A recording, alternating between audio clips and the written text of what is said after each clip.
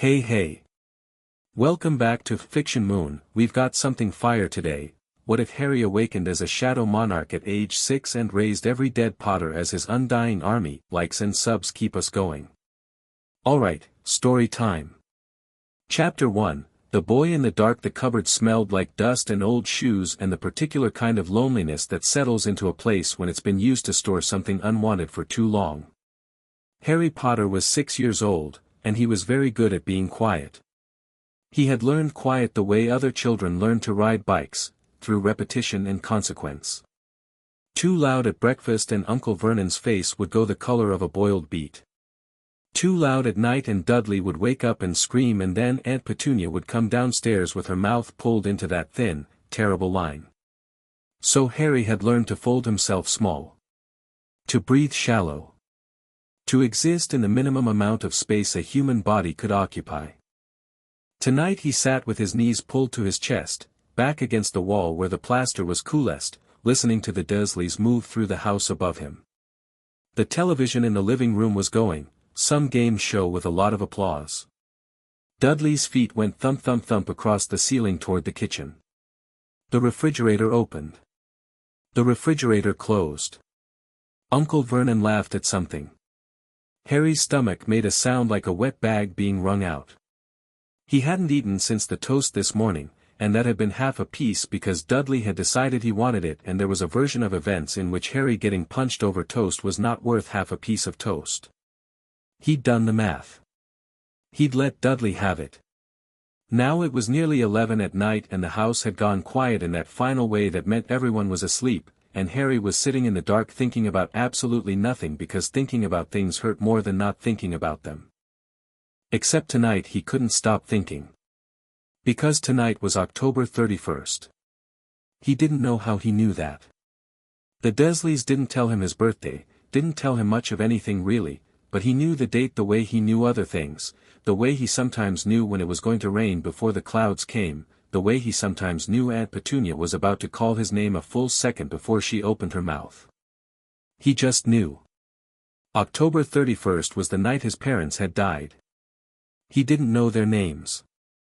He didn't know their faces. He had a very blurry memory of green light and a woman's voice, high and frightened and then gone, but he couldn't be sure if that was a real memory or something he'd made up to fill in the space where his parents should have been. He'd asked Aunt Petunia about them once, when he was 4. She'd told him his parents were dead and they'd been drunks and he wasn't to bring it up again. He hadn't. But he thought about them. He thought about them on October 31st especially, in the dark, in the cupboard that smelled like dust and old shoes. I wonder if they'd have liked me, he thought. I wonder if I'd have been the kind of son they wanted. The thought arrived with the particular cruelty of thoughts that have no answer, and Harry pressed his forehead against his knees and closed his eyes. Something shifted. Not in the cupboard. Not in the house. Somewhere deeper, somewhere beneath the floor, beneath the concrete foundation, beneath the earth itself. Like a great sleeping thing turning over in its sleep. Like a tide going out. Harry lifted his head. The darkness in the cupboard was different. He'd lived in this cupboard for as long as he could remember, and he knew it's dark the way he knew the number of slats in the vent above the door and the exact pitch of the creak in the third stair. This dark was familiar. But what filled it now was not. The shadows in the corners had weight. They pooled against the walls like ink in water, slow and deliberate, and where they gathered the temperature dropped, not unpleasantly, not like cold, but like the feeling of stepping out of a bright hot room into a shaded garden. Like relief. Harry should have been afraid. He was not afraid. He held very still and watched the shadows move, and the shadows moved toward him, slow and certain as the tide, and when they touched his hands, resting open on his knees, palms up, the way he sometimes slept when the cupboard was too hot, he felt them. Not just the dark. Not just the cold. He felt everything. It came in a rush that should have been overwhelming and wasn't, the way you can stick your hand into a river and feel every current at once but your hand is still just your hand. He felt the earth beneath Privet Drive. He felt the roots of things. He felt the dead, not as bodies, not as rot, but as presences, as the shapes of people who had been, their energy still snagged in the earth the way a nail catches thread. They were everywhere. They were countless. They were his. The word came to him from nowhere and settled into his chest like a key fitting a lock. Shadow Monarch. He didn't hear it with his ears. He felt it with whatever part of him had just opened, some chamber in his chest he hadn't known existed, now breathing for the first time. A panel appeared before his eyes, hanging in the dark air of the cupboard like someone had written on the dark itself in pale light. Not like magic from the books Dudley left lying around. Something older. Something that had been waiting. System awakening detected. Host, Harry James Potter designation, Shadow Monarch authority, sovereign class, unlimited army of the dead, 0 soldiers ability unlocked, shadow extraction ability unlocked, arise ability unlocked, shadow storage. Do you accept the throne? Harry stared at it for a long moment. Then, yes, he said, barely a whisper. The panel dissolved. The shadows surged. And something cracked open in the world. He didn't sleep that night. He sat with his back straight, a posture he'd never managed before, had always curled himself small, and he reached out with this new sense and learned what it could do. Carefully. The way you test a frozen pond with 1 foot before trusting it with your weight. He could feel the dead. Not all dead, not the distant ones, not yet. His range was only a few dozen feet on that first night, but there were 3 of them within reach, old and dim and faded, the remnants of people who had lived and died on Privet Drive long before the Dursleys moved in. He could feel their shapes in the earth. He could feel that they were available, that word, specifically, landing in his mind like the system was feeding him its vocabulary. He didn't call them. Not yet. First he needed to understand what had happened to him, and the only way to do that was to sit very quietly and listen to the part of himself that was suddenly, strangely, talking. The system, he thought of it as the system because that was the closest word his 6-year-old vocabulary had for inexplicable supernatural interface, fed him information in small packets. Not overwhelming. Patient, almost, like it understood who it was talking to. He learned that he could call the dead and make them soldiers. That they would serve him absolutely and without question. That they did not decay, did not hunger, did not tire. That they retained a portion of whatever they had been in life, skills, knowledge, personality, filtered through absolute loyalty to him. He learned that the greater the person had been in life, the more powerful the shadow. He sat with that information for a long time. Then he thought about his parents. He thought about them very carefully, the way he thought about important things, turning the idea over, looking at all its edges. They were dead. They had died on this night, 5 years ago, somewhere else. Not here. He couldn't feel them the way he could feel the faint strangers under Privet Drive's foundations. But he was a shadow monarch. Unlimited authority, the system had said. He closed his eyes and reached. Not down, not into the earth beneath him. Across. The way you reach for something on a high shelf, not by jumping but by understanding where your arm ends and space begins. He reached for his parents. He found them. They came up out of nothing at the end of the garden. Harry had slipped out of the cupboard at 3 in the morning, moving through the dark house with the silence he'd spent 6 years perfecting. He'd gone out the back door, the one with the loose latch that didn't click if you lifted and turned simultaneously, and he stood in the Dursleys' sad little garden in his 2 large pajamas with his bare feet in the grass, and he called. The shadows answered. They poured out of the air itself, thick and dark as spilled ink, pooling in the grass and rising, not like the dead rising in horror films, nothing dramatic or terrible, but purposefully, the way water fills a glass. The shadows shaped themselves and solidified, and when the last of the dark fell away, 2 people stood at the end of the garden. Harry looked at his parents for the first time. His father was tall. That was the first thing. Tall and messy-haired in the way Harry's own hair refused any comb's authority, wearing the same robes he'd died in, which should have been awful and somehow wasn't because the system stripped away the evidence of violence. They were just robes, dark blue, slightly rumpled. He had Harry's face, or Harry had his face, the same sharp jaw and wide-set eyes, though his eyes were not green. They were hazel. Warm. Currently blinking very rapidly. His mother was small and red-haired and her eyes were exactly the color of Harry's, that impossible vivid green, and she had her hand pressed to her mouth and she was shaking. "James," she said, and her voice cracked on the single syllable. "I see him," his father said. His voice was rough. "Lily, I see him." Harry stood very still in the grass. He was aware he should probably say something but he had no idea what that something was. Hello seemed insufficient. I raised you from the dead seemed impolite.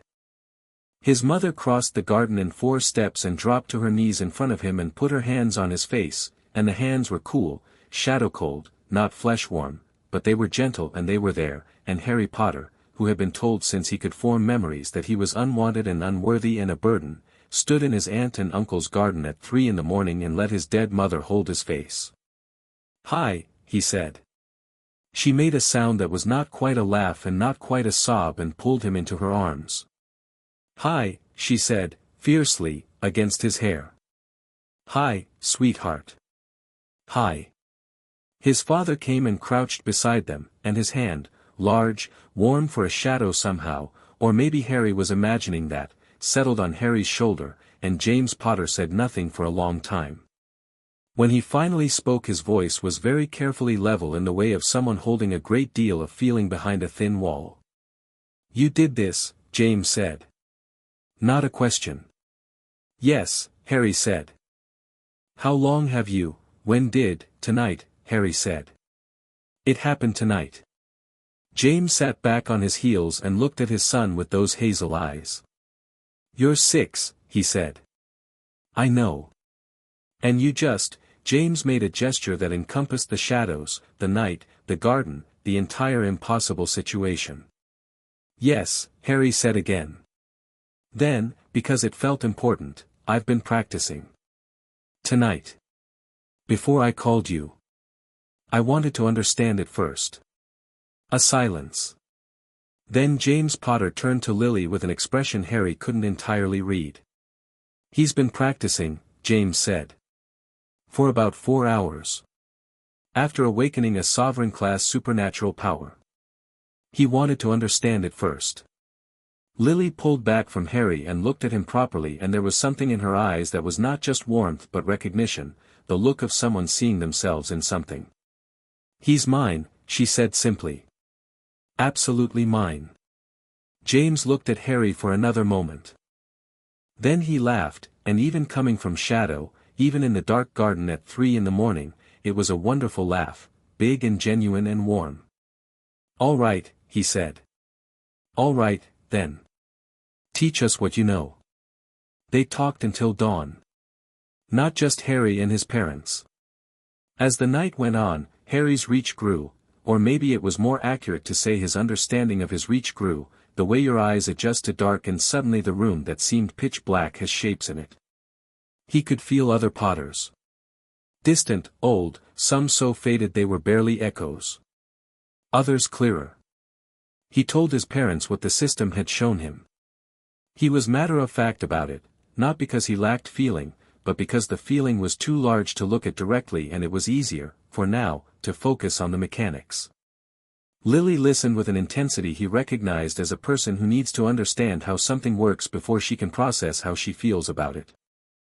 James listened with a kind of focused stillness that Harry suspected was the soldier in him, the Auror, cataloging information, looking for implications. "The system says the greater the person was in life, the more powerful the shadow," Harry said. Lily and James exchanged a look. "The Potters go back a long way," Lily said carefully. "Your father's family, James's family, they were always powerful. Mages, going back before Hogwarts. Before the Statute of Secrecy. A lot of them died in wars. Useful deaths," James said, with the particular dry humor of someone who can only make that joke because they're dead themselves. Then he caught the look on Lily's face and cleared his throat. "I mean, they'd make strong shadows. Can I call them all?" Harry asked. Another look between his parents. Then Lily said, very precisely, technically, I don't see why not. Practically, you should probably think about what you want an army of powerful dead wizards for before you just collect them. That seems sensible, Harry agreed. She looked at him. Harry. You're 6. You keep saying that. Because it keeps being extraordinary. He thought about it, what he wanted, what an army was for. The answer arrived with a simplicity that he thought might only be obvious at age 6, before the world complicated things. I don't want to be afraid anymore, he said. Of anyone. Of anything. And I want, he stopped. Started again. I want to be able to protect things. People. A pause. The ones worth protecting. James was very quiet. He had gone still the way Harry had noticed he went still when something hit him somewhere deep. That'll work, James said, and his voice was rough again. That's a good answer, son. That'll work just fine. Over the following months, Harry built his army in the dark. He was patient about it. Organized. These were not qualities the Dursleys had encouraged. They tended to respond to organization with accusations of showing off and patience with accusations of being sneaky, but they were qualities Harry had developed anyway, because when you are small and powerless and survival depends on reading a room correctly, you learn to think 3 steps ahead. He called the Potters one at a time, learned each of them, filed them in his mind. There was Charles Potter, his great-grandfather, a broad, white-bearded man with his grandson's laugh and 30 years of Auror work behind him, who had died fighting Grindelwald and was, in Harry's honest assessment, absolutely terrifying in a fight. There was Doria Potter, Charles's wife, who had been a Black before she was a Potter and who regarded nearly everything with a withering intelligence that reminded Harry startlingly of Lily. There was Geoffrey Potter from the 17th century, a lean silent man who had died in a duel and who communicated mostly in gestures and sharp nods, and who taught Harry more about fighting in 3 months than Harry could have learned in 3 years of formal training. The older they were, the quieter they became, not stupider, not less powerful, but more distilled, as though time had stripped away everything except the core of what they'd been.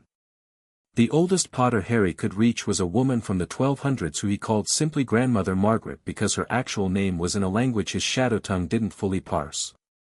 She said perhaps 5 words total across 3 years. Every word was important. Harry learned to listen. And while he was learning, the fighting stances Geoffrey drilled him on at dawn, the old ward magic Doria taught him in sharp, no-nonsense sessions in the garden, the theoretical spellwork Lily fed him in great efficient chunks while he sat on the grass with her knee propping up whatever book she'd managed to manifest from the shadow library.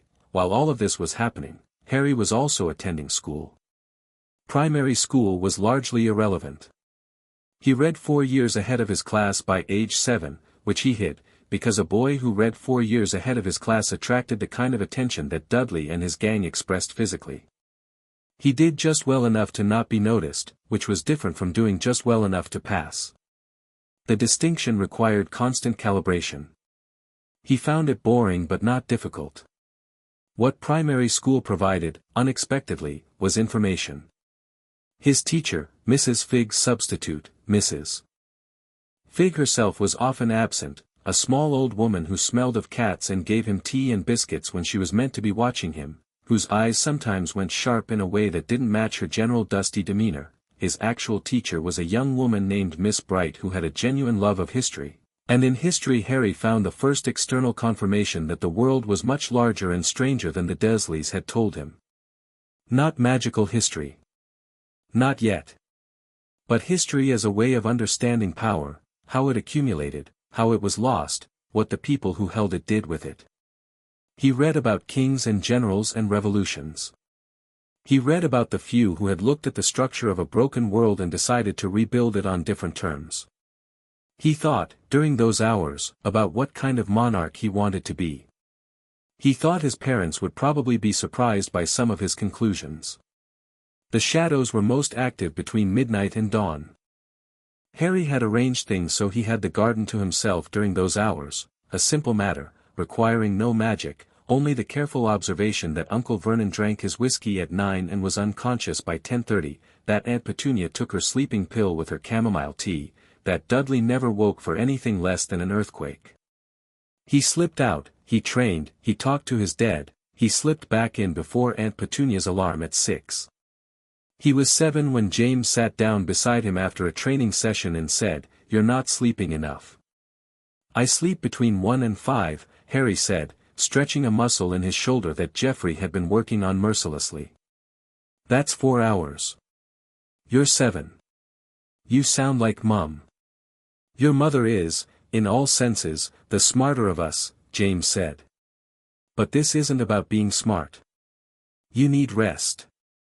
"I'm fine." He rolled his shoulder, felt it settle. "Better." James was quiet for a moment. Harry had learned his father's silences. There were several distinct types. This one was the kind where James was deciding whether to push. "I've been watching how you treat this," James said finally. "The training. The army. The system. You're very methodical about it. Is that bad?" "No. It's impressive, actually." James leaned forward with his elbows on his knees. "But I want to make sure you're not, I mean. Is any of this fun for you?" Harry looked at his father. "Last Tuesday you turned a garden gnome into a shadow construct and chased Dudley around the yard with it for 20 minutes, Harry said. "That was fun." "That was extremely fun," James confirmed, losing the serious face immediately. "He ran so fast. I've never seen a boy move like that." Then he caught himself. That's not the point." "I know the point," Harry said. "You want to know if I'm doing all this because I want to or because I feel like I have to." He pulled up a handful of grass, let it fall. "The answer is both. I think it's always both, for things that matter." James looked at him for a long time. "Who taught you that?" he said. "You," Harry said. "You talked about the Aurors that way. That you had to do it and wanted to do it and sometimes you couldn't tell the difference." James opened his mouth. Closed it. "I said that to you." "You said it to Doria. Last month."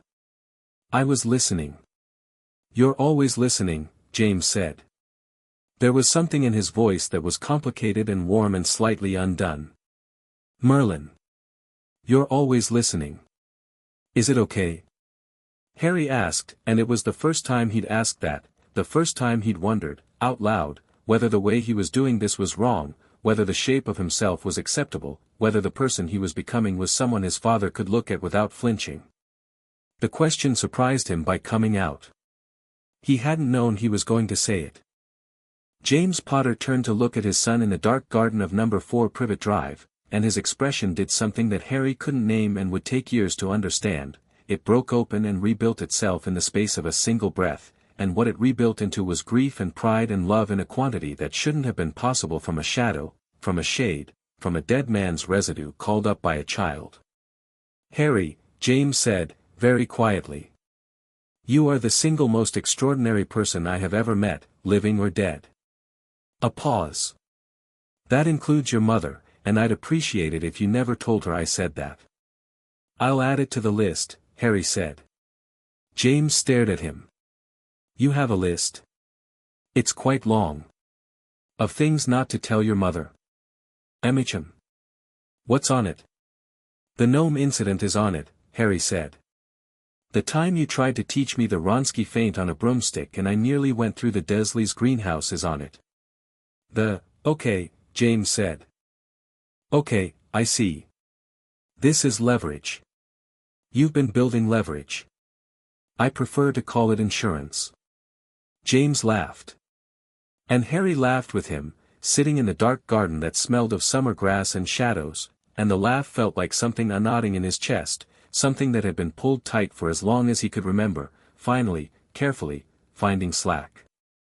He was 8 years old when he called Grandmother Margaret's attention to a night when he'd been particularly still, particularly open with his reach, and she had led him somewhere deeper. Not physically. The real world didn't change.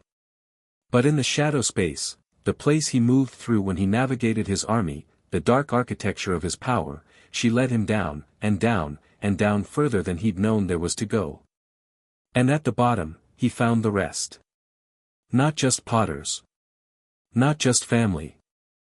Echoes of the slain, not everyone, not random death, but the deaths connected to him in some chain of cause and consequence. Men and women who had died in Voldemort's first war in ways that chain-linked back to the night Harry had survived. He didn't call them all. Not yet. But he understood that he could. That night he sat with Lily and told her what he'd found. She listened with her knees drawn up, her red hair loose, her green eyes, so like his, moving while she processed. When he finished, she said nothing for a full minute. Then, Harry. How many of them are there?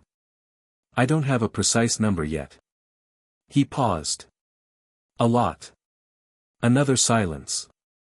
Your father is going to be very excited about this, Lily said, in the voice of someone who is trying to approach a large piece of information from its least alarming angle. I know. Harry tilted his head. Are you worried? She stopped. Started again. I'm thinking about what the wizarding world is going to do when they find out. Because they will find out, Harry. You're too powerful to hide indefinitely, and in about 3 years you'll be going to Hogwarts, and at Hogwarts they'll be watching you already. The boy who lived. Her mouth pulled. They've built quite a story about you. I know, Harry said. Doria told me. What do you think about it? He considered. I think, he said slowly, that if they've built a story about a boy who's going to save them, they'll be uncomfortable with a boy who doesn't need saving. Lily was quiet. Then she said, that's exactly right. I'm not going to be what they expect, Harry said. Not bravado. Just clarity. I can't be. I'm not made for it. No, Lily agreed. You're not. She looked at him. You're made for something else. Something larger, he said. Yes. She paused. Are you afraid of that? Harry thought about it honestly, the way he always tried to think about things, turning it over, looking at all its edges. No, he said. She nodded slowly. She looked at her hands, shadow dark, cool, impossibly still. Neither was I, she said. When I was young. Before I understood what the world does to people who are made for larger things. Her jaw tightened. I want you to be ready for that. Not afraid. But ready. I have an army of dead wizards, Harry said. Her mouth twitched. That does help. And I have you. The twitch became something else, something genuine and overwhelming and imperfectly contained.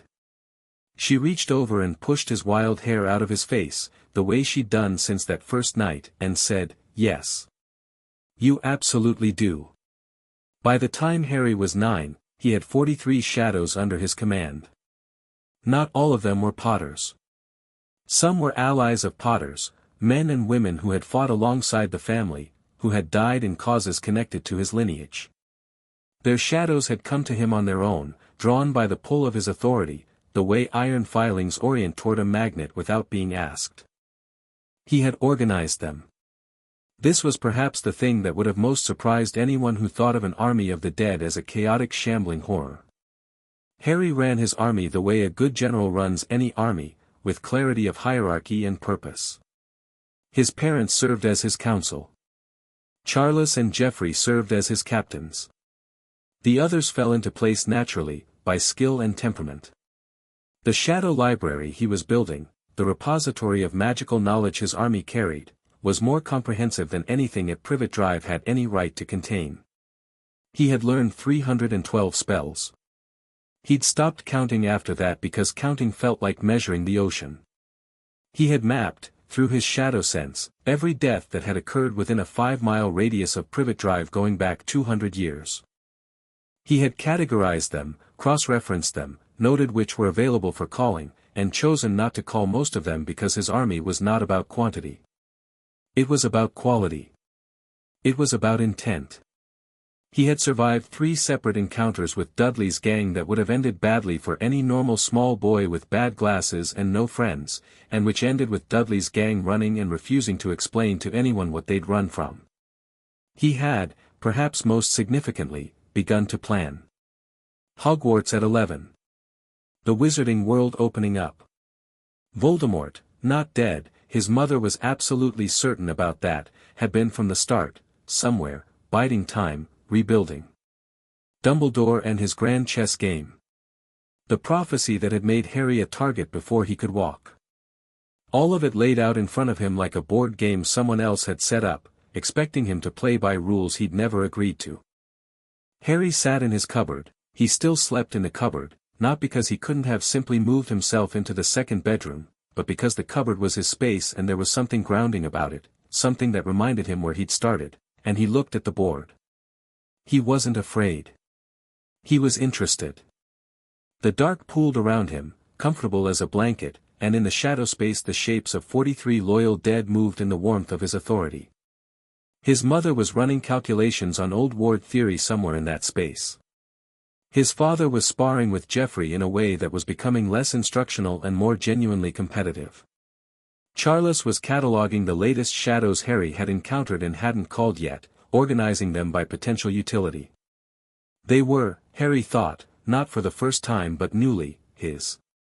Not in the way the system framed it, not just in the sovereign army sense. In the family sense. The real one, the one that had nothing to do with blood and everything to do with the people who stayed. He reached into his shadow space and let the warmth of that knowledge settle into him. All these people, carrying all this power, all this knowledge, all this loyalty. His. And he was theirs. The board was set. In 2 years he'd walk into the wizarding world.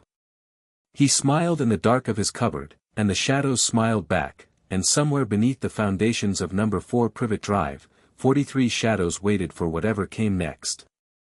Harry Potter, Shadow Monarch, 6 years old when the dark first called him and 9 years old now with an army to his name and a crown no one else could see, closed his eyes. He was ready. Chapter 2, What Shadows Keep. The Ministry of Magic had a department for everything. There was a department for regulating cauldron thickness and a department for monitoring centaur movements and a department specifically dedicated to the reversal of accidental magic in non-magical households, which was formally called the Accidental Magic Reversal Squad and informally called the Cleanup Crew by everyone who worked in it.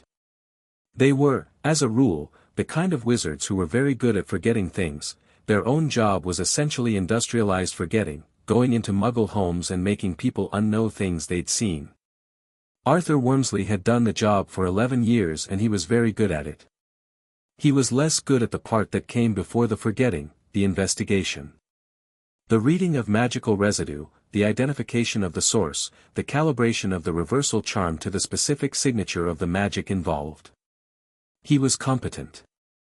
His supervisor had called him competent twice in 11 years and once had added adequate in a tone that was clearly meant as a compliment. Arthur Wormsley was, to put it plainly, not a man accustomed to being surprised. He was surprised, therefore, when the automated detection array in the Surrey substation flagged a level 3 magical disturbance originating from a residential street in Little Whinging and then, before he could even pull on his obliviator robes, flagged it again. Level 4. He sat up in his chair. Level 4s happened maybe twice a year in the whole of Britain. They were the category reserved for events that had left visible, physical evidence of magic, transformed objects, structural damage, spontaneous manifestation of creatures. Then it flagged a third time. The level 4 reading pulsed, holding steady, like a heartbeat. Said Arthur Wormsley. He pulled on his robes. Privet Drive looked exactly like every other road in Little Whinging, which was to say it looked exactly like a man had sat down with the intention of designing the most aggressively normal-looking road in England and had succeeded completely. Identical houses. Identical hedges. Identical satellite dishes angled at identical angles. The kind of street where a slightly unusual mailbox would be discussed for a decade. Wormsley arrived at 7:30 on a Tuesday morning in March, 9 months into Harry's 10th year, and he stood on the pavement outside number 4 with his detection instrument, a brass thing about the size and shape of a compass, with a needle that responded to magical residue, and watched it spin. Not point. Spin. Continuously. He tapped it against his palm. It kept spinning. He recalibrated it using the small key on the side, the way the manual said to do when you got a clearly aberrant reading. It kept spinning. All right, he said, to himself. He looked at number 4. Ordinary house. Neat garden. A boy sitting on the front step eating toast. A boy. Small. Dark-haired. Glasses that were slightly too large for his face. He appeared to be about 9 or 10, wearing clothes that were several sizes too big, and he was eating his toast with the focused patience of someone who understood that food was finite and attention should be paid to it. He did not look up. Wormsley checked his detection instrument again. It was pointing directly at the boy. That was not possible. Children produced magical signatures, yes, accidental magic was by definition an untrained child's magic, raw and undirected. But a child's magical signature was chaotic, diffuse, sprayed outward in all directions like a sneeze. You detected the location from the residue, not the source. The needle pointed at places, not people. The needle was pointing at the boy. Wormsley walked up the garden path. "Good morning," he said pleasantly, in the practiced tone of a man accustomed to talking to confused muggles. "I'm looking for the family at this address, the Dursleys, I believe." "Are you? They're not home," the boy said. "Aunt Petunia takes Dudley to his swimming lesson on Tuesdays. Uncle Vernon leaves for work at 7. He took a bite of toast. You're here because of the detection array in the Surrey substation. It flagged a level 4 disturbance last night." Wormsley stopped walking. The boy finally looked up. The eyes behind those two large glasses were a very startling shade of green, and they were, in Wormsley's considered opinion, the least childlike eyes he had ever seen on a child. Not cruel. Not frightening in any obvious way. Just, settled. The way very old things were settled, sure of their own weight. Wormsley began. "You'll want to ask me about it," the boy said. He nodded at the step beside him. "You can sit down if you like." Every instinct Wormsley had, professional, personal, survival adjacent, told him that the correct response was to stand exactly where he was and manage this situation from a comfortable distance. He sat down on the step. The boy's detection instrument, Wormsley's detection instrument, had gone from spinning to pointing with absolute conviction. Toward the boy. Straight at him. Unwavering. "You're Harry Potter," Wormsley said. It arrived as a realization while he was already saying it. "Yes," Harry said. The boy who, yes. No particular emphasis. No performance. Just acknowledgement of a fact. "I know what I'm called. I know about the wizarding world. I know about Hogwarts and Voldemort." Wormsley flinched hard at the name and Harry noted it with a small pause, "and I know about the trace and the statute of secrecy. I've been expecting someone to come eventually." He finished his toast. "You took longer than I thought." Wormsley looked at the detection instrument in his hand. He looked at the boy. He looked at the ordinary house on the ordinary street and the ordinary garden and the perfectly ordinary spring morning and felt the foundations of his ordinary career developing a large and unsettling crack. "What exactly," he said carefully, "did you do last night?" Harry considered the question for a moment. He'd been doing this more and more lately, letting the moments before an answer breathe, not from uncertainty but from the habit of precision, making sure what he said was exactly what he meant. His mother had taught him that. "There's power in saying exactly the right thing," she'd said, "and there's power in making people wait for it." What had he done last night? Last night he'd reached the boundary of his current range and pushed through it for the first time, a deliberate exercise, the magical equivalent of lifting a heavier weight. He'd extended his shadow sense by roughly a mile in every direction. He'd felt 4 new presences, old and available, and he'd called one of them to understand the nature of the pull. He'd held the connection for about 2 minutes before releasing it.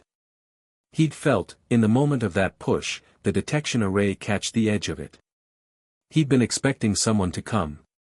What he hadn't entirely predicted was that the someone who came would sit down on his front step and look so profoundly out of their depth. "I extended my range," Harry said. He watched Wormsley process the phrase and find no framework for it. "I have a magical ability. It has a radius. I was testing how far I could push it." "What ability?" Harry looked at the man. Wormsley was, he did the rapid calculation he always did with new people, not dangerous. Not stupid, but not exceptional. Genuinely uncertain, which was good, because genuinely uncertain was workable. "I work with shadows," Harry said. Which was true and sufficient. "Shadow magic," Wormsley said slowly. That's very old magic. That's pre-Hogwarts classification. We don't have," he stopped. "How long have you been practicing?" "Since I was 6. "Since you were," Wormsley looked at the 2 big clothes, the 2 large glasses, the unremarkable front garden. "You've been practicing pre-classification shadow magic since you were 6 years old and no one from the ministry came to check," Harry finished. "Yes. That was a choice I found interesting." He turned to look at Wormsley fully. "The trace on an underage wizard detects accidental magic.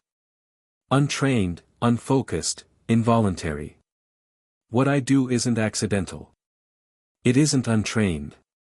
It's deliberate and controlled. The trace has nothing to grip." A pause. "I imagine last night was the first time I produced a reading consistent enough for the detection array to catch because it was the first time I've done a large-scale extension. I was curious to see if it would flag." Silence. A car moved past on the street behind them. A bird decided something urgently in the hedge. "You tested it," Wormsley said. "You deliberately tested whether the ministry's monitoring equipment would detect you." "Yes." "Why would you do that?" Harry considered how much to give. "Then, because in a year I'll be going to Hogwarts, and when I get there will be a period where people try to decide what I am and what to do with me. I'd rather go into that period knowing exactly what the ministry can and can't see." He let that sit. "I'm not trying to hide from anyone. I just like knowing the landscape." Wormsley stared at him for a long, long moment. "How old are you?" he said. 9, Harry said. 10 in July. Another silence. "Mr. Potter," Wormsley said, and his voice had changed, not afraid exactly, but recalibrated, the tone of a man who has revised an assessment mid-conversation. "I'm going to have to file a report." "I assumed you would," Harry said pleasantly. "File it accurately. I haven't done anything illegal. There's no statute against shadow magic and no statute of secrecy violation because no muggle witnessed anything. The magical disturbance was below ground. In the foundations." He stood up, brushed toast crumbs off his oversized shirt. "Would you like a cup of tea before you go?" Wormsley blinked. "What?" "The kettle's inside. It won't take long." No, I shouldn't. There are things about this situation that would be useful for you to understand," Harry said, and his voice was still perfectly pleasant but it had the quality his shadows called his sovereign tone, the one that didn't command but simply assumed compliance was the reasonable response. "Not threatening things. Useful things. For your report." A pause. "All right," Wormsley said. "Tea?" "Yes. Thank you." Harry made the tea with the efficiency of someone who'd been making their own food since they could reach the kettle. He set 2 cups on the kitchen table, sat across from Wormsley, and gave the man information in the carefully measured quantities he'd spent 3 years deciding how to dispense. Some things he gave. He confirmed the shadow magic. He confirmed he'd been developing it since he was 6. He described it, in general terms, as a form of elemental affinity, not entirely accurate but not entirely wrong, and accurate enough to produce a useful report. Some things he didn't give. His army, the system, his parents, the full scope of his range, the nature of his authority. Not because he was hiding them, he'd meant it when he said he wasn't hiding from anyone, but because those things weren't yet relevant to this particular conversation, and irrelevant information was just noise. What he gave most of was impression. The impression of a competent, calm, remarkably self-possessed boy who knew exactly what he was and wasn't concerned about who else knew it. The impression of someone who was going to arrive at Hogwarts in a year and cause exactly as much disruption as he chose to cause and no more. He wanted that impression in Wormsley's report.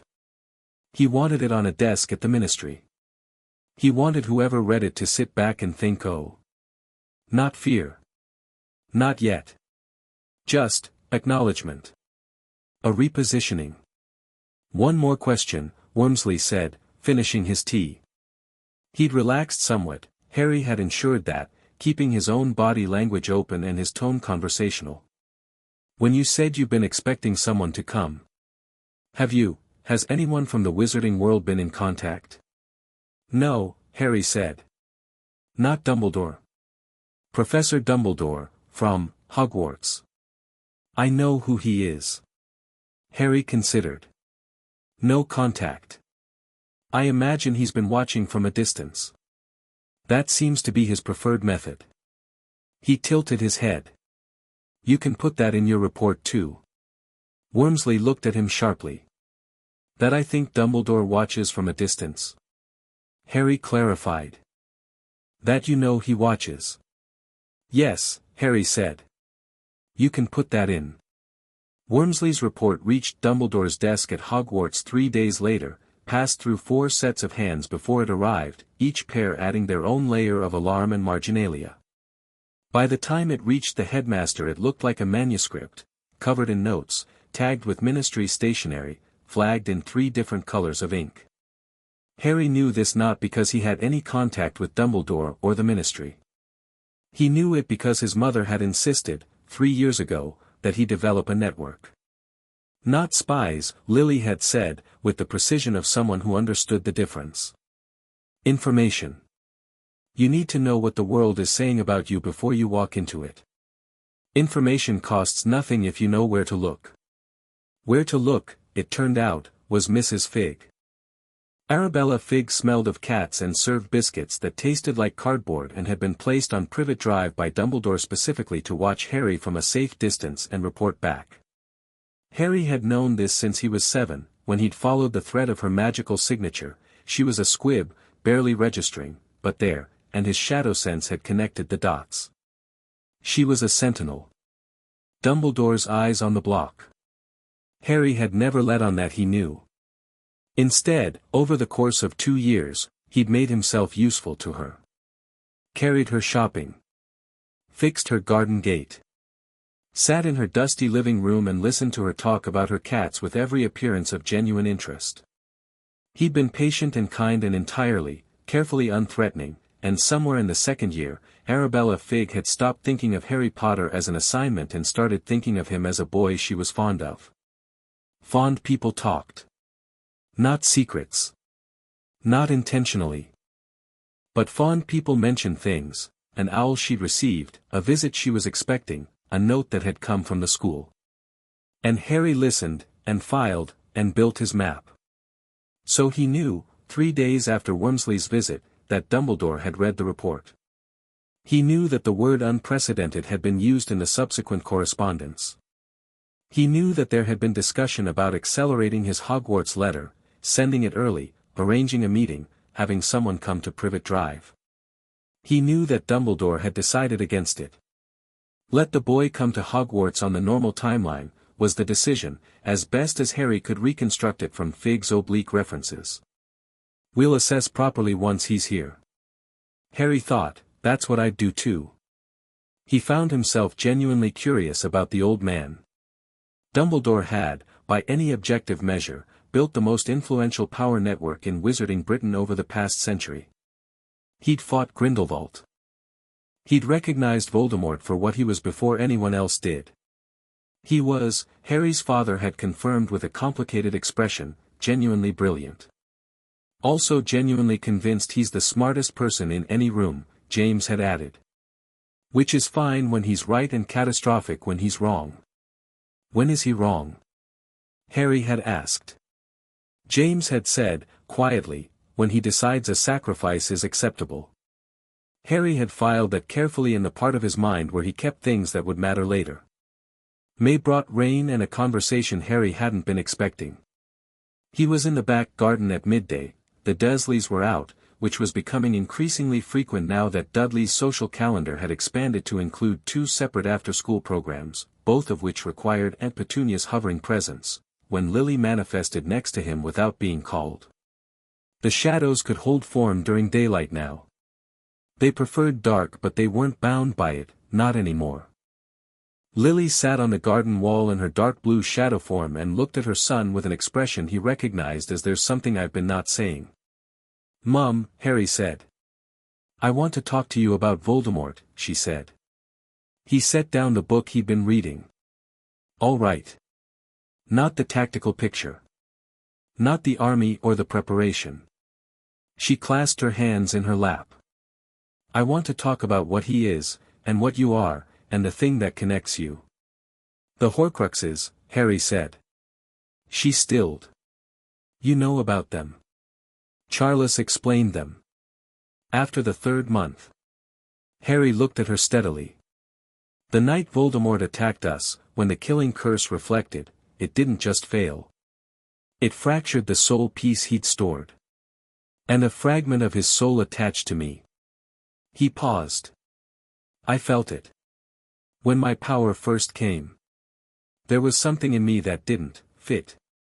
I've been aware of it since I was 6. Lily's jaw was very tight. "Harry, it doesn't control me," he said. And I'm not going to let it be used to control me later." He let her hear the weight in that, the certainty. "I know what Dumbledore believes. That I have to die." The silence stretched. "Doria told you," Lily said finally. "No. I worked it out from the prophecy. Neither can live while the other survives." He tilted his head. "But that's only one interpretation. And Dumbledore's interpretation is shaped by what he thinks I am, a sacrifice, a weapon, something to be aimed and detonated." His voice was even, not bitter, just precise. "I have a different interpretation." "Which is?" "The soul fragment is inside me, but it's not me. It's a passenger. If I can extract it," he stopped. "Thought. The shadow sense works on souls. Spirits. The dead. It stands to reason I can reach into myself and work on what's inside me." He watched his mother's face. "I haven't tried yet. I wanted to wait until I was stronger." Lily was quiet for a long time. Then she said, Harry, that's not something we could have told you. That kind of solution. It wouldn't have occurred to us because we were thinking about it as a problem of magic, of spellwork. You're thinking about it as a problem of sovereignty." "Everything is a problem of sovereignty," Harry said. Then, catching her expression, "Too much." "No," she said. "No, that's just, you're right." She unclasped her hands. "I want to help you. When you try it. I want to be there." "You'll be there," he said. "You're always there." She looked at him for a long moment and then, with an abruptness that he recognized as Lily Potter being overwhelmed and defaulting to momentum, said, "Your father has been teaching you the wrong grip for the wand movements in Flitwick's standard curriculum." "I know. The wrist needs to be, I know, Mum, I've corrected it. He's been doing the wide arc since he was at school and it produces sloppy charms. I'll tell him you said so," Harry said. "Don't you dare," Lily said, and the shadow of a smile crossed her face. "I'll tell him myself." Summer arrived and with it a general loosening of structure. The Dursleys went on holiday for 2 weeks in August and left Harry with Mrs. Figg, which was their idea of a hardship and was in practice the best 2 weeks of Harry's year. He had the run of Mrs. Figg's house and her absence of surveillance and long mornings to sit in the back garden and do exactly as he pleased. What he pleased, mostly, was to call his army and let them loose. Not literally. He wasn't summoning 43 shadows into a squib's garden in the middle of Surrey.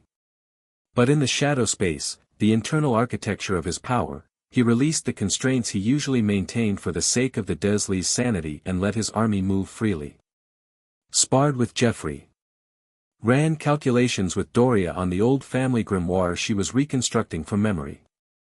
Let Charles lecture him for 2 hours about the strategic geography of magical Britain, which was different in important ways from the Muggle map. And on a Wednesday afternoon in the middle of the second week, he took his mother's advice and tried to reach the soul fragment. He sat in Mrs. Figg's garden with his eyes closed and went inward. He'd mapped himself with his shadow sense before, knew the shape of his own magic, its texture and tone, the particular quality of authority that the system had labeled sovereign class. His power was dark and cold and vast in a way that still surprised him sometimes, the way you can be surprised by how deep a pool goes after you've swum in it 100 times. And there, in the deep part, something else. Warm. Fever warm. The exact opposite of shadow, a piece of fire in a room full of dark water. It had a signature he recognized, distantly, the same way a smell can remind you of a place you've only been once. Voldemort's signature. Old, fragmented, unaware of itself in the way a sleeping thing is unaware. Harry reached for it. His mother was in his shadow space, present but not intervening, watching the way a surgeon watches a student's first solo procedure, ready to act, trusting until she shouldn't. He put his shadow sense around the fragment the way you'd put your hand around a coal, not gripping it, not pulling it, just containing it. He felt its heat.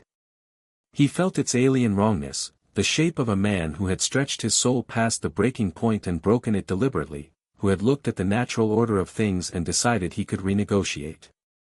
Harry thought, "You were afraid of death." The fragment pulsed. Maybe recognition. Maybe just the echo of a dead man's obsession. Harry thought, "I'm not." He pulled. It hurt. He registered this the way he registered most pain, as information. It was not the worst thing he'd felt. The fragment came loose with a tearing sensation that would have been unbearable if he'd been afraid of it, and when it separated from him it had the quality of a splinter coming out, relief almost as large as the pain. He held it in his shadow sense for a moment. A tiny fragment of Voldemort's fractured soul, dark and warm and furious in his incorporeal grip. He did not destroy it. He kept it. The system chimed, the only time it had made an unprompted sound since his awakening. Soul fragment extracted. Soul fragment, Tom Marvolo Riddle status, contained. Note, fragment retains memories of host. Harry opened his eyes. Mrs. Figg's cat was sitting on the wall watching him with the blank professional intensity that cats bring to all activities. The garden was just a garden, afternoon light coming through the clouds, his hands resting on his knees. He reached into himself and found the place the fragment had been. Clean. Empty. His. From the shadow space, his mother said, very quietly, "Are you all right?" "Better than I've ever been," Harry said. A long pause. "The fragment," Lily said. "You kept it." "It has his memories," Harry said. "His knowledge. His experience. Everything he learned about the dark arts, about Horcruxes, about power." He paused. "I'm not going to become him. I don't carry it inside me the way he did, I have it contained. Separate." He turned the idea over one more time. "But waste is waste." Another pause. Then, from the shadow space, unmistakably, his father laughed. "That's my boy," James said. "That is absolutely, without question, my boy." His Hogwarts letter arrived on the morning of his 11th birthday. Harry was already awake, sitting at the kitchen table with a cup of tea, when the owl came through the window, an extraordinarily beautiful tawny owl, moving with a purpose that suggested it had been told this was an important delivery. It dropped the letter in front of him, accepted a piece of his toast with dignity, and departed. Harry picked up the envelope. Mr. H. Potter, The Cupboard Under the Stairs, 4, Privet Drive, Little Whinging, Surrey. The cupboard, he thought. They'd been watching long enough to know that, and no one had come. He held that fact for a moment, not with bitterness, exactly, but with a kind of clear-eyed accounting. Filed under, what the wizarding world permitted. Then he opened the letter and read it. Standard Hogwarts Acceptance Letter. List of required books and equipment. Platform 9 3/4, September 1st. He set it on the table and finished his tea. In the shadow space, 43 presences waited. His parents, his ancestors, his army, every fallen Potter and loyal shadow gathered in the dark architecture he'd spent 5 years building. They were ready. They were his. He was ready. He picked up the letter again, folded it, put it in his pocket. The wizarding world was about to meet the boy who lived. Harry Potter smiled, and his shadow stretched long in the morning light, and the kitchen of number 4 Privet Drive was, just for a moment, very slightly colder than it should have been. Chapter 3, Platform 9 3/4 Diagon Alley was loud.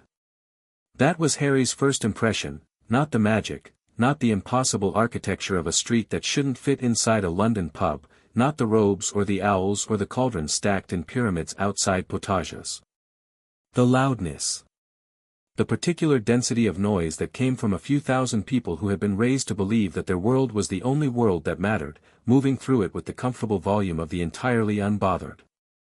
He stood at the entrance to the alley, the brick archway still settling back into wall behind him, the tap of Diagon Alley's gatekeeper key in his pocket, which he'd found in the information Charles had given him about the family vault, and watched.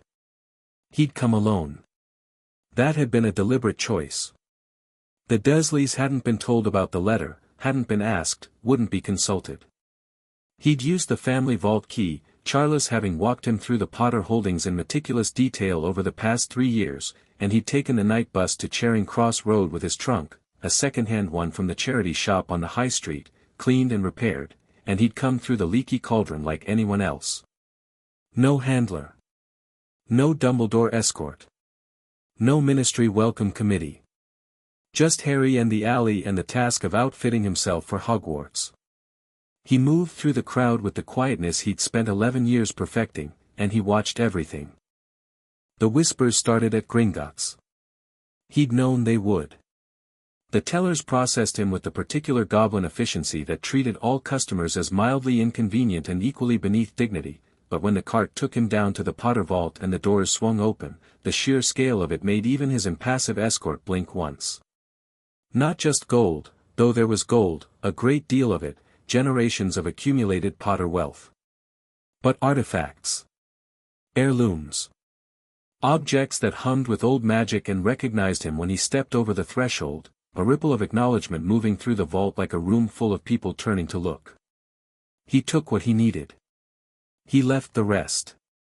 On the way back up, the goblin, Ragnarok, the nameplate had said in a voice of studied neutrality, "The account has not been accessed in 10 years. "I know," Harry said. "There are some who believe the vault might be managed differently. By the estate executor?" Harry looked at Ragnarok. "By Dumbledore, you mean?" A pause that meant yes without saying it. "The vault is mine," Harry said. Simple. Not aggressive. "It'll stay mine." He felt something shift in Ragnarok's demeanor, nothing visible, nothing a human observer would catch. But in Harry's shadow sense the goblin's presence moved, very slightly, from polite neutrality towards something that might have been, in goblin emotional vocabulary, respect. He filed that away too. By the time he bought his books at Flourish and Blots, 4 people had identified him by the scar. He'd heard his name pass through the alley like a stone through still water, rippling outward. He didn't react, didn't acknowledge, just moved from shop to shop with his list and his methodical efficiency. Madame Malkin measured him for robes while trying to ask questions that weren't technically questions. The one smith at Ollivander's, that was different. Ollivander's smelled like sawdust and something older than sawdust. Wood shavings and time. The shop was narrow and tall and packed floor to ceiling with slim boxes, and the whole place had the quality of breath held, like every wand in every box was listening. The old man appeared from between shelves, white-haired, silver-eyed, moving with a silence that Harry recognized as the practiced quiet of someone else who had learned to take up minimum space. He stopped and looked at Harry and the silver eyes went very still. "Harry Potter," Ollivander said. Not surprised. Not awed. Something more precise, interested. "I've been wondering when you'd come." "I should have come sooner," Harry said. "I've been working without one." Ollivander blinked. "I beg your pardon." "Wandless magic." Harry watched the old man process this. "I've managed most foundational theory without a wand. But I'll need one at Hogwarts." He looked at the shelves. "I imagine the wand that chooses me will be unusual." Ollivander looked at him for a long time, and in that look was the assessment of a man who had matched wand to wizard for 70 years and understood something essential about both in the matching. "Let's find out," Ollivander said. He was right. It was unusual. 14 wands tried him and were rejected, not dramatically, not with sparks in the wrong direction, just with a flatness that said not this. Ollivander grew more interested with each failure, reaching further back on the shelves, retrieving boxes with the dust of decades on them. The 15th was 11 inches, blackthorn, with a core that Ollivander named with a different quality in his voice, thestral tail hair, he said. "Most wand makers won't work with it. The wand chooses a master who has looked at death and not been mastered by it." Harry picked it up. The room went cold. Not the shadow cold that was familiar to him, something larger, something that moved outward from the wand in his hand and the point of connection, washing through the shop like a tide going out. The boxes trembled. The dust on the shelves shifted. Ollivander's robe collar stirred in an indoor wind that lasted 3 seconds and then was still. Harry looked at the wand. The wand was warm in his hand. "Extraordinary," Ollivander said, very softly. His silver eyes were wide. "The wand doesn't just choose you. The wand, I believe it recognizes you." "We have things in common," Harry said. Ollivander looked at him and then at the shadows in the corners of the shop, which were, very slightly, leaning toward Harry. A man of 70 years in a shop full of magical objects learned to notice things. The silver eyes went from wide to something more complex. "Mr. Potter," he said, in the tone of a man choosing his words with care. "What you carry, be precise about it. Always." "I intend to," Harry said. He set the correct number of galleons on the counter. "Thank you, Mr. Ollivander." He walked out into the alley, and in his wake, every box on every shelf in Ollivander's had shifted by exactly 1 inch to the left. The 1st of September was a Tuesday. Harry arrived at King's Cross at 10:30, a full hour before the Hogwarts Express was scheduled to depart, because he liked having time to look at things before things started happening. He stood at the barrier between platforms 9 and 10 with his trolley and looked at the steady stream of families and owls and cats and children with varying degrees of excitement or dread on their faces, and he was aware, with the peculiar clarity of a threshold, that his life was about to shift. Not because Hogwarts was beginning. Because from now on the world would see him. He'd chosen this. He reminded himself of that. He'd decided, at 9, sitting in the dark garden with his parents and his growing army, that hiding was a waste of potential and pretending to be less was just another form of the cupboard under the stairs. He was done with small spaces. He walked through the barrier. Platform 9 3/4 was everything Charles had described and a few things he hadn't, the smell of the Scarlet Engine's steam, sweet and heavy, the particular organized chaos of large families trying to find compartments with luggage that wouldn't cooperate, the sound of owls arguing with each other about seating arrangements. Harry found it all moderately interesting and entirely manageable. He loaded his trunk, found a compartment near the middle of the train, stowed his things, and sat with his book. He was on his third chapter when the compartment door opened. The boy who put his head in had red hair, freckles, and a look of mild desperation that Harry recognized as every compartment is full except possibly this one and I'm too polite to just walk in. He was trailed by a large rat sitting on his shoulder with the air of a creature that had accepted its situation philosophically. Sorry, is this? The boy made a gesture at the empty seats. Everything else is packed. Sit down, Harry said. The boy sat with the relief of someone who'd been standing a while. He pushed his red hair out of his face and looked at Harry with the open directness of someone who had grown up in a house where honesty was the default mode of operation. Ron Weasley, he said. Harry Potter. Ron stilled for about 1 second, eyes flicking to the forehead. Then, and this was the thing Harry noted, filed, and kept, he didn't make a big thing of it. His face resettled. Right, he said. Heard of you. Most people have, Harry agreed. Must be annoying. Harry looked at him. Sometimes. Ron nodded like that was a complete and satisfactory answer, stretched his legs out, and said, What are you reading? Magical Theory. Advanced Wards. Harry showed him the cover. It's not on the school list. You're reading ahead. Ron said, in the tone of someone for whom reading ahead was a choice almost beyond comprehension, but not with judgment, with a kind of bemused respect. My brother Percy reads ahead. He's a nightmare about it. How many brothers do you have? 5. Ron said it with the resigned tone of a man counting casualties. And a sister. Ginny. She cried this morning because she's not old enough yet. He reached into his robe pocket. Mum packed sandwiches. Do you want one? She always packs too many. Thank you, Harry said. He took the sandwich and Ron took one and they sat in a comfortable shared silence, which Harry appreciated far more than Ron would ever know. It was the silence of two people who had, without negotiation, decided that they didn't need to perform for each other. The compartment door opened a second time, approximately 40 minutes into the journey, with considerably more purpose than Ron had managed. A girl came in. Brown-haired, bright-eyed, the particular expression of someone who has memorized not just the route but the estimated travel time and the names of the significant stops. She was holding a book with one finger marking her page, which Harry found extremely sensible. I'm looking for a toad, she said. A boy named Neville has lost one. Have you seen, oh? She looked at Harry and Ron with the slightly recalibrating expression of someone who hadn't expected occupied seats. Sorry.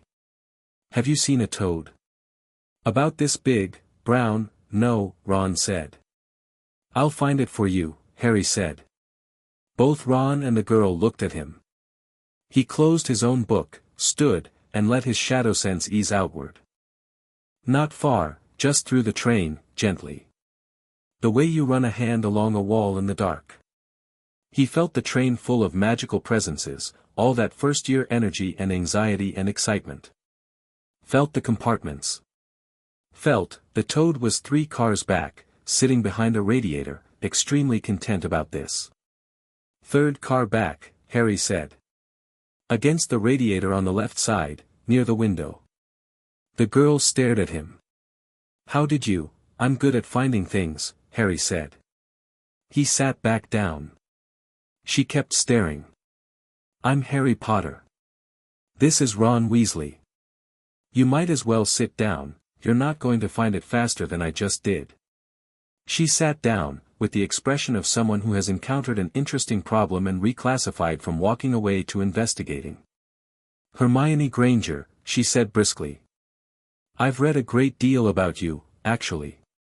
She said it to Harry, with the tone of a person leading with information rather than reverence. What did you read? Harry asked, genuinely curious about what she'd decided to research. The public record, mostly. The Prophet's coverage. Some historical accounts of the Potter family going back to the 14th century, there's a fascinating lineage there, they were involved in almost every significant magical conflict in British history. She settled her book in her lap, warming to the topic. The shadow magic lineage specifically. There are references to it in pre-Hogwarts texts, but the Ministry reclassified them in 1732, which is why most people don't. She stopped. You know all of this already, don't you? More than the pre-1732 texts have, Harry said. A pause. How? She asked. Primary sources, Harry said. Hermione Granger looked at Harry Potter for a long 3 seconds and then said, with the decisive click of a person making a filing decision, I think we should probably talk more.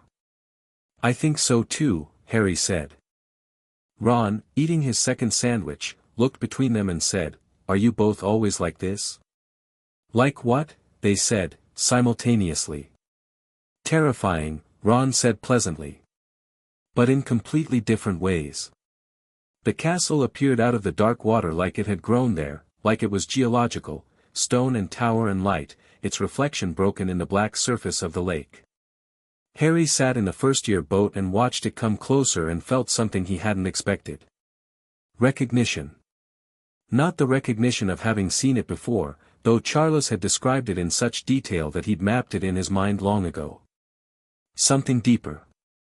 The castle's magic was very old and it reached out toward him the way old things sometimes reached toward each other, not alert, not welcoming exactly.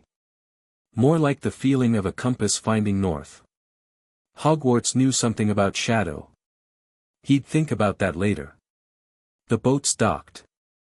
A large man, Hagrid, Harry placed him immediately from description, Dumbledore's groundskeeper, a man Harry had decided to like provisionally because the accounts he'd gathered suggested genuine warmth beneath the general enormity, led them up the path. Harry filed in with everyone else, not particularly notable in the crowd, though he caught 2 separate second-years on the stairs pointing and whispering. Professor McGonagall met them in the antechamber with the particular efficiency of a woman who had done this 39 times and was not going to allow the 40th to run over schedule. Harry watched her the way he watched everyone, assessing, filing. She was sharp and contained and deeply principled in a way that expressed itself as strictness but was actually, he thought, just precision. A person who cared so much that she couldn't afford sentimentality. He thought he'd like her. She gave the speech about the houses. Harry listened. The specifics were already known to him, the politics of the 4 houses and their histories mapped and considered. He'd thought about where he'd end up, had thought about it for 3 years, and had arrived at the conclusion that it didn't matter as much as everyone seemed to believe. A house was a dormitory and a common room. It was not a destiny. McGonagall went back inside. Standing in the antechamber, first years in a cluster around him, Harry felt the castle again, that deep pulse of old magic, testing the edges of his shadow sense with something that might have been curiosity. Not now, he thought, with the patient authority of someone used to managing powerful forces. Later. The pulse subsided.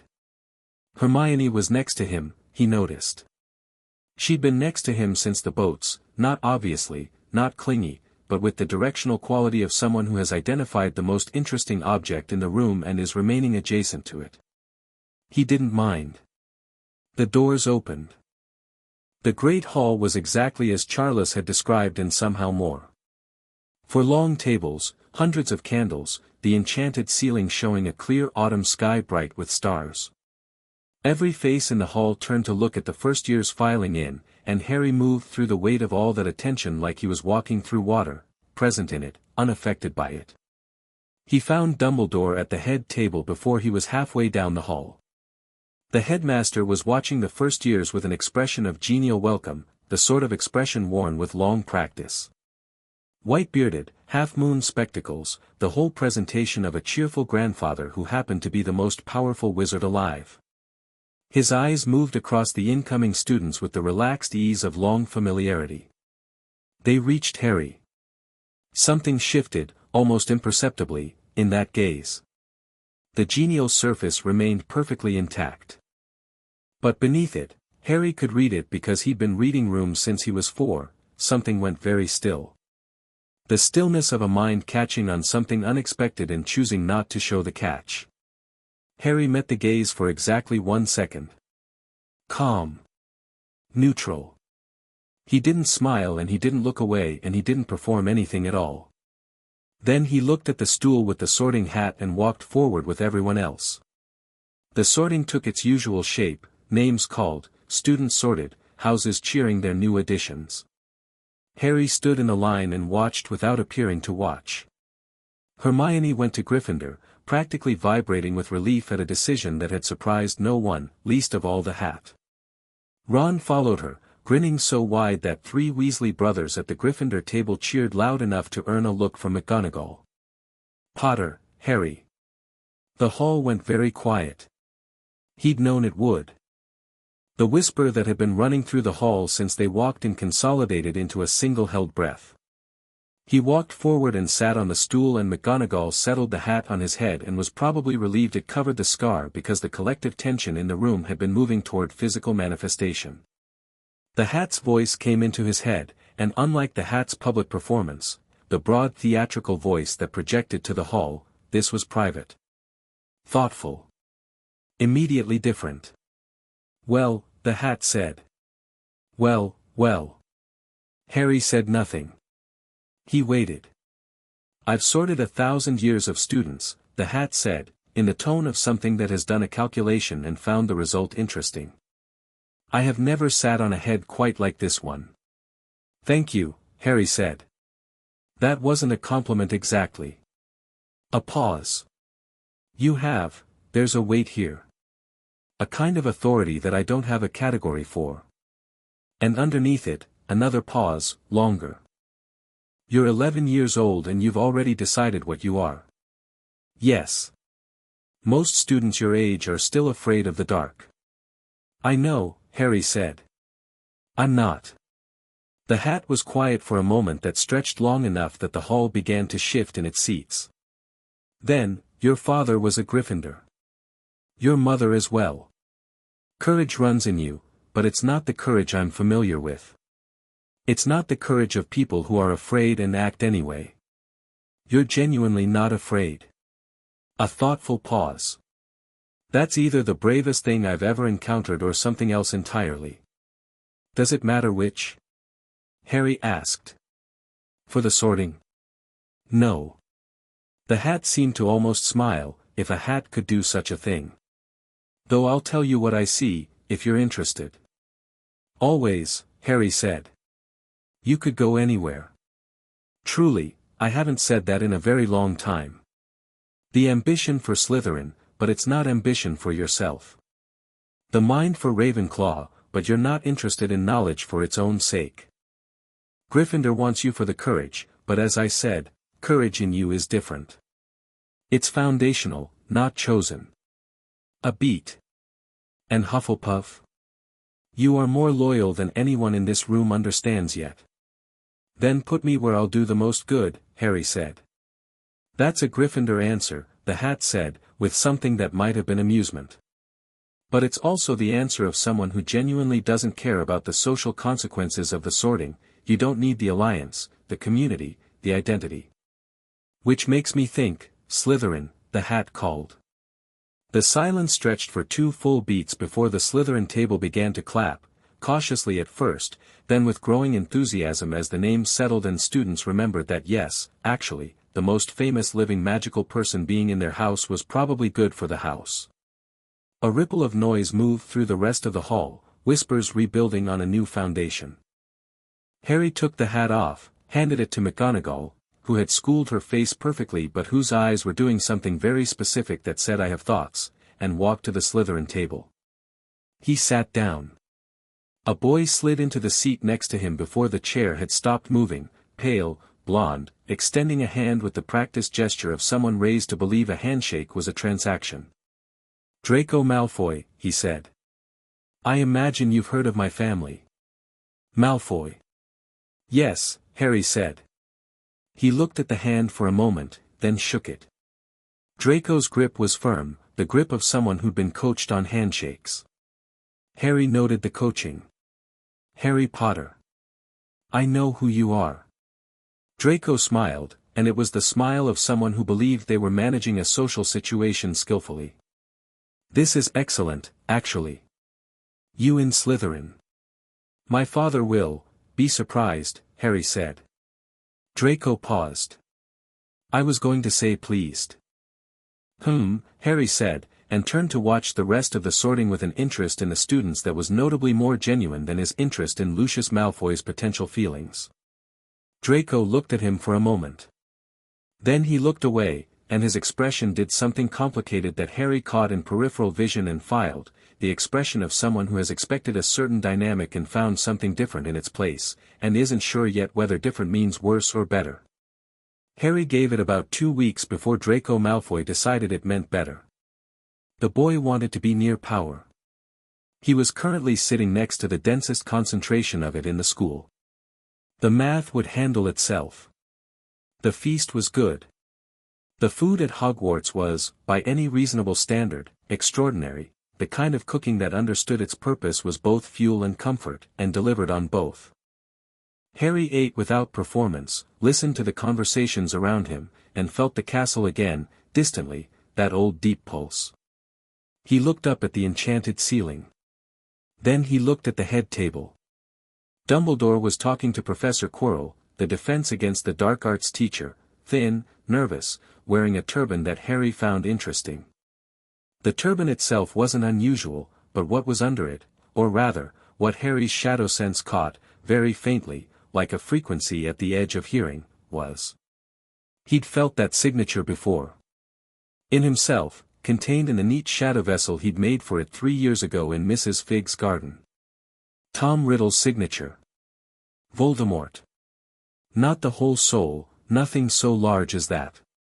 A remnant, maybe, or a piece. Something that explained the turban, the nervousness, the specific quality of wrongness that Harry's shadow sense filed under possessed before he'd fully articulated the word. He ate a bit more roast chicken. He thought about Voldemort at the head table, wearing a professor's face like a borrowed coat. He thought about what Voldemort was presumably here for, the Philosopher's Stone. Charles had mentioned the rumors of its presence in the school, and it was the obvious reason for this kind of infiltration. He thought about the third-floor corridor McGonagall had mentioned was out of bounds. He thought about timing. Not tonight. Not tomorrow. Let it unfold a little. Understand the full picture. Move when the moment was right, not when it was urgent. Urgency was for people who hadn't prepared. He turned back to the table and found a Slytherin girl watching him, 2 years older than him, probably, dark-haired, with the sharp-featured composed look of someone who was very good at appearing relaxed. She'd been watching him for a few minutes, he thought. Or had been trying to. He met her gaze. She didn't look away. You noticed something, she said. Low enough that only he could hear it. Harry considered her for a moment. What makes you say that? You looked at the head table and then you stopped and then you deliberately went back to eating like you hadn't stopped. A pause. You're very controlled. That makes the moments when you notice something stand out. He considered this. She was perceptive. More perceptive than most 11-year-olds, which meant she was probably more perceptive than most adults. Gemma Farley, he said, reading the prefect badge on her robes. That's right. You watch people, he said. Slytherin house skill, she said. It wasn't quite pride, wasn't quite apology. Just fact. Something I noticed, Harry said, in a tone that meant the conversation on that particular subject was finished. Not aggressive. Just closed. Gemma looked at him for one more moment. Then she nodded, slowly, with the expression of someone revising an assessment upward. She turned back to her own food without pushing. Harry made a note of her too.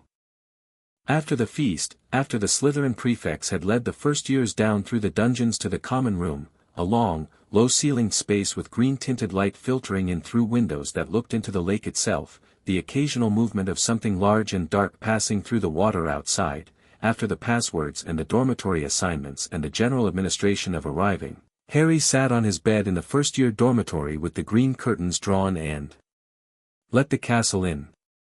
He'd been restraining it all day. He didn't know exactly what it was.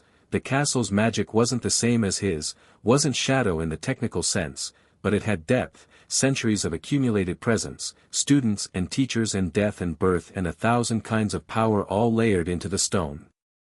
It was aware of him in the way old magic was aware of things, not thinking exactly, but registering. Responding. He opened his shadow sense slowly, carefully, the way you open a door when you don't know what's on the other side but you're not afraid of it. The castle breathed. And in the basement and the foundations and the deep old stone beneath the dungeons, Harry felt them, the castle's dead. Not the ghosts, those bright silver echoey things floating around the corridors wearing their deaths like costumes. The real residue. The ones who hadn't moved on and hadn't chosen to stay visible. Students who died here, teachers, others, centuries of accumulation, available the way all his dead were available, waiting in the specific way of things that have no sense of time. There were dozens. Maybe more than dozens. Hello, he thought, not in words exactly, but in the language of shadow sense, that voiceless authority. The foundations of Hogwarts answered him, and the dormitory went cold for just a moment, and outside the windows something moved through the lake in the dark. Harry sat with it all for a while. Not calling yet. Not acting. Just feeling the scope of what was here, what he had access to in this place, what the castle could become for him if he chose. Then he reached into his shadow space and found his parents. "We're in the castle," he told them. Lily's presence shifted immediately, a kind of sharpened attention, delight almost. "I know. I can feel it from here. Harry, the wards in this castle, I know," he said. "They recognize something in me. Hogwarts was built by founders who used blood magic, ambient magic, elemental magic," she said. "Salazar Slytherin specifically worked with shadow in ways the official record doesn't fully, Mum," he said. "Acknowledge because of course it was redacted after 1732, Mum." "What?" "I love you," he said. "But it's late." A pause. Then, warmly, "Sleep well, sweetheart." His father's presence, quieter, "Well done today, Harry." "Really?" Harry closed the connection, lay back on the four-poster bed in the Slytherin first-year dormitory with its green curtains and its dungeon quiet, and stared at the stone ceiling. Voldemort at the head table. The Philosopher's Stone somewhere in the school. Dumbledore watching from the center of his web. The castle full of sleeping magic and available dead. 43 shadows waiting in the dark beyond the castle walls, ready to come when called. He thought about Hermione Granger sitting at the Gryffindor table, already reading something she'd brought from the feast in her robe pocket. He thought about Ron Weasley, who had said terrifying, in completely different ways with genuine cheerfulness and then offered him a second sandwich. He thought about Draco Malfoy's coached handshake and Gemma Farley's perceptive eyes. He thought about McGonagall's expression when the hat said Slytherin, and Dumbledore's very brief, very well-concealed moment of recalibration. He thought about Quirrell's turban. He was going to let that one sit for a while. Let Voldemort think he was unseen. There was more information to gather, more to understand. He'd spent 5 years learning to be patient, he wasn't going to throw that away in the first week. He was the Shadow Monarch. He could afford to wait. He closed his eyes, and around him the castle breathed, and somewhere deep in its ancient foundations, the Hogwarts dead stirred in their long sleep and turned, slowly, toward the warmth of his authority. Chapter 4, The Dungeon Beneath the Castle. October arrived the way it always did in Scotland, suddenly, completely, like someone had thrown a switch. One morning the grounds were still holding on to September, the trees copper and gold and the air merely cool, and then overnight the wind came down from the north and the castle wrapped its stone around itself and everything smelled of wood smoke and wet earth. Harry liked it. He was sitting on the bank of the lake at 6 in the morning, early enough that the grounds were empty, watching the water go dark and choppy under the first real autumn wind. His Transfiguration essay was on his knee, finished and rolled, held in place by 2 fingers. He wasn't reading it. He was listening to the castle. He'd been listening to the castle every morning for 6 weeks. It was the most interesting thing about Hogwarts, and Hogwarts was full of interesting things. The moving staircases, the portraits, the way the great hall ceiling caught actual weather, all of it was the surface layer, the visible magic, the part first years wrote home about. Underneath was something else. Something slower and more patient than any of that, something that had been building for 1,000 years the way a reef builds, accretion, layer after layer, until the accumulated mass had its own gravity. The dead were down there, deep in the foundations, and they'd been getting louder. Not louder in the sense of noise. Louder in the sense of presence, the way a fire gets louder as it grows, filling more of the room with its warmth. They were aware of him and he was aware of them, and every morning the awareness was sharper, more defined, like two eyes gradually adjusting to each other across a dark room.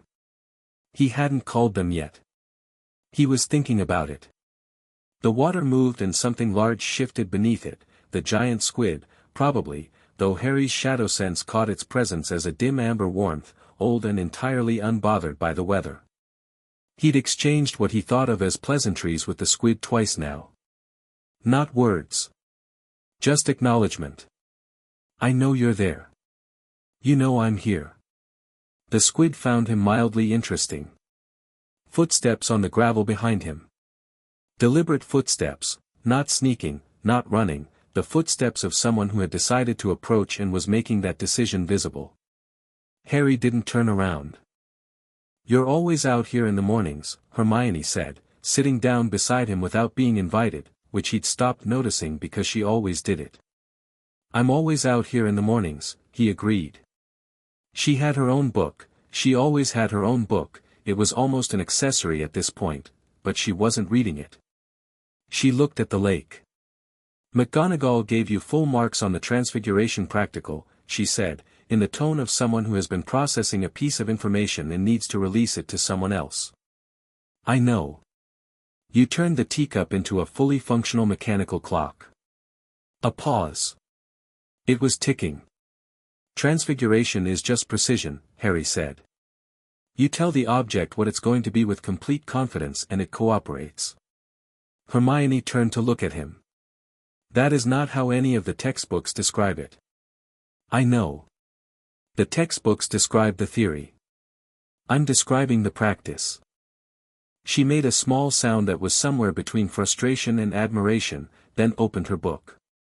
They sat together in the wind with the companionable silence that had developed over 6 weeks of this, because Hermione Granger had decided Harry Potter was worth understanding and Harry Potter had decided Hermione Granger was useful in the genuine sense, not as a tool, but as someone whose way of thinking complemented his own. She thought in systems and rules and logical sequences. He thought in networks and authority and position. Between them, they were very hard to surprise. Have you noticed anything strange about Professor Quirrell? Harry asked. She looked up. Strange how? The turban. He kept his voice even. He says it's a gift from an African prince. He says it smells of garlic. It doesn't smell of garlic, Hermione said immediately, with the certainty of someone who had catalogued the smell. It smells of, she stopped. Something herbal. But not garlic. And the shape of it is, she stopped again. A longer stop. He could see her mind moving. Harry. I know, he said. Is there something, I know, he said again, gently. She held the silence for a moment. Then, with the particular quality of Hermione Granger choosing to trust someone while simultaneously cataloguing the risks of doing so, what are you going to do about it? Watch, Harry said. And wait. For how long? Until I know everything worth knowing. He rolled up his essay. Don't tell Ron yet. She raised an eyebrow. Why not? Because Ron's first instinct is action, and this isn't the time for action. When it's time for action, Ron will be very useful. He stood, brushing grass from his robes.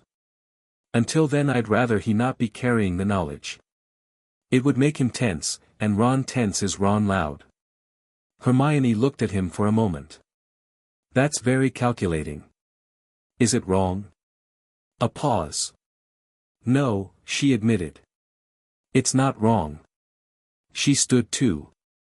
It's just very, me. He said. I was going to say Slytherin, but yes, she said. Also you. The ghost situation became important in the third week of October. Not the Bloody Baron or the Grey Lady or any of the four house ghosts. Harry had introduced himself to all of them with a courtesy that they'd found startling, being unused to first years treating them as people rather than atmosphere. Nearly Headless Nick had been so touched he'd invited Harry to the Death Day party.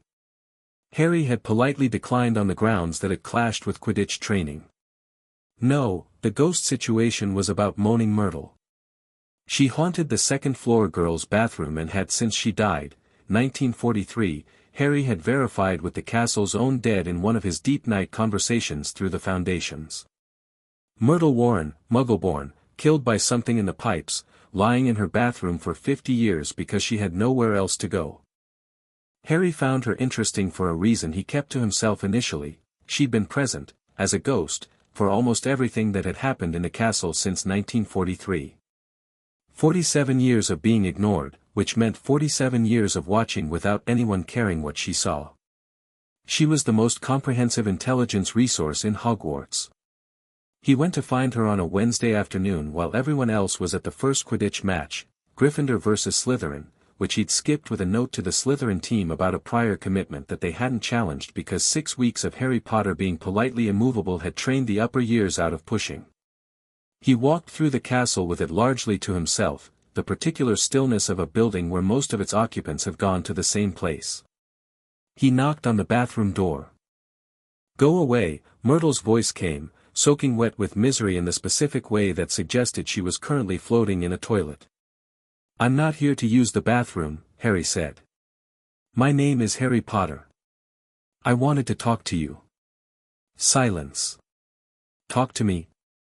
A suspicious gurgle. Yes. If you're willing. He waited. He could wait. A long pause. Then the door swung open, not mechanically, but with the particular purposeful swing of a ghost deciding something. Myrtle was floating above the sinks when he came in, her ghostly glasses thick and round, her expression a combination of suspicion and a hunger so deep it had calcified into her default state. The hunger of something that had been invisible for so long it had forgotten it could be otherwise. Harry looked at her with the directness he gave everyone. Not pity, she'd have felt pity and resented it. Just attention. Real attention, the kind that saw a person rather than a phenomenon. You know everything that's happened in this castle, Harry said. Since 1943. She blinked. Well. Some things. I'm not always, I'm sometimes in the U-bend, tell me about the things you've seen, Harry said. He sat on the edge of a sink. I have time. Myrtle stared at him. Then, with the slightly dazed quality of a valve that hadn't been opened in a very long time, she started talking. She talked for 2 hours. Most of it was the texture of school life across 5 decades, gossip, incidents, the slow changes of an institution that tried to stay the same and kept being changed by what happened to it. Harry listened to all of it with the same quality of attention he gave everything important, and in the listening he found 3 specific pieces of information that he filed as significant. The first was the location and general nature of something beneath the castle, below even the dungeons, beneath the plumbing, in a chamber that Myrtle knew about because she died near its entrance. She didn't call it the Chamber of Secrets. She described it as the cold place in the pipes where I went when I died, where the big eyes were. Harry connected the dots. The second was a specific memory from 1991, 6 weeks ago. She'd heard someone in the corridor outside the 3rd floor forbidden area, late at night. Not a student. She'd heard a specific voice she recognized as Quirrell's, and a second voice she hadn't recognized, higher and cold, that had come from behind him, and they'd been talking about something she described as the Red Stone. The third was smaller but Harry thought it might turn out to be the largest. She'd seen Tom, she said. Not Tom the current students, she'd been quick to clarify, Tom from before, in the 1940s. A very handsome boy, she said, with a particular wistfulness that 47 years hadn't dimmed. Very kind to her, she said. Myrtle had been alive when Tom Riddle was at Hogwarts. Harry thought about the soul fragment sitting contained in his shadow space, with all its memories intact. He thought about Myrtle. He thought about what the Chamber of Secrets was for and who had opened it the last time. He said none of this aloud. "Thank you, Myrtle," he said, when she'd finally slowed. He stood. This was very helpful. She looked at him with those thick-lensed glasses and her expression was doing something complicated. "You're the first person who's come here to talk to me," she said.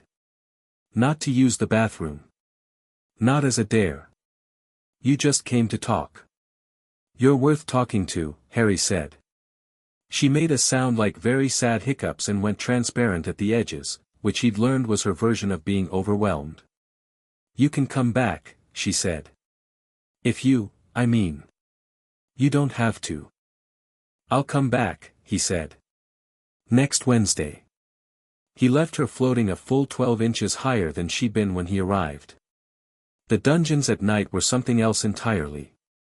Harry had done his rounds, this was the word he used in his own mind, rounds, like a doctor checking on patients, 3 times already this term.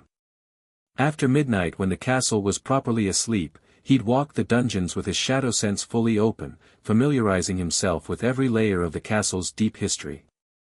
He knew the common room had been a natural cave before Salazar Slytherin had shaped it.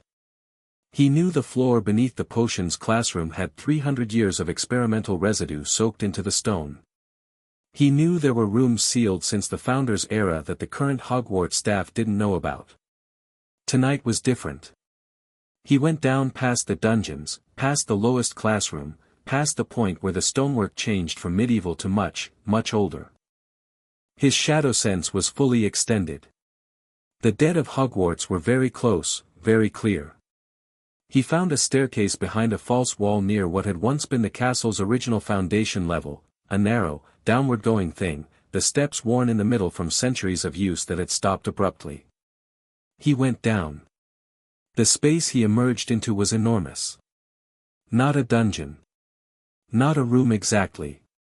More like a cavity in the castle's foundation, a place where the earth had been persuaded away by very old magic, the walls reinforced with stone that had runes cut into it, not decorative, not the historical preservation runework you found in the upper castle, but functional, active, still faintly humming after 1,000 years. He put his hand on one and felt it respond. The castle's dead were here. Not metaphorically. Not in the deep earth sense he'd been feeling for 6 weeks. They were here, in this space, the way shadows pooled in corners, a concentration of them, dozens of presences, old and layered and suffused with the specific quality of things that have been waiting for a long time without knowing what they were waiting for. Harry stood in the center of the space and they gathered around him the way his shadow always gathered, naturally, without force, drawn by the gravity of his authority. He felt who they were. A headmistress from the 1400s. A potions master from before the standardization of the subject. Students, several students, none who'd died as dramatically as Myrtle, most who'd simply lived and died and never quite moved on. An Auror who'd been stationed here during a period of crisis Harry thought might be the early Grindelwald era. A groundskeeper. A Hogwarts founder-adjacent figure, so old and faded that Harry couldn't read gender or full identity, only a bone-deep sense of someone who had helped build this place. He thought about calling them. He thought about what Lily had said 3 years ago, think about what you want before you collect. His army wasn't a collection. Every shadow he'd raised had been deliberate, purposeful. He hadn't called anyone just because he could. He asked himself the question honestly, what did he want from the dead of Hogwarts? The answer arrived in layers. The headmistress would know the castle's administrative history, its political maneuverings through the centuries, the real reasons for decisions the official record papered over. The potions master would have knowledge of pre-standardization compounds that Snape's curriculum didn't come near. The founder-adjacent figure, that one he couldn't pass up. That was potentially irreplaceable. And all of them would know the castle. Its secrets, its passages, its bones. All right, Harry said, to the space and the dead and the gathered weight of Hogwarts history. Let me tell you what I am. He opened his shadow sense to its full depth, not the careful measured extension he used in public, not the restrained presence he'd maintained since September 1st, but the real thing, the full sovereign depth of it, and let them feel what he was. The room went very cold. Every rune on every wall lit simultaneously, not with fire but with darkness, with an intensification of shadow that made the chamber somehow more visible rather than less, every edge and surface defined by the dark the way you can read a sculpture better when the light is at an angle. And then he said, with the quiet certainty that had nothing to do with volume, arise. It took most of the night. Raising his family had been emotional and immediate. Raising people he didn't know was a different kind of work, thorough, careful, like building something rather than finding it. He called them one at a time, learned each one, gave them an understanding of who he was and what he was doing and what he expected. He was honest about all three. The headmistress was named Edwina Bell, and she manifested as a compact, sharp-faced woman in 15th-century robes who took approximately 4 seconds to process her situation and then asked a sequence of questions so precise and well-ordered that Harry answered all of them before he'd meant to. "You're the Potter boy," she said. "I've seen Potters before. You're considerably more of one than most." "Thank you," Harry said. "That wasn't a straightforward compliment," she said. "I know," Harry said. "Thank you anyway." She looked at him with the assessing gaze of a woman who had run a school full of difficult children for 40 years and was deceased and didn't need to soften anything anymore. "You'll do," she decided. The potion's master was Phineas Solus, a tall angular man who had died mid-experiment and who manifested still carrying the ghost of whatever he'd been working on, a faint residue of compound around his hands. He wasn't interested in pleasantries. He looked at Harry's shadow sense with the eyes of someone who worked with invisible forces for a living and said, "The conversion potential here is extraordinary. The shadow medium could stabilize volatile compounds during the catalytic phase. No one's thought of that since." He stopped. Looked at Harry. "I'll want access to a laboratory." "I'll get you access to a laboratory," Harry said. "Good." He looked around the underground space. "This room will do for now." The founder-adjacent figure was the most difficult. Old enough that communication wasn't words, was more like the squid, a warmth and an intent rather than language. Harry sat with it for a long time and assembled meaning gradually, the way you assemble a picture from scattered pieces. The figure had been a companion to Slytherin, not Slytherin himself, but someone who had worked alongside him, had helped shape the castle's deeper magic, had understood the shadow element in Slytherin's original design. Hogwarts had always had a shadow layer. It had been built into the foundations by someone who knew what they were doing. It had been waiting for someone with the right authority to activate it. Harry felt the implication of that and let it settle for a while before he sat up straight and said, "Show me." The figure moved, and Harry followed, and the underground space showed him what Salazar Slytherin had built into the bones of Hogwarts 1,000 years ago, a secondary layer of wards, a parallel network of passages, a system of shadow anchors set into the stone at intervals throughout the castle that could be activated into a kind of shadow map. A full sensory overlay of the building that a shadow monarch could read like a second set of eyes. Harry stood in the center of the founder figure's demonstration and felt Hogwarts open to him completely. He could feel every room. Every corridor.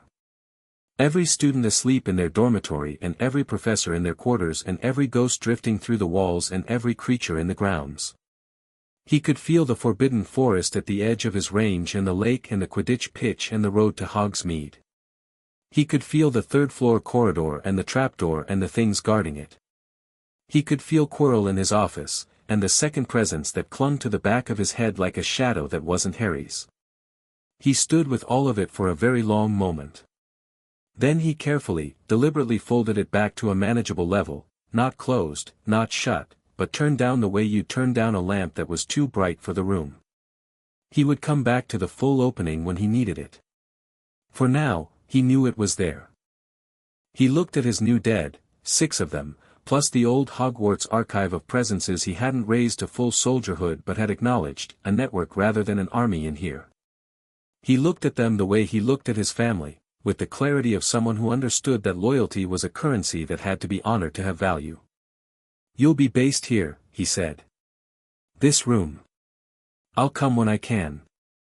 If you need me," he showed them the shadow line, the connection between them that they'd understand.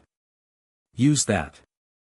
Edwina Bell said, "The Dumbledore will know something has shifted in the castle." "He'll suspect," Harry said. "Knowing and suspecting are different things. How long before he tries to investigate?" Harry considered. "He has other priorities at the moment." He looked at the ceiling, through it, with his new shadow map, to the third-floor corridor above. The stone. Voldemort. He's watching those pieces. "And you?" "I'm not a piece," Harry said. He said it simply, without heat. Just as a statement of fact about the shape of the world. "He thinks I am. That's useful for now." Belle looked at him with the gaze of someone revising an estimate. Then she said, with the dry precision of a woman who had spent 40 years managing powerful young people, "Try to sleep occasionally, Mr. Potter. Extraordinary doesn't exempt you from basic physiology." Harry almost smiled.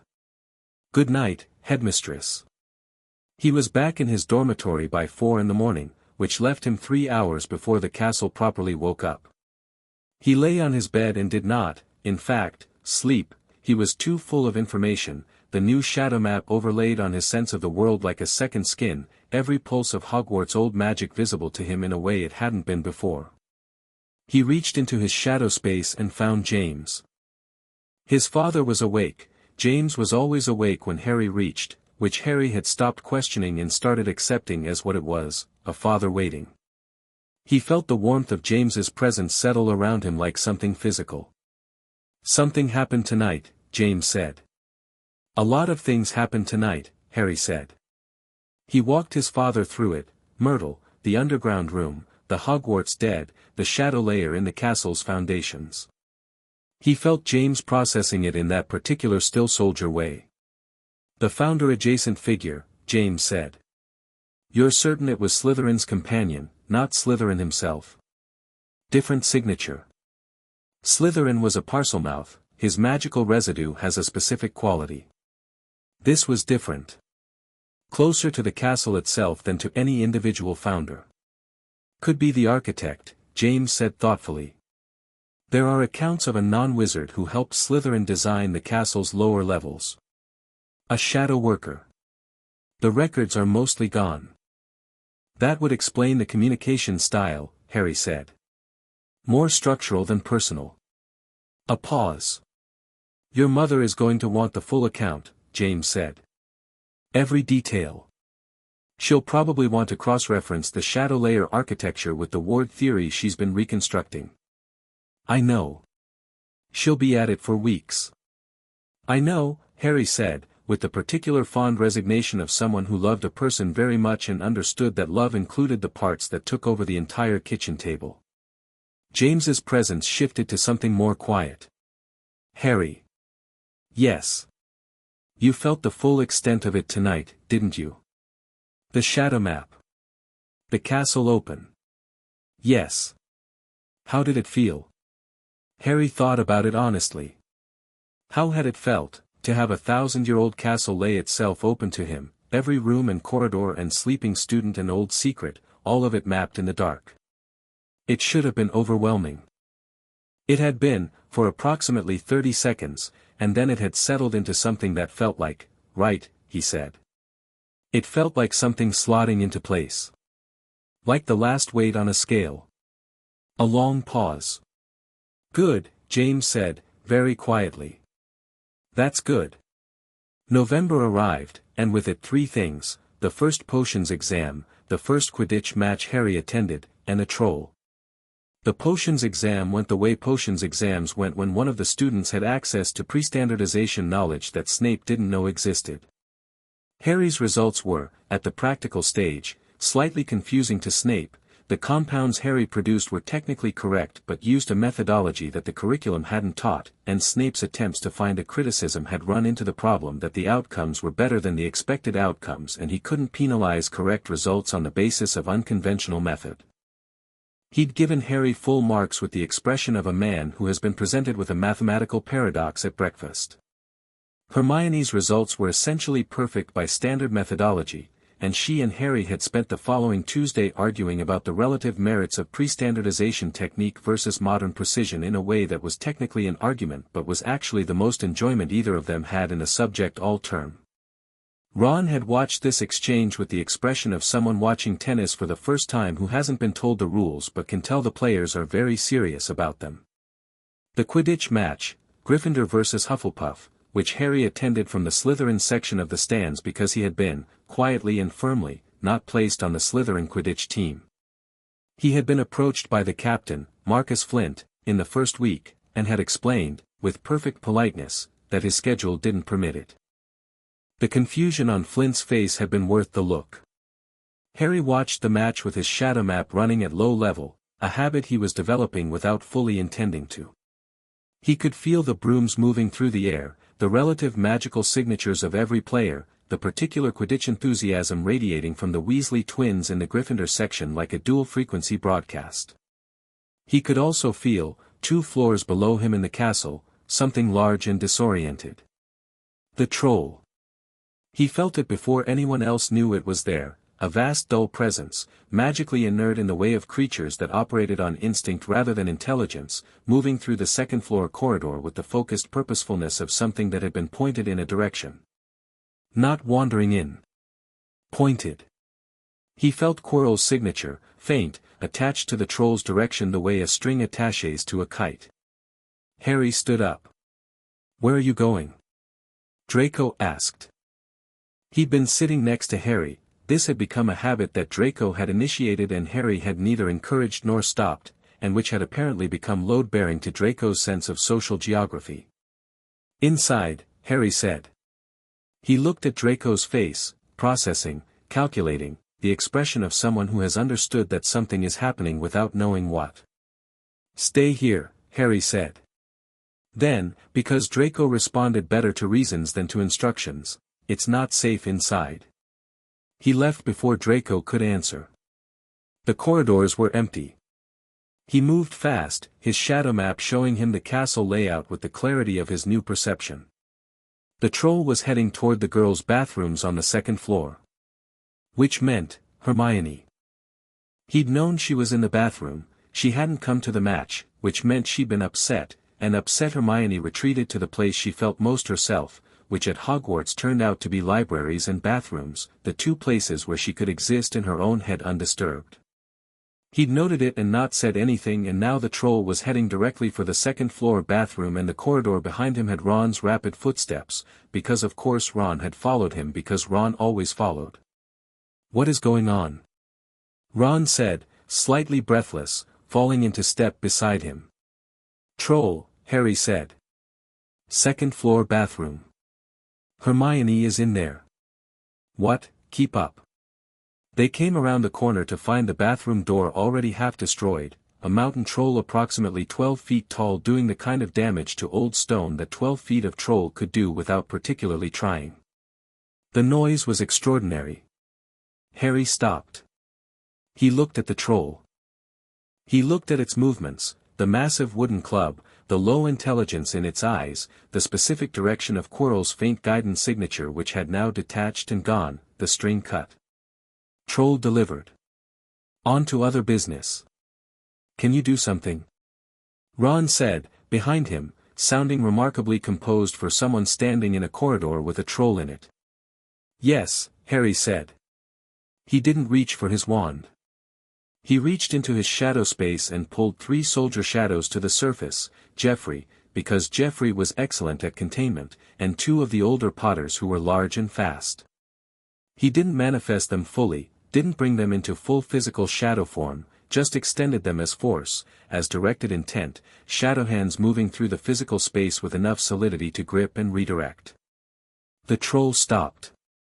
It had the particular frozen quality of an animal that has suddenly registered something is wrong with this environment. It turned its head, massive and slow, and its small eyes moved around the corridor trying to find the source of the pressure that had closed around it. There was nothing to see. There was just a boy standing calmly in the corridor and the feeling of something large and invisible and absolutely certain wrapped around the troll like a hand around a fist. The troll sat down. Not violently, it went down the way a building goes down in a controlled demolition, settling with a crash that shook the corridor. The club hit the floor. The troll blinked, confused, its rudimentary instinct telling it that fight was not the right answer here and the instruction for flight not arriving because the thing holding it wasn't locatable to run from. Hermione appeared in the ruined bathroom doorway, white-faced and wide-eyed, covered in troll-related dust. "Are you hurt?" Harry asked. "No," she said, in the voice of someone doing their accounting. "No, we should go," Harry said. "The teachers will be here in about a minute and the story is that you went to look for the troll after we realized you weren't at the match and we found it already disabled." Hermione stared at him. "That's the story," Harry said again, gently but precisely. "What actually happened?" "Later," Harry said. "Much later," Ron agreed, which was the right instinct even if he didn't have all the information yet. McGonagall arrived 40 seconds later with Snape and Quirrell, the latter looking at the disabled troll and then at the three students and then at the troll again with an expression that was very specifically not what it should have been, not relieved, not frightened for the student's safety, but carefully reading the room. Looking for an explanation. Finding one that Harry could see landing in those pale eyes with a quality like cold water. Quirrell knew something had happened here that wasn't student magic.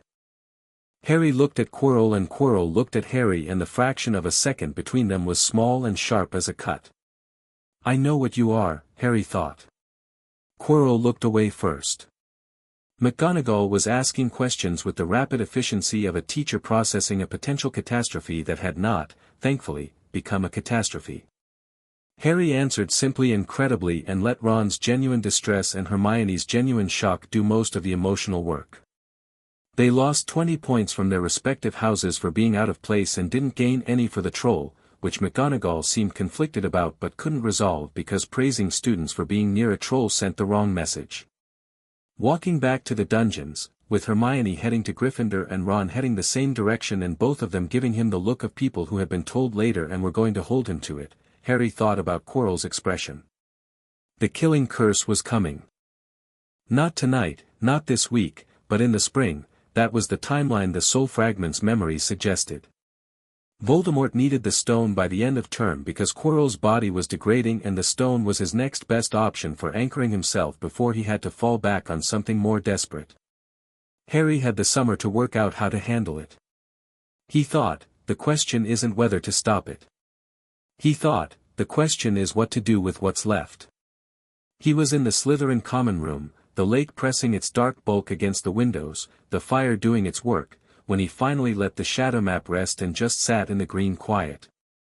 His army was present in his shadow space, all of them, the original 43 and the 6 new Hogwarts dead, a network that now had roots in the castle itself. He thought about what he was building. Not just an army. An architecture. A set of relationships, loyalties, knowledge networks radiating outward from him through the dead and through the living, Hermione and Ron, Myrtle, Ollivander's parting observation, Gemma Farley's watchful intelligence, even Draco Malfoy's social hunger, carefully not fed and thereby left perpetually oriented toward Harry like a compass needle. He was 11 years old. He was going to be here for 7 years. By the time he left Hogwarts, he thought, the castle would be his in the way that mattered, not owned, not controlled, but known, and in knowing, trusted. Hogwarts would have roots in the Shadow Monarch the way it had roots in the earth, and that would mean something when the war finally, properly arrived. The fire popped. The lake pressed its weight against the glass. Harry Potter sat in the Slytherin common room at midnight and planned, with the patience of someone who had learned patience from the dead, and the deep foundations of Hogwarts breathed steadily beneath him, warm with new authority, ready to keep what they had been given.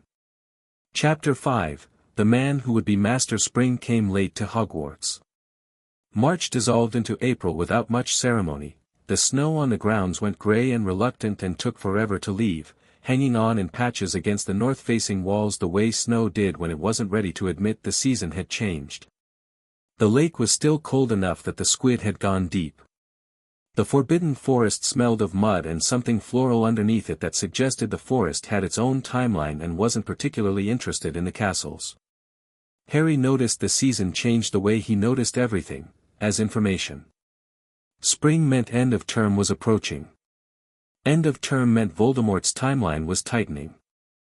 He'd been watching it the way you watch a pressure gauge, the slow incremental build, Quirrell growing more erratic, his shadow map registering the increasing wrongness of the man's presence as the thing sharing his body pushed harder. He was sitting in the library on a Thursday afternoon in April, 3 books open in front of him, when Hermione sat down across the table with the expression that meant she had been thinking something for a while and had decided the time for thinking was over. "I want to know," she said. Harry looked up. "Specific or general?" "The troll. The shadows. What you are." She folded her hands on the table in the way of someone who has organized their thoughts into a presentable shape. "I've been doing research since September. I've found references to shadow affinity in 7 pre-classification texts, 4 of which are restricted section, which I accessed because Flitwick signed my permission slip for advanced research and didn't read what I wrote on the form." "You forged a research justification?" Harry said. "I wrote something technically accurate that was open to interpretation," Hermione said, with the precision of someone who had thought very carefully about the ethical line between those two things and located it to their satisfaction. "The texts describe a sovereign-class shadow affinity that appears approximately once per century. The holder has authority over shadow constructs, over the dead." She paused. "Over death itself, in the most comprehensive accounts." Another pause. "The Ministry declassified it in 1732 and reclassified it as a minor elemental affinity and then buried the original classification, presumably because a sovereign-class shadow authority being outside Ministry control was inconvenient." "That's accurate," Harry said. "You're that." "Yes."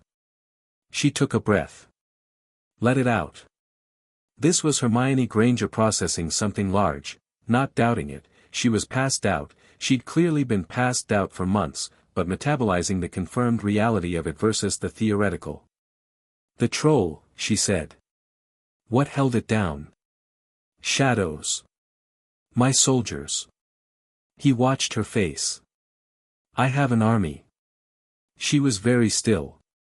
"Of dead people," he added, because completeness seemed important. "Of dead people," she repeated. "Some of them are my family," he said. "My parents. My great-grandparents. There are others." She was quiet long enough that Harry started to read the page he'd been on when she sat down, not because he wasn't paying attention but because pressure was best absorbed with something neutral happening in parallel. Hermione usually responded well to not being watched while she processed. "Your parents," she said finally, very carefully. "You have your parents." "Yes." "And there," she stopped. "Are they, them? Are they who they were?" "They're shadows. It's not the same as alive. But they remember who they were, think how they thought, feel," he considered. "They feel." "Yes." Another long silence. "That must have been," she started, and stopped, and tried again. "When you were 6. In that house with those people." "And you?" "Yes," Harry said. He said it gently, because her voice had done something that meant she was close to something painful on his behalf, and he didn't need protection from his own history but he recognized the impulse as care and treated it accordingly. She collected herself with the visible efficiency of someone who has learned that emotions are acceptable but timing is everything. "All right," she said. "What does the army do? What are you doing with all of this? Right now?" "Watching," Harry said. "Understanding the full picture before I move." "Quirrell," she said. "The turban. It's Voldemort, isn't it?" "Yes." She nodded slowly. Twice. The nod of someone whose theoretical model has been confirmed by experiment. And the stone. The third-floor corridor, he wants it. He'll make his move before end of term. Harry looked at her. When that happens, I'll handle it. You'll handle it, she repeated. Yes. Alone. Probably not alone, Harry said. He looked at her steadily. I haven't decided yet. She looked back at him with the expression she wore when she was being offered something that could go several different ways and was deciding how to hold it. Then she said, with the precision that was her most fundamental quality, "What do you need from me, specifically?" It was, Harry thought, exactly the right question. Not can I help, which was about her, not let me help, which was about the moment. What do you need, specifically? Targeted. Useful. Hermione. Research, he said. The Philosopher's Stone. Nicholas Flamel, everything you can find about the stone's properties. I know its purpose. I want to know its nature. I've already started, she said. Of course she had. He told Ron that night. They were in the courtyard after dinner, the spring evening doing its best against the leftover cold. Ron was eating an apple with the focused satisfaction of someone who had made peace with limited snack options. Harry sat next to him on the stone bench and told him. Not everything, the same careful calibration he used for everything, right information to the right person at the right time. He told Ron about Quirrell, about Voldemort, about the stone. He kept the army for a slightly later conversation, judging Ron's capacity for simultaneous large revelations as solid but not unlimited. Ron ate half the apple in silence. Then, so Voldemort's been teaching us defense against the dark arts. Yes, Harry said. And he wants this stone to come back properly. Yes. And you've known since September. The troll was Quirrell's, Harry said. He created the distraction. Ron processed this. To get to the stone. Possibly. Or to test the school's response time. Or to observe what I did. Harry had thought about this one. The troll felt like a probe. He knows something is different about me. He just doesn't know what. Ron turned the apple core in his fingers and looked at it like it had answers. What are we doing about it? Harry looked at him. You want in. Obviously, Ron said, with the particular Weasley straightforwardness that Harry had come to value more than almost any other quality in a person. No performance of bravery, no attempt to demonstrate worthiness. Just obviously. Like there was no other reasonable answer. It'll be dangerous, Harry said. Mate, Ron said, in the tone of someone who finds the observation mildly insulting. I grew up with Fred and George. Harry almost smiled. All right. Also, Ron said, more quietly, you've been carrying this since September on your own. He stopped. Tried again. You don't have to do that. Harry was quiet for a moment. I know, he said. Do you? I'm learning, Harry said. Ron nodded, satisfied. He threw the apple core into a bush that rustled indignantly. So what's the plan? The plan developed over 3 weeks with the organic efficiency of a plan built by people who were, individually, very good at specific things. Hermione provided the research architecture, Flamel, the stone, its properties, the logical sequence of obstacles Dumbledore had likely set between it and anyone trying to steal it. She approached this the way she approached all intellectual problems, comprehensively, systematically, with the slightly terrifying speed of a mind that treated incomplete information as a personal affront. By the second week she had a working theory of each obstacle based on the magical signatures Harry had mapped with his shadow sense. Ron contributed something Harry genuinely hadn't expected, an operational mind. Not flashy, not theoretical. Practical. Ron had grown up in a family of 7 where resources were limited and problems had to be solved with what was available, and that had produced a kind of thinking that was direct and economical and extremely resistant to overcomplication. If you can do what you did with the troll, Ron said, during one of their library planning sessions, why do we need to worry about most of the obstacles at all? Because I want to understand what Dumbledore built, Harry said. The obstacle course itself is information. About what? About what Dumbledore thinks I am. Harry looked at his notes. He set these obstacles expecting specific kinds of magic. Knowing what he expected tells me what he knows. Ron absorbed this. Right, he said, slowly. He didn't build it for you. He built it for a thief, Harry said. For someone trying to get there before Voldemort. He's not thinking about a first-year student going down there deliberately and at full capacity. He paused. Which means he's not thinking clearly about me yet. Is that good? For now, Harry said. You're going to need to tell him eventually, Hermione said, without looking up from her book. Dumbledore. About what you are. You can't keep him permanently ignorant. I don't want him permanently ignorant, Harry said. I want him to understand on my terms, not his. She looked up at that. There's a difference. His terms mean he decides what I am and what to do with me, Harry said. My terms mean he watches me do something that leaves no room for misclassification and arrives at accurate conclusions on his own. He looked at her steadily. I'm not going to explain myself to Dumbledore. I'm going to demonstrate myself. Hermione looked at him for a long moment. Then, quietly, is that also why you told Ron and me when you did? Not earlier, not later, when you had enough established that we'd understand it in context. Harry said nothing. That's what I thought, Hermione said, and returned to her book, not with disapproval but with the expression of someone who has correctly solved something and is moving on. May came the last week of May and the pressure gauge in Harry's shadow sense crossed a threshold. He felt it on a Tuesday night, Quirrell's presence in the castle changing quality, the wrongness going from a background hum to something sharper. The thing inside him had made a decision. The timeline had compressed. Harry was in his dormitory when he felt it, the shadow map showing him Quirrell moving through the 7th floor with purpose. He sat up. He reached into his shadow space and found his parents immediately.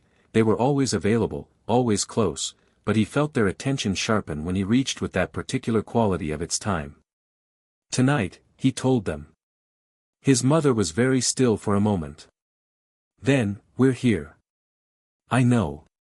He thought about what he was going to do and felt the shape of it in his mind, the sequence of it, the same way he'd laid out plans for 3 years in the garden at Privet Drive. Keep the army ready but don't bring them in unless I call. The castle's dead will hold the perimeter. Harry, James said. Are you? I'm not going alone, Harry said, because he knew that was the question. And I'm not afraid. A pause. I know you're not, James said. That's not what I was going to ask. What were you going to ask? Whether you want me to come. The question arrived and sat there with its full weight. His father, his shadow father, the dead man who had been his general and his teacher and his companion for 5 years, asking permission to stand beside his son. Yes, Harry said. Come. He woke Ron with a hand on the shoulder and Ron sat up instantly, awake in the way people who grew up sharing rooms with chaos learn to wake. Harry handed him his wand. Ron looked at his face and nodded once and got up. Hermione was already awake. He didn't know how she'd known, maybe she'd been watching the same signs, maybe she just knew. She was in the corridor outside the Slytherin common room when he came out, which should have been impossible, and he looked at her with the question.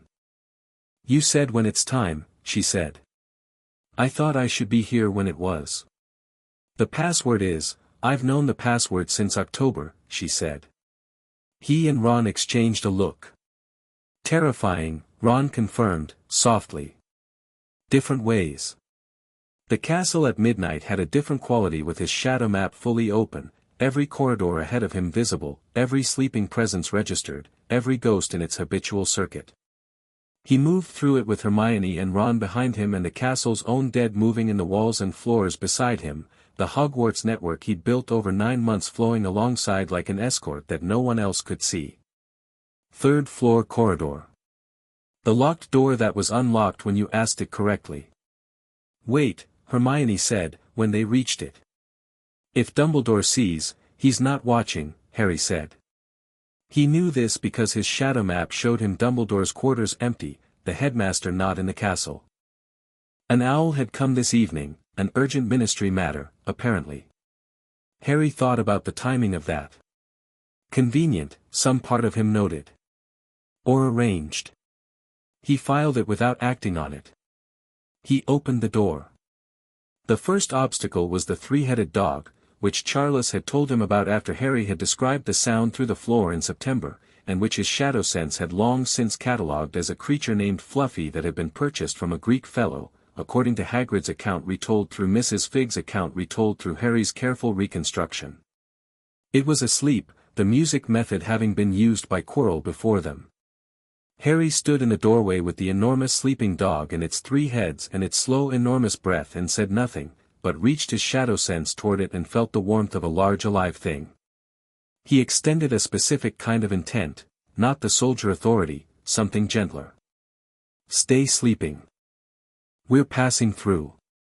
You've done your job. The dog breathed on. Ron looked at the dog and then at Harry and then at the dog and said, very quietly, how? Later, Harry said, which Ron had learned to accept as a complete answer. The trapdoor. The drop. The devil's snare, which Hermione handled with the crisp efficiency of someone who had done the research and was delighted to have it be applicable. Stop struggling, it's devil's snare, go still, and which they were through in 30 seconds. The winged keys, which would have been a problem for anyone who needed a broomstick to chase them and was not a problem for Harry, who reached into the shadow space and extended the shadow sense through the physical room and gripped the old iron key without touching it, a shadow hand closing around cold metal while Hermione and Ron watched with expressions that Harry categorized as we knew he was like this but it remains remarkable in practice. The key turned in the lock. The chess set was where Ron came into his own.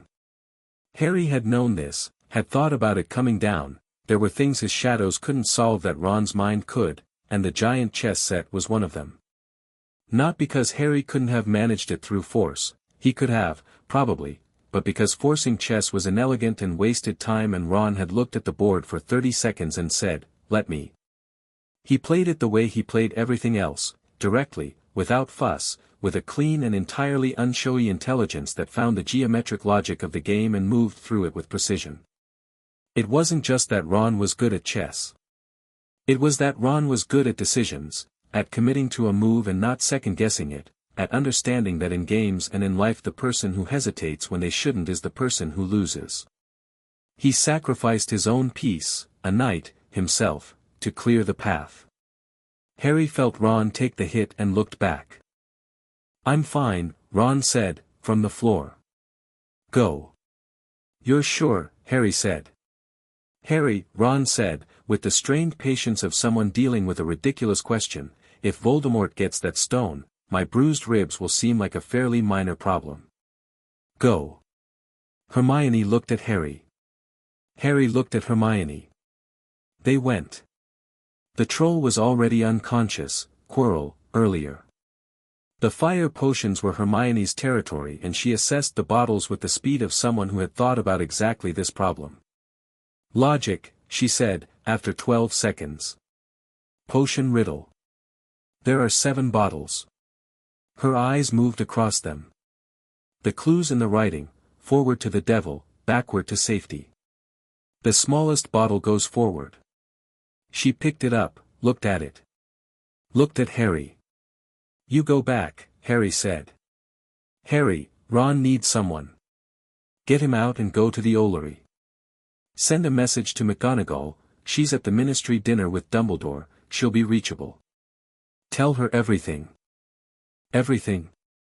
About Quirrell. About Voldemort. About the stone. He paused. She'll believe you. Hermione held his gaze for a moment. She was doing her calculation, processing the risk, the rolls, the best allocation of resources.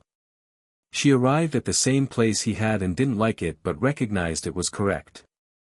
"Be careful," she said. "I will." "I mean that," she said, with a feeling in it that was more than a phrase. "I know," he said. "Hermione." She looked up. "Thank you. For all of it." She nodded once, with the compact efficiency that meant she was holding something larger than the nod, and went back through the black fire. Harry drank the small bottle, stepped through the purple flame, and went forward. The last chamber was dark. Dark in the ordinary sense, no torches, no enchanted ceiling, just a large underground room with the particular quality of a place that had been sealed. And at the far end, the mirror of Eriste, tilted slightly on its base, its surface reflecting nothing in this dark. Quirrell was standing in front of it. He turned when Harry entered, and his face was wrong, had been wrong all year, but the progression of wrongness had reached a new stage. The nervous tics were gone, the stammer absent. The face had shed its mask entirely. "Harry Potter," Quirrell said. The voice was his own, but the tone underneath it wasn't. "Professor," Harry said. He came forward into the room with the same walk he used everywhere, even, unhurried. He was acutely aware of the soul fragment in his shadow space responding to the proximity of its source, the contained heat of Riddle's memory flaring like a coal near flame. "You should not be here," Quirrell said. His eyes moved across Harry with a quality of assessment that wasn't Quirrell's, more focused, more intelligent, reading the boy in front of him like a text. 11 years old and here at midnight. Clever. "You've been watching me," Harry said. "Since October." Quirrell tilted his head. The movement was slightly wrong, too deliberate, the motion of someone piloting a body. "The troll, yes, that was a test. I wanted to see what you'd do." A pause. "Shadows.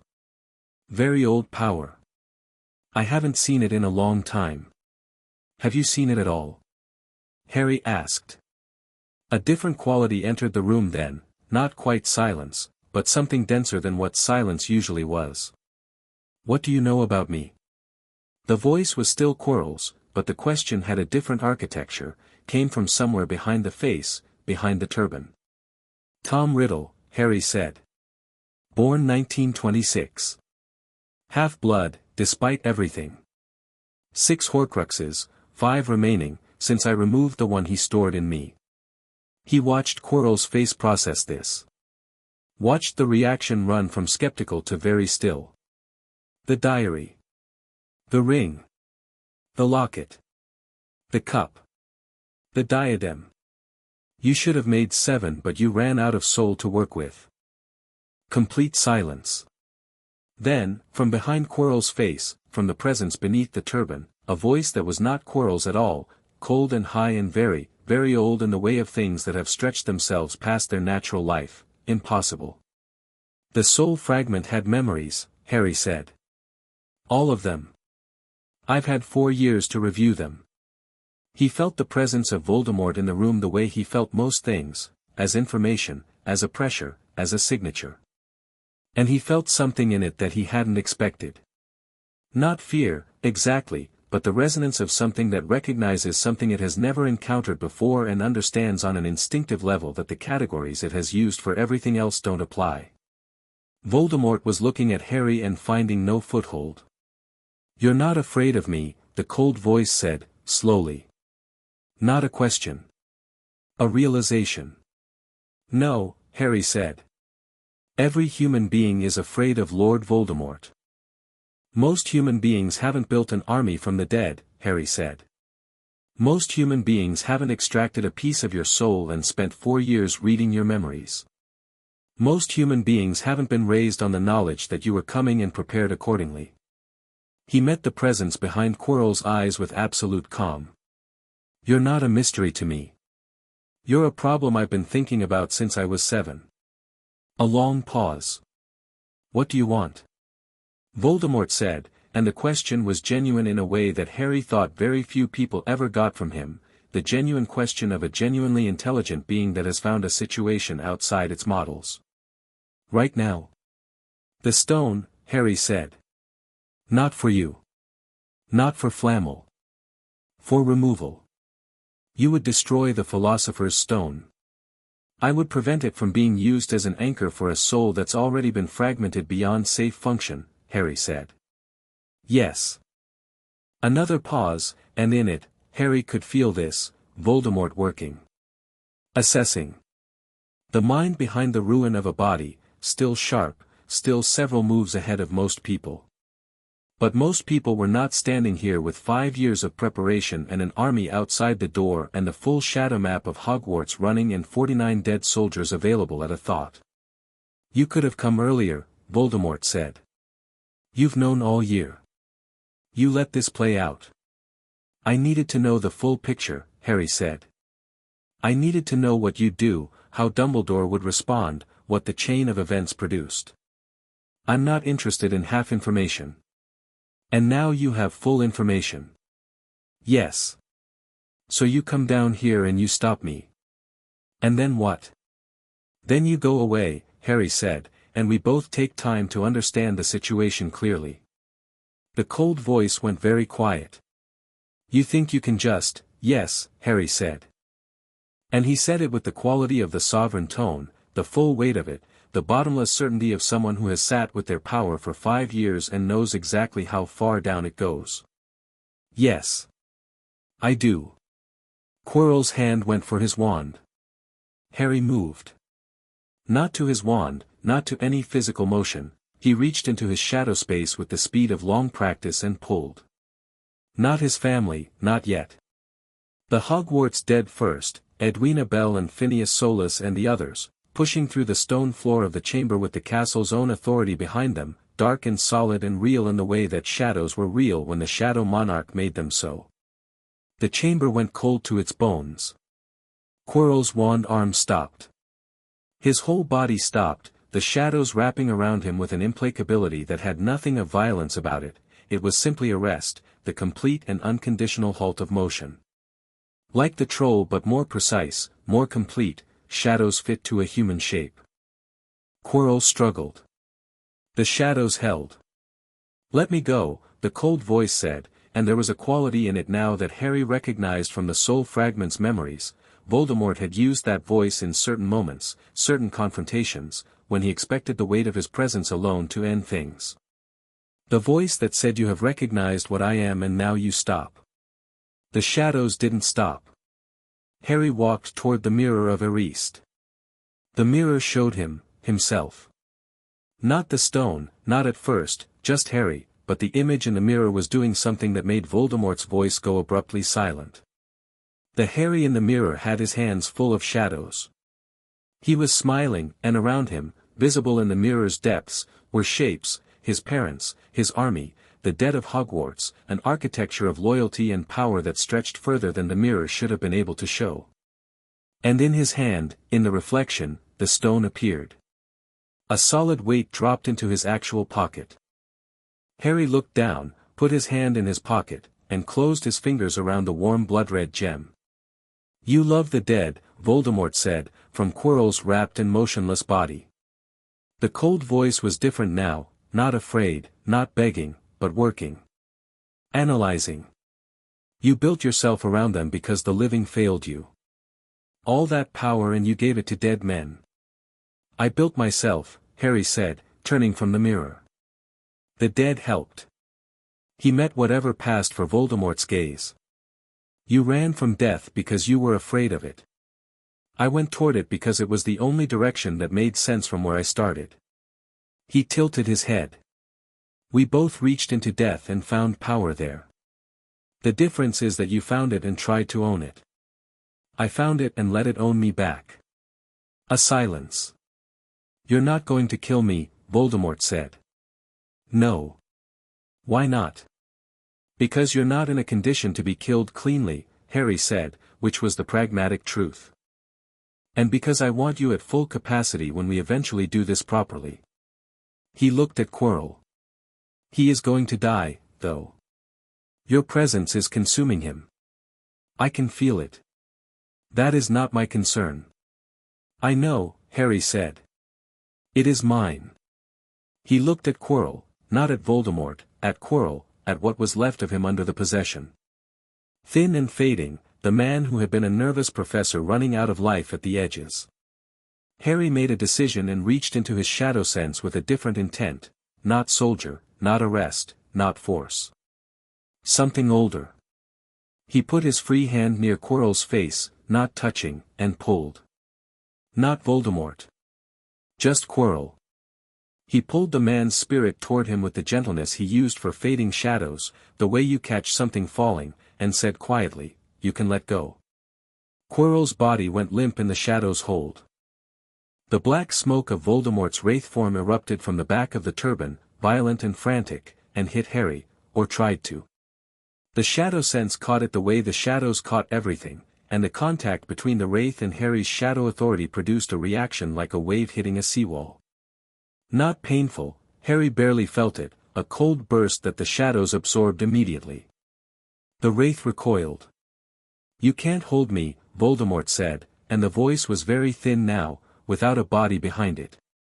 "You can't imprison a spirit, I don't need to hold you," Harry said. "I need to give you a message." He looked at the wraith directly. "I'm not your enemy. I'm not Dumbledore's weapon. I'm not the boy from the prophecy, waiting to be aimed. I am the Shadow Monarch." He said it plainly, without drama, because it didn't need drama. "When you come back, and you will come back, I've read your memories, I know what you are, come back knowing what you're dealing with." The wraith was very still, the way things were still when they were thinking. "What are you dealing with?" it said. "Someone who doesn't need the prophecy to be resolved," Harry said. "Someone who will be here, with everything I've built, when you're whole enough for this to matter." A pause. "Don't come back diminished. Don't send proxies. Come back properly and we'll have a real conversation." He felt it, Voldemort processing this from behind the diminished presence of his wraith state, the still sharp mind running the calculation, trying to find the angle in it. There was a long moment. "This isn't over," the wraith said. "I know," Harry said. "I'm looking forward to it." The wraith fled. Harry stood in the empty chamber with Quirrell's body on the floor and the mirror of Eriste showing him his army and the stone worm in his pocket and the castle's dead holding their positions in the stone around him. He reached into his shadow space. "It's done," he told his parents. His mother was very quiet for a moment. Then, "Are you hurt?" "No." "The wraith, gone. For now." He looked at the stone. "Voldemort knows what I am. Is that a problem?" James asked. Harry thought about it. He thought about the wraith going still when he spoke, and the calculation behind those ancient eyes. He thought about two people who had reached into death from opposite sides and found different things there.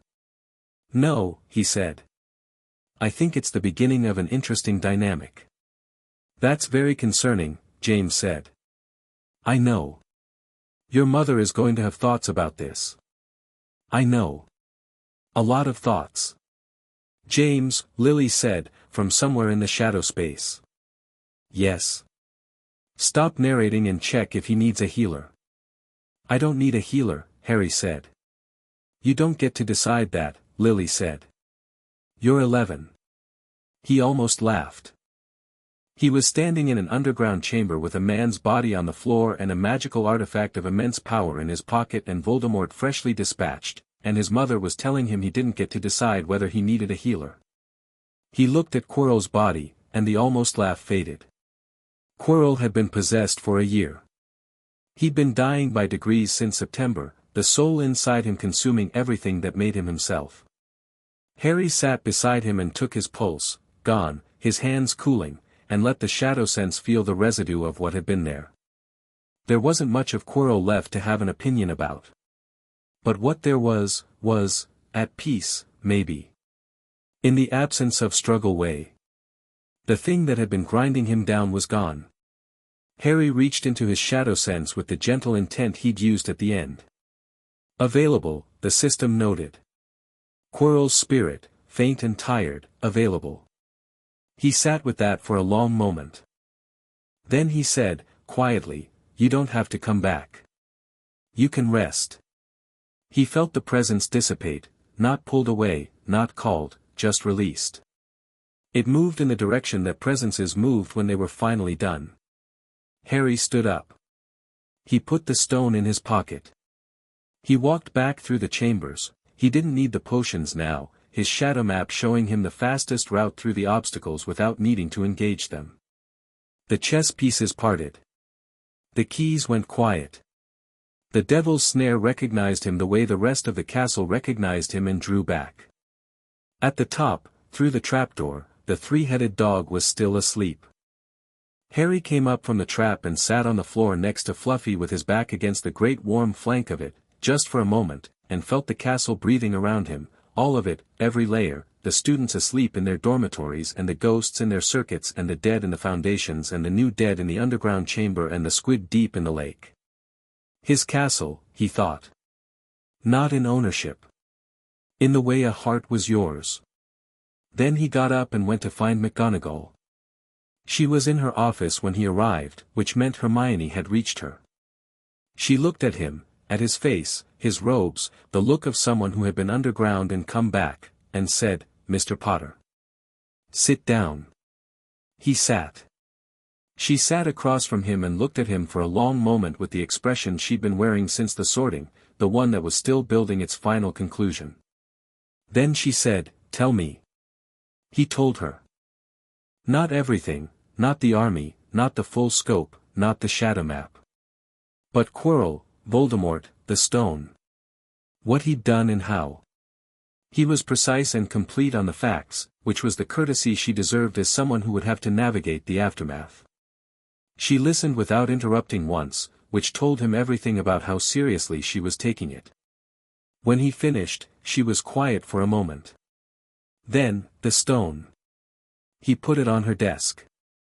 She looked at it. Looked at him. "Dumbledore will want to know everything," she said. "I'll speak to Dumbledore," Harry said. "I'd like to choose the time." McGonagall looked at him with the clear direct gaze of a woman who had taught for 30 years and did not miss things. "Mr. Potter," she said, very carefully. "What exactly are you?" "A first-year student," Harry said. "In Slytherin House. Who needs about 6 hours of sleep." She looked at him for one more long moment. "Go to bed, Mr. Potter," she said. He went. Chapter 6, Letters from the Dead. Summer at Privet Drive had a different quality now. Not the place itself, the Dursleys were identical to how they'd always been, the house was identical, the street was identical, every hedge trimmed to the same municipal precision. Dudley was slightly larger and had taken up boxing, which he used primarily as a conversational topic and occasionally as a physical threat, both of which Harry navigated with the same patient disinterest he navigated everything at Privet Drive. But Harry was different. He could feel it in the way the summer sat on him, lighter, somehow. Like wearing the right size of clothes after years of the wrong size. He'd done what he set out to do in his first year at Hogwarts and the doing of it had settled something. Not complacency, he had too much left to build for complacency, but a kind of grounded satisfaction. The satisfaction of a plan executed cleanly.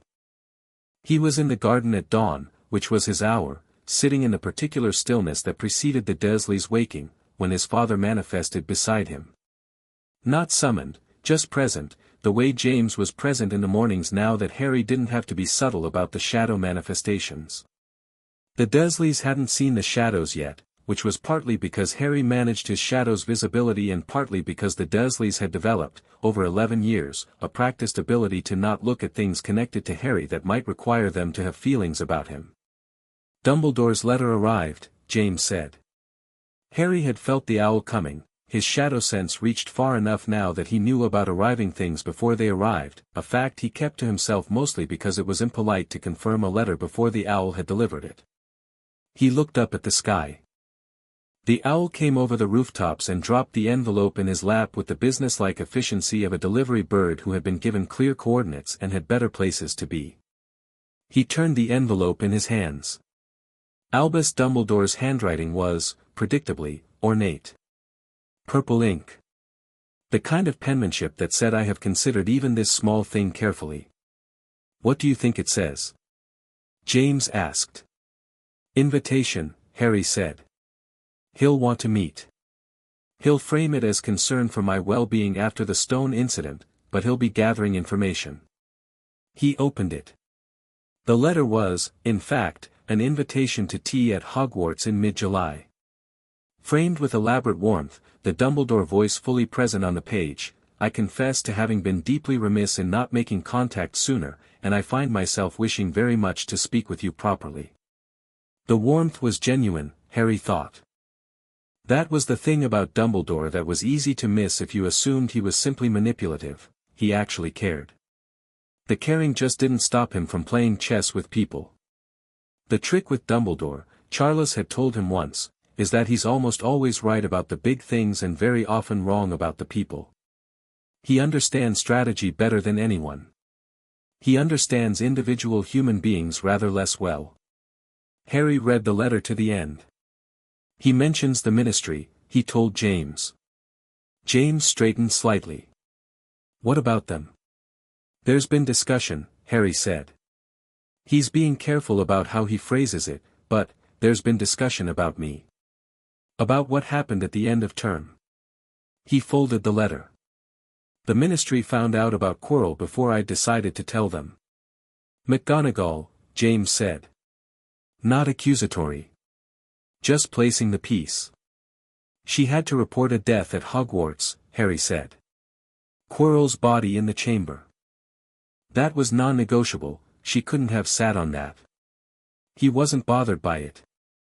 He'd known McGonagall would report accurately what she knew, which was the partial account he'd given her. But partial accounts had a way of generating official interest. The Ministry knows Voldemort was in the castle. They know the stone was involved. They know I went down there alone. And came back with the stone, James said. And came back with the stone, Harry agreed. At 11 years old.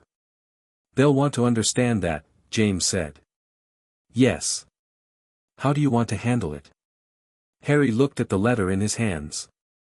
He thought about the Ministry, its shape, its politics, its instinct toward control and classification. He thought about Fudge, who had been minister since 1990 and who governed primarily by the principle that uncomfortable truths were best managed by not looking at them. He thought about the Department of Mysteries and its unspeakables and what a sovereign-class shadow authority would mean to people whose job was to study magical anomalies. I want to meet Dumbledore first, Harry said. Before any Ministry interaction. I want to understand what he's already told them. And then I'll talk to the Ministry. He stood, stretching, the garden dew cold on his bare feet. On my terms. James was quiet for a moment. Harry. The Ministry isn't, Dumbledore, you can manage. You understand how he thinks. The Ministry is institutional. It doesn't have a single mind to read. I know, Harry said. That's why I'm going to Dumbledore first. The Ministry will do what Dumbledore tells it to, mostly. If I manage the conversation with Dumbledore correctly, you manage the Ministry's first impression through him, James finished. He paused. That's quite a piece of institutional judo. Charles's terminology, Harry said. James looked at the sky. I've been dead for 10 years and my son is already better at this than I ever was. You were an Auror, Harry said. You weren't trained for this. You were 6, James said. You weren't trained for anything. I had good teachers, Harry said. James looked at him with the expression Harry had catalogued as James Potter being overwhelmed by something and turning it into humor before it does something worse. I'm going to tell your grandfather you said that. He'll be insufferable about it. He's already insufferable about it. He gets to be. He earned it. James smiled, and even in his shadow form the smile was the same as the one in the wizarding photographs Harry had found in his vault, the same width, the same warmth, the same quality of someone who found the world genuinely interesting and was glad to be in it, even in this form, even like this. Go right back to Dumbledore. Accept the invitation. I already knew I was going to accept it, Harry said. I know, James said. Write it nicely. Hermione wrote 3 times before July. The first letter was 12 pages, which Harry read in full and responded to with equivalent depth because Hermione's letters deserved equivalent depth. She had spent the week since term ended processing, which for Hermione meant research, and the letter was part analysis of the stone incident, part theory on shadow magic, part careful personal navigation of what she'd seen in that underground chamber and what it meant for her understanding of the world. I keep thinking about what you said to Voldemort, she wrote, midway through the letter. About coming back whole. You gave him advice. You told him to come back at full capacity and then you said you were looking forward to it. McGonagall told me what she knew about the conversation. She was careful about what she said, she's very careful, but I could read between the lines. You're not afraid of him. I've known you weren't afraid of anyone since approximately the second morning on the lake when you found a toad telekinetically and suggested I sit down, but Harry, Voldemort. Most adult wizards can't say his name without flinching and you gave him strategic advice. I'm not criticizing this. I'm trying to understand it. I think I understand it. I think you believe the conflict is inevitable and on a long enough timeline and you'd rather it happen at full stakes than at diminished ones. I think you're thinking about what a war looks like when one side is severely weakened and the other isn't prepared, versus what it looks like when both sides are coherent and the resolution is real rather than postponed. Am I right? She was right. He wrote back and told her so, which produced letter number 2, which was 14 pages. Ron's letter was 2 paragraphs, the handwriting of someone who found letters a necessary evil, and said, Mom wants to know if you want to come stay for the last week of July. There's room. Fred and George will probably try to involve you in something but you seem like you can handle it. Also I told them about you dealing with the troll, not the other stuff, and they want to meet you. Let me know. Ron. Harry wrote back, yes. Thank you. He meant it more than the brevity suggested. The ministry letter arrived 11 days after Dumbledore's.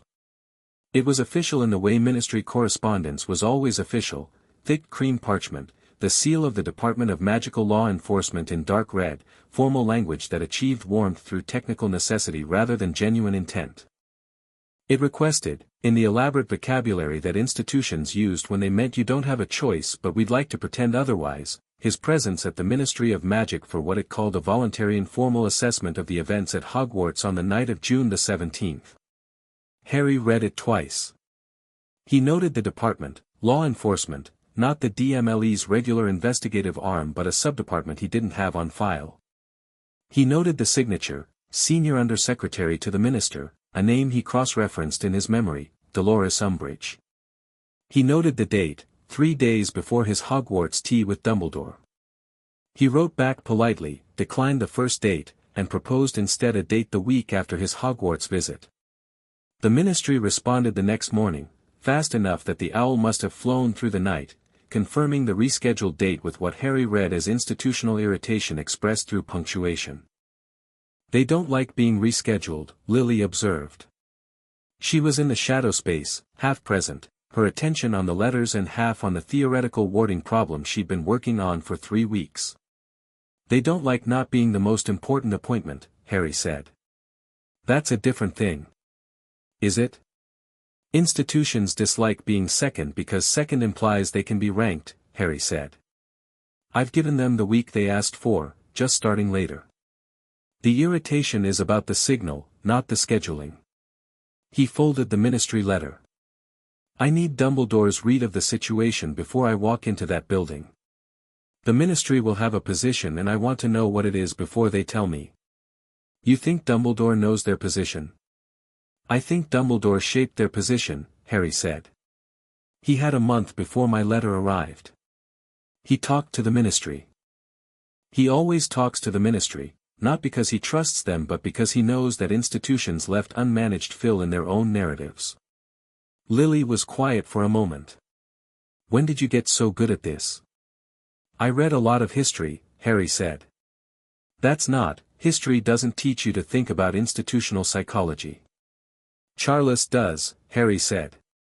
His great-grandfather's presence stirred in the shadow space, warmly self-satisfied. I've always said, Charles noted, that the Auror training curriculum should include at least one module on political architecture. No one asked you, James said, from the same space. I'm dead. My opinions are retrospectively correct. Harry put the ministry letter with Dumbledore's and went to make breakfast. Hogwarts in July was empty in a way that gave it an entirely different character. He came through the gates on a Thursday afternoon to find the grounds quiet and large, the usual organized chaos of the school year stripped away, leaving just the castle itself, its stone warm in the summer light, the lake smooth and blue, the forbidden forest standing dark at the edge of all that openness.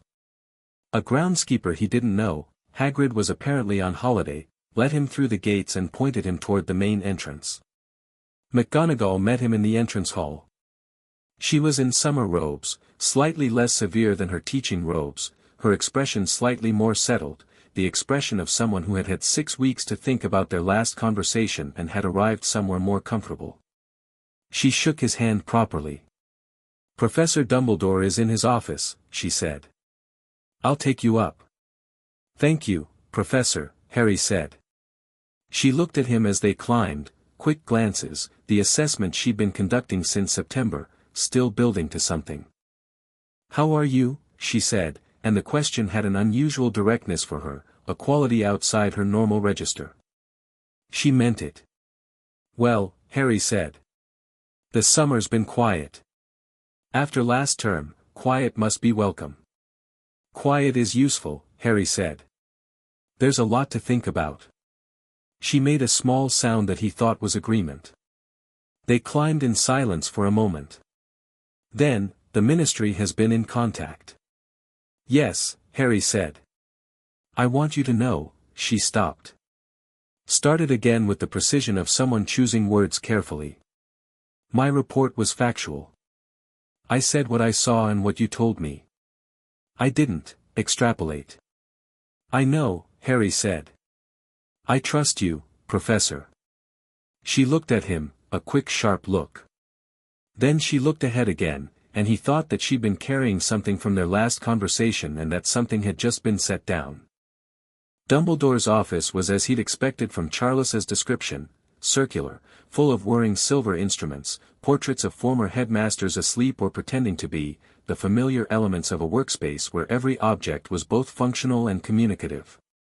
Fawkes the Phoenix was on his perch, regarding Harry with an intelligence that Harry registered with his shadow sense as something genuinely unusual. The Phoenix's life cycle made it resonate differently than most creatures, death and resurrection folded into its nature. Fawkes looked at Harry. Harry looked at Fawkes.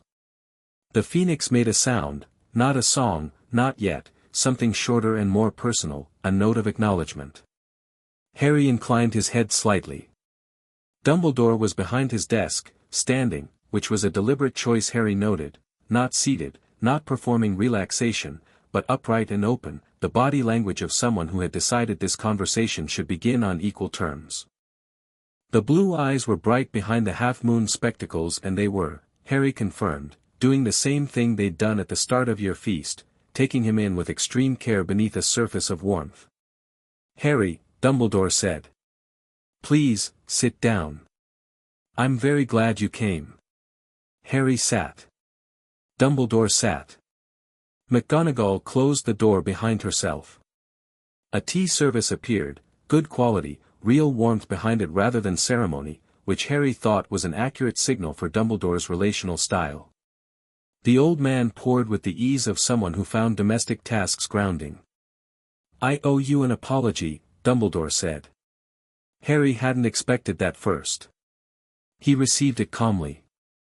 For what specifically?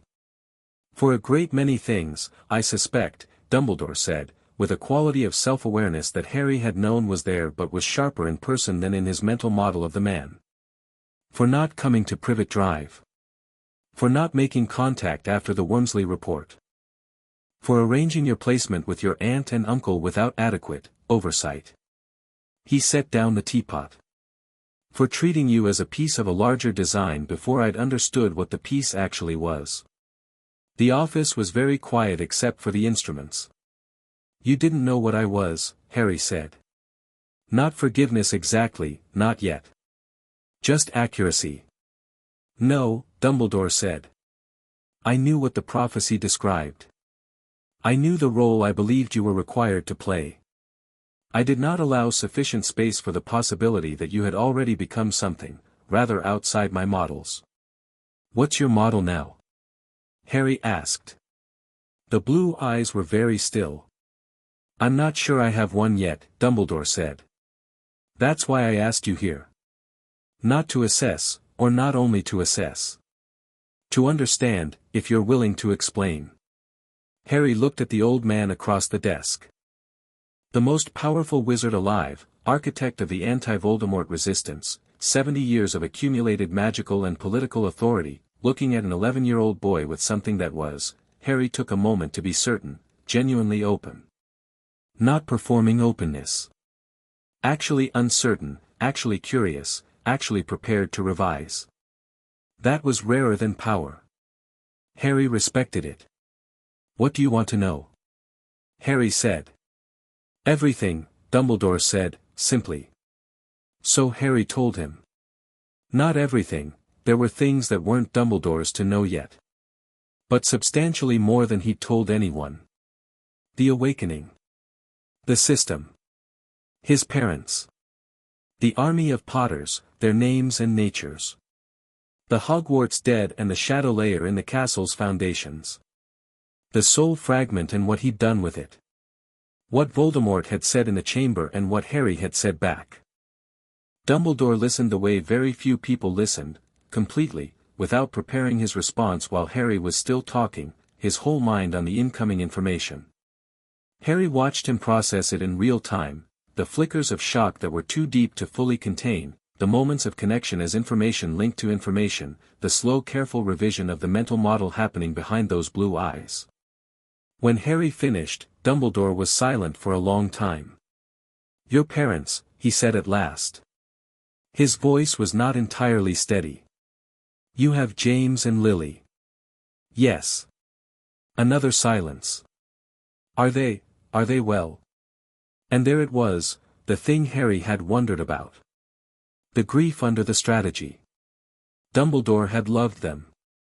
Not perfectly, not without the complication of having used them in a war, but genuinely. He had loved James and Lily Potter and they had died in his war and he had been carrying that for 10 years. They're well, Harry said. They're, themselves. James is exactly as James apparently always was, which Charles finds alternately impressive and exhausting. My mother is currently solving a theoretical warding problem she thinks has implications for the castle's secondary layer. Dumbledore's eyes went bright. She always did love a theoretical warding problem, he said, very softly. She mentioned you taught her, Harry said. Indirectly. Through the warding seminar in 6th year. It was the only seminar I ever ran for students, Dumbledore said.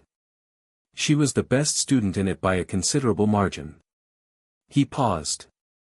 Would you, when it's appropriate, when you see fit, would you tell them that I'll tell them, Harry said. He reached into his shadow space and said, quietly, he wants you to know he's sorry. His mother was still for a moment. Then, I know, she said. Tell him we're all right. Harry looked at Dumbledore. They know, he said. They said to tell you they're all right. The old man made no sound. He set down his teacup. He looked at his hands for a moment and then looked at Harry with an expression so unguarded that Harry felt the privacy of it and looked away briefly. When Dumbledore spoke again his voice was steady, rebuilt. The Ministry, he said. They want a meeting, Harry said. Yes. Dumbledore folded his hands on the desk, the strategy brain re-engaging.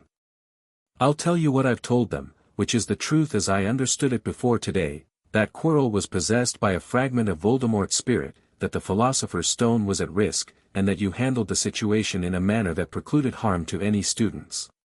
He paused. I told them you had unusual abilities.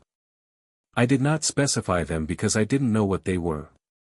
And their response? Mixed, Dumbledore said. There is one faction within the ministry, led by Cornelius, primarily, that wants to celebrate you again. The boy who lived, defeating Voldemort a second time. It's good public relations, and Cornelius is, before all else, a politician. His expression was fond and slightly pained. There is another faction, centered in the Department of Mysteries, that is considerably more interested in the how of what you did. And there is a third faction, he paused, choosing words. Led primarily by Senior Undersecretary Umbridge, who has been arguing that an 11-year-old child performing undefined high-level magic in an unsupervised environment represents a classification concern. She wants to classify me, Harry said. She wants to study you, Dumbledore said, precisely. Which in ministry vocabulary means the same thing and in practice means significant oversight, mandatory assessment protocols, and a legal framework that would allow the ministry to define what you're permitted to do with your abilities. No, Harry said. I rather thought you'd say that, Dumbledore said. I have been stalling her. On my behalf? On the behalf of common sense, Dumbledore said, which was his way of saying yes without the implication that he'd been managing Harry's interests without Harry's knowledge, which he had been, but was smart enough to know sounded paternalistic. What do you plan to tell the ministry? Harry had been thinking about this for 3 weeks. He'd talked to Charles and Doria and Edwina Bell and his parents, had run the conversation from every angle, had built the version of it that was honest and also made the ministry's options perfectly clear. The truth, Harry said. Appropriately framed. Dumbledore looked at him over his spectacles. And what does that mean, specifically? It means I tell them what I am, Harry said. Not what I do, not the full scope of the army, not the castle's shadow layer, not the soul fragment. What I am. Shadow Monarch. Sovereign class. The classification the ministry buried in 1732 because it made them uncomfortable. He met Dumbledore's eyes. I'm going to give them the terminology and let them look it up, which they will, and what they'll find is that the last time a shadow monarch existed, the statutory framework specifically designated them as outside standard regulatory oversight. Because no regulatory framework could contain one, Dumbledore said, slowly. Because the drafters of the 1732 framework were realistic, Harry said. I'm not outside the law. I'm outside the specific subset of administrative law that governs classified magical abilities. The distinction matters. Dumbledore was quiet for a moment. You've been building toward this since Wormsley's visit, he said. Not an accusation. Understanding. Since I was 9, Harry said. I knew someone would eventually try to define what I was before I could define it myself. I wanted to be ready. The old man looked at him for a long time. The portrait behind him, a sleeping headmaster, apparently, had opened one eye, which Harry suspected was a genuine reaction rather than painted reflex. Harry, Dumbledore said. I need to ask you something directly and I need you to answer me directly. Go ahead. Voldemort is going to return, Dumbledore said. Not this year, not soon, but he will. You know it. I know it. The Horcruxes ensure it. When he does, what are you going to do? Harry had thought about this question from many angles. He gave the honest answer. I'm going to finish it, he said. Not because of the prophecy. Not because I'm a weapon pointed at a target. Because it needs to be done and I'm the person with the power to do it. He paused. But I'm going to do it on my own terms, in my own time, with full information and full preparation. And if those terms and that time differ from what I would choose? Dumbledore asked, and there was a quality in the question, genuine, not rhetorical, of a man who had spent 70 years being the one who chose. Then we'll have a conversation, Harry said. An honest one, where I explain my reasoning and you explain yours and we find what we agree on. He looked at the old man steadily. I'm not your enemy, Professor. I'm not your instrument either. I'm something else. A third thing. An ally, Dumbledore said. If we do this right, Harry said. Another long silence. Then Dumbledore did something Harry hadn't seen from him yet. He smiled, and it was different from the public smile, the warm grandfather smile. This was something smaller and more genuine, the smile of a man who has been carrying a great deal and has just set something down. I think, Dumbledore said, that James and Lily would be very proud of you. Harry thought about his parents in the shadow space. He thought about October 31st, 5 years ago, in a cupboard under the stairs. He thought about the distance between that night and this one. They are, he said, simply. The Ministry was, architecturally, trying too hard. Harry stood in the atrium of the Ministry of Magic on a Thursday morning in late July and looked at the fountain of magical brethren, wizard, centaur, goblin, house elf, the wizard at the center with everyone else arranged in tribute, and thought that you could learn a great deal about an institution from what it put in the room designed to make a first impression. He was met by a junior official who introduced himself 3 times in the span of 2 minutes and led Harry through marble corridors to a meeting room on level 2 that was carpeted in ministry purple and had a view into the internal atrium. 6 people were already seated. He recognized Fudge from descriptions, round, broad, wearing lime green robes that suggested a man who used clothing to project confidence because genuine confidence was less available. Next to him, a woman Harry placed immediately as Umbridge, short, broad, with a fixed smile that didn't reach eyes that were small and very watchful, wearing robes in a shade of pink that achieved something no other shade of pink had managed, which was to seem aggressive. A man from the Department of Mysteries who hadn't introduced himself. 2 junior officials with quills. And a woman Harry hadn't anticipated, tall, dark-skinned, with a magical signature his shadow sense registered as unusual, Amelia Bones, head of the Department of Magical Law Enforcement. Harry sat down. He set nothing on the table, which was a deliberate choice, brought nothing, needing nothing. Mr. Potter, Fudge said, with the warmth of a man who is also aware of the cameras that aren't in the room but might as well be. Thank you so much for coming in. We just wanted to have a friendly chat, really, nothing formal. I'd prefer to skip the preamble, Harry said, pleasantly.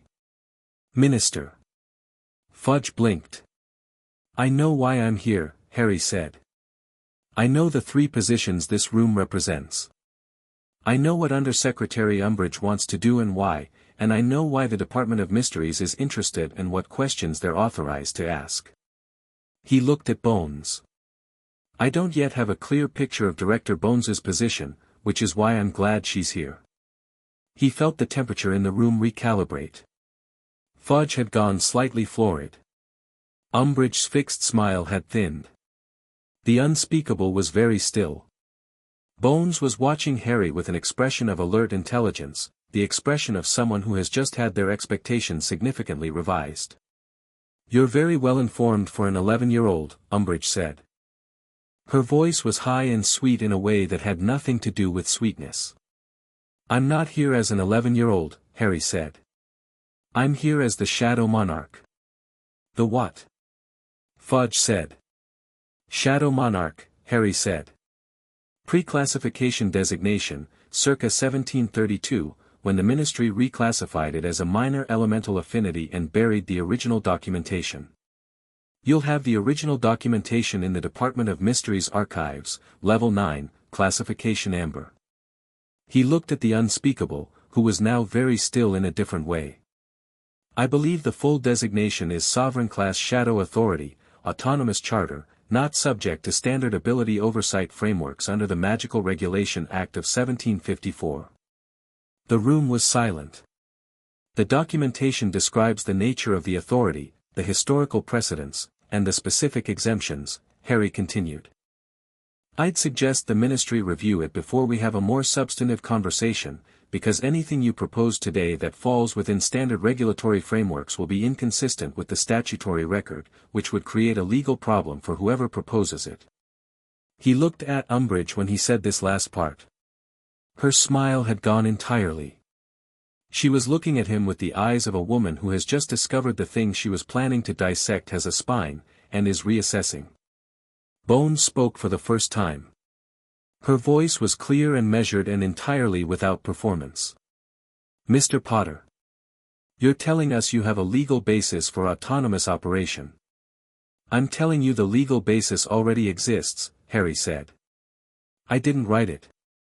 The Ministry of 1732 wrote it, presumably because they understood the practical limitations of trying to regulate something of this nature. He looked at her directly.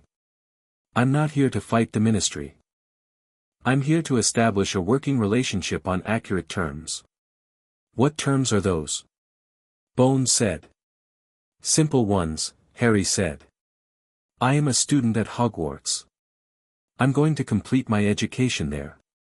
At Hogwarts I operate under the standard student framework, I follow the rules, I attend classes, I don't abuse my position. He paused.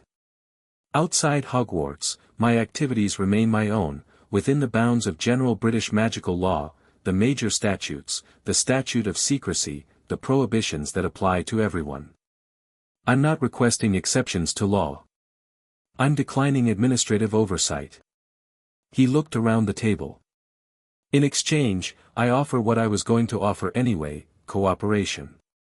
If there are situations where my abilities are relevant to the ministry's security interests, I'm prepared to discuss them. Discuss, Fudge said, in the voice of a man trying to locate the handholds. Not act under ministry direction, discuss, Harry confirmed.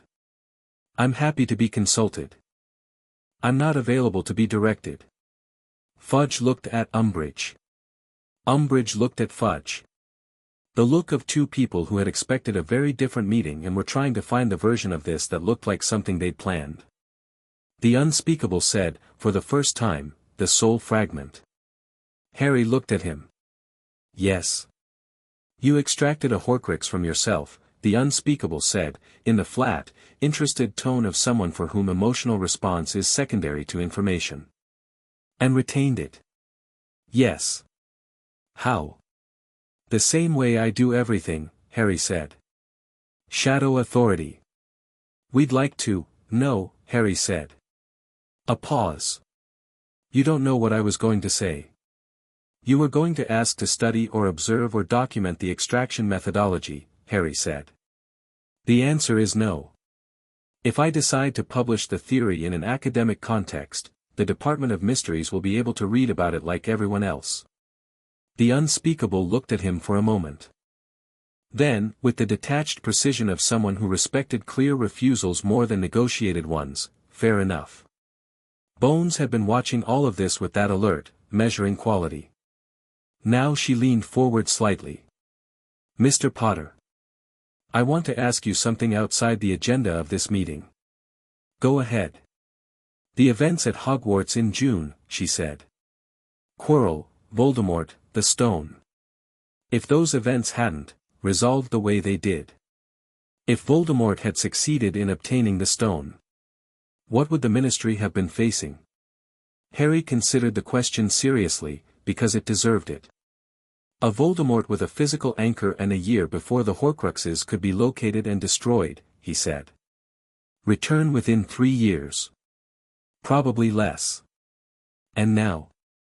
He's a wraith with no body and no stone and 1 fewer Horcrux than he had before June, Harry said.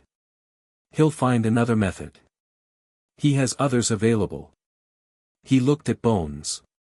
The timeline is longer now. 3 years minimum, more likely 5. And in that time, Bones said, carefully, what do you intend to do? Learn, Harry said. Build. He met her eyes. Prepare. She held his gaze for a moment, and in her expression Harry read something that was not what he'd seen from Fudge or Umbridge or the unspeakable. It was the expression of someone who was deciding, quickly and without performance, whether this 11-year-old was an asset or a variable. She decided. I'd like to speak with you again, she said. Informally. Not a ministry meeting, just a conversation. I'm available, Harry said. Fudge, who had been processing the last 20 minutes with the expression of a man trying to fit a very large piece of furniture through a very small door, said, well, I think we've, very productive, very, one more thing, Harry said.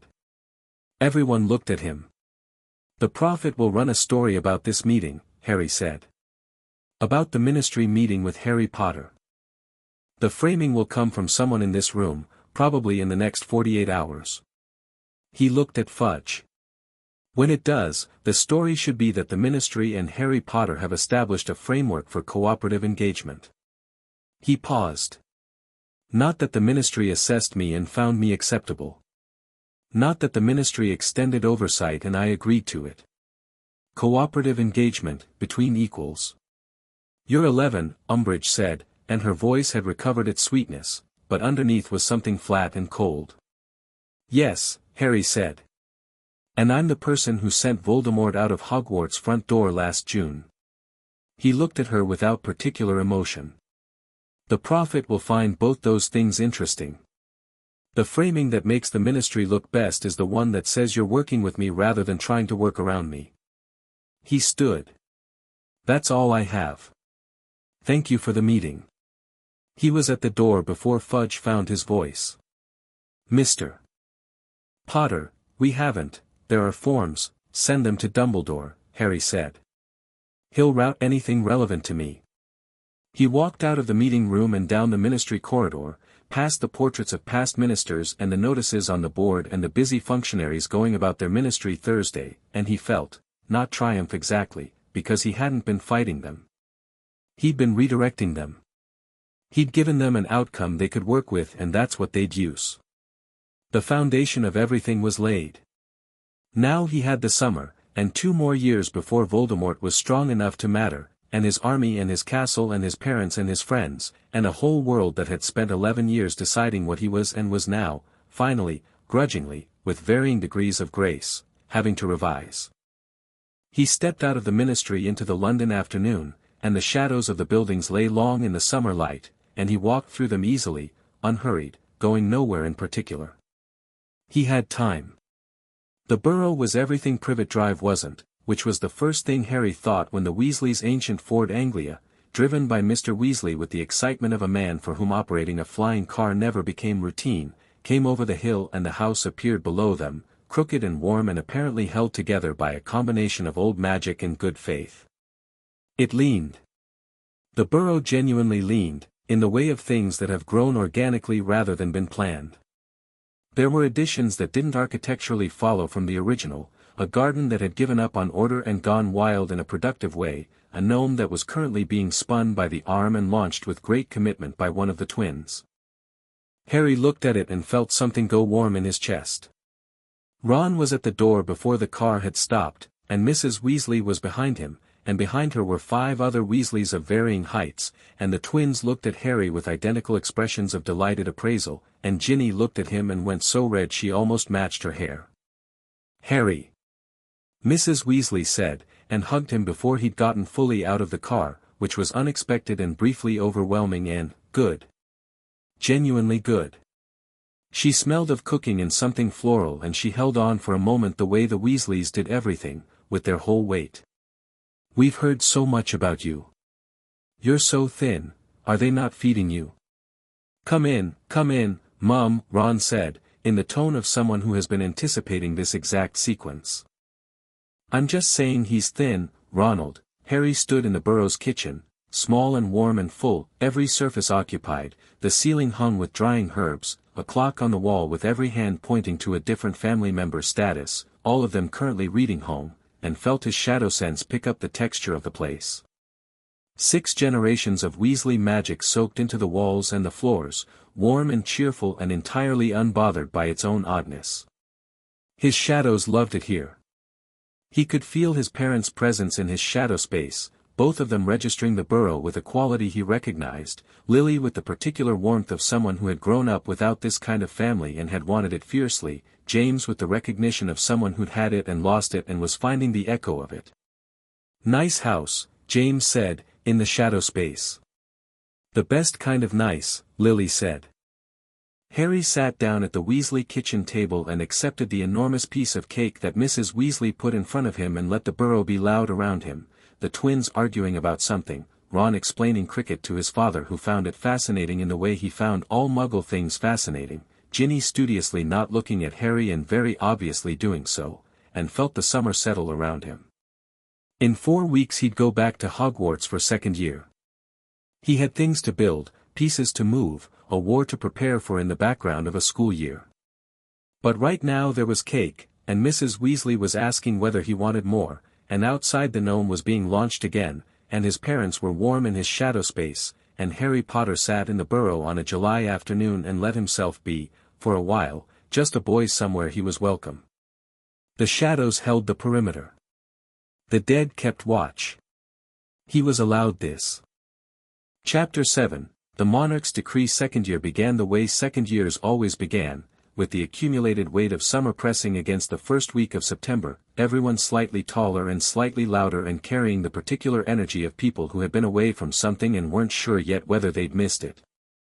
Harry had missed it. Not the classes, though he found most of them useful in specific ways. Not the house politics, which were entertaining in the way that watching weather systems from a distance was entertaining. He'd missed the castle itself, the breathing weight of it, the shadow map open and alive, the Hogwarts dead in the foundations who had kept their positions all summer and felt, through the shadow connection, like returning to a room you'd furnished yourself. He'd missed having Hermione down the corridor to argue with and Ron at breakfast to sit in easy silence with. He had not, upon reflection, missed Draco Malfoy, but Draco was there anyway when he boarded the Hogwarts Express, positioned at the compartment door with the expression of someone who has been thinking about a conversational opening since June. "My father," Draco said, by way of greeting. "Good morning, Draco," Harry said. "He wants to meet you." Harry settled his trunk and sat down. "Does he?" He had opinions about you. After the stone. After the ministry meeting. Draco sat across from him with the posture that meant he was performing casualness and not quite achieving it. "He said you made Fudge look like an idiot." "Fudge made Fudge look like an idiot," Harry said. "I just gave him the opportunity." Draco's mouth twitched. He suppressed it with the speed of someone who had been trained that being amused by people was a power differential you didn't display. "He still wants to meet you." "I'm sure he does," Harry said. "Tell him I'll consider it." "You'll consider it," Draco said flatly. "Yes. He's on the board of governors. He has the minister's ear. He's one of the most influential." "I know who your father is," Harry said. He said it without heat, without dismissal, with the patient clarity of someone explaining something obvious that hasn't been stated. "I also know he was a Death Eater who claimed coercion when Voldemort fell and has been hedging his bets since. I know the Malfoy family's power is political and financial, which means it's real but it's also dependent on other people's choices." He looked at Draco. "Your father is useful in specific contexts. I'm not avoiding him. I'm not intimidated by him. I'm just making sure that when I do sit across from Lucius Malfoy, I've decided what I want from the meeting." Draco stared at him. "What?" Harry said. "You just described my father like he's a chess piece you haven't decided where to put yet," Draco said. "Is that wrong?" Harry said. A long silence. Outside the train window, London was beginning to give way to countryside, the sky broad and grey with early September clouds. Draco looked out the window and then back at Harry with an expression that Harry had been watching develop for a year, the expression of someone who was raised on a very specific set of assumptions about power and status and is watching those assumptions be rearranged by proximity to something that doesn't fit them. "No," Draco said, finally, quietly. "It's not wrong. I'll meet your father at Christmas," Harry said. "Tell him that. And tell him I'll want a conversation, not a performance." Draco nodded once, with the particular nod of someone carrying a message that they understand is significant. Then, because Draco Malfoy had a survival instinct that expressed itself as social intelligence when he wasn't letting his father's voice override his own, "You know about the chamber." Harry looked at him. Not surprise, he'd known this was coming, had felt it all summer, the thread of Myrtle's information and the soul fragment's memories and the shadow map's deep reading of the castle's foundations. The Chamber of Secrets was going to be the year's central event. He'd had 3 months to prepare. "What do you know about it?" Harry said. Draco hesitated. He was calculating, Harry could see it, the rapid assessment of what it cost to share information versus what it cost not to. My father mentioned it once. The chamber, Slytherin's legacy. That it was going to be opened again. He said again with a weight that suggested he knew it had been opened before. He seemed to think it would be useful to have it open. Useful for what?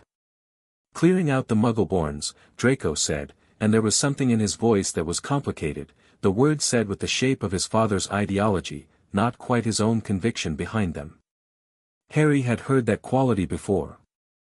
The sound of a boy performing his father's opinions and not being certain they fit. That's not going to happen, Harry said.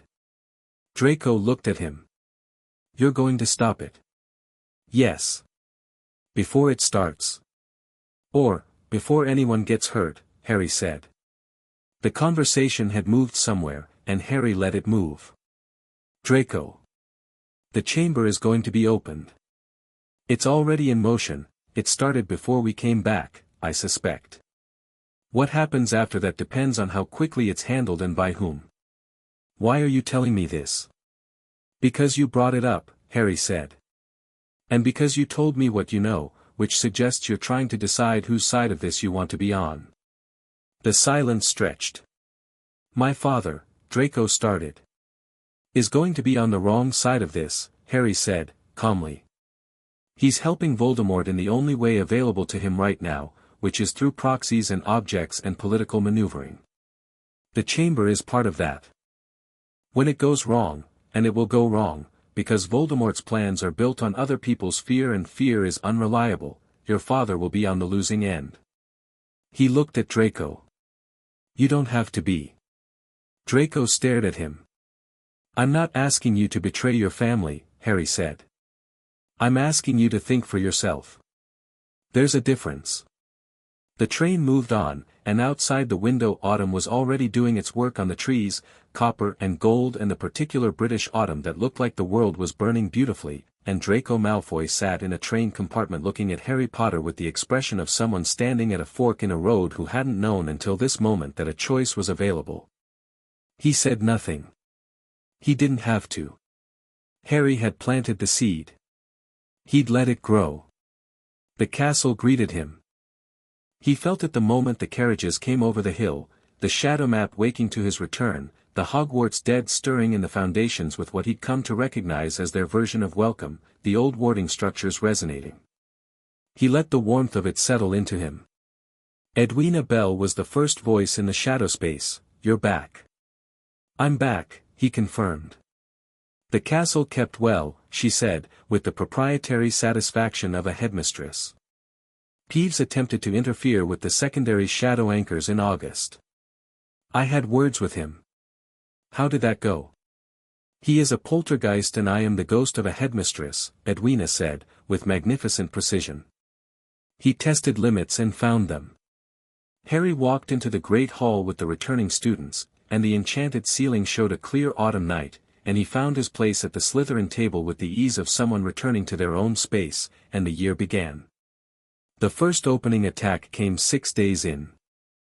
He felt it before anyone reported it, the shadow map registering something wrong in the second-floor corridor, a specific quality of disruption that he'd catalogued from Myrtle's description and the soul fragment's memories.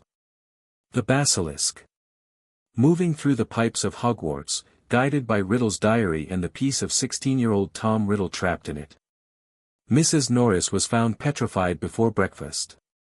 Harry stood with the assembled students looking at the cat hung by her tail from a torch bracket, at the writing on the wall, the Chamber of Secrets has been opened.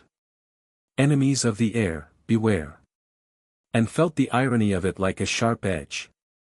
Tom Riddle's handwriting, in the soul fragment's memories, looked nothing like this. Theatrical. But effective. He looked at the message and then looked at the students around him and read the fear moving through the crowd. Muggle-born students reading Enemies of the Air and calculating where they fell in that taxonomy. Pureblood students doing their own calculations. The faculty arriving, Dumbledore, McGonagall, Snape, Lockhart, who had taken the defense position and was looking at the scene with the expression of a man who had written 6 books about dangerous magical situations and had 0 actual experience with one. Dumbledore looked across the crowd and found Harry, and their eyes met for a moment. In Dumbledore's gaze, "Do you know about this?" Harry gave him the slightest nod. Dumbledore's expression settled with the quality of a man who has been reassured and has also noted the implication of the reassurance. "Everyone back to your dormitories," McGonagall said, with the authority of a woman who had been managing crises for 30 years. "Now." He told Hermione and Ron in the library that afternoon. "Not everything, enough. The diary as a Horcrux."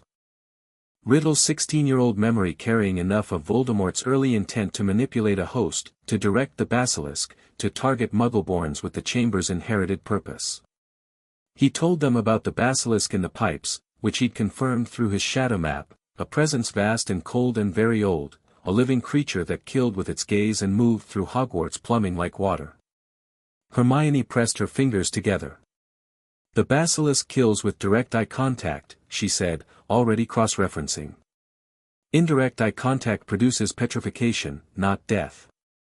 That's why Mrs. Norris is petrified," she saw the reflection. "The pipes," Ron said. "Harry, if it's been in the pipes all year, last year too, likely," Harry said. "Moving at night.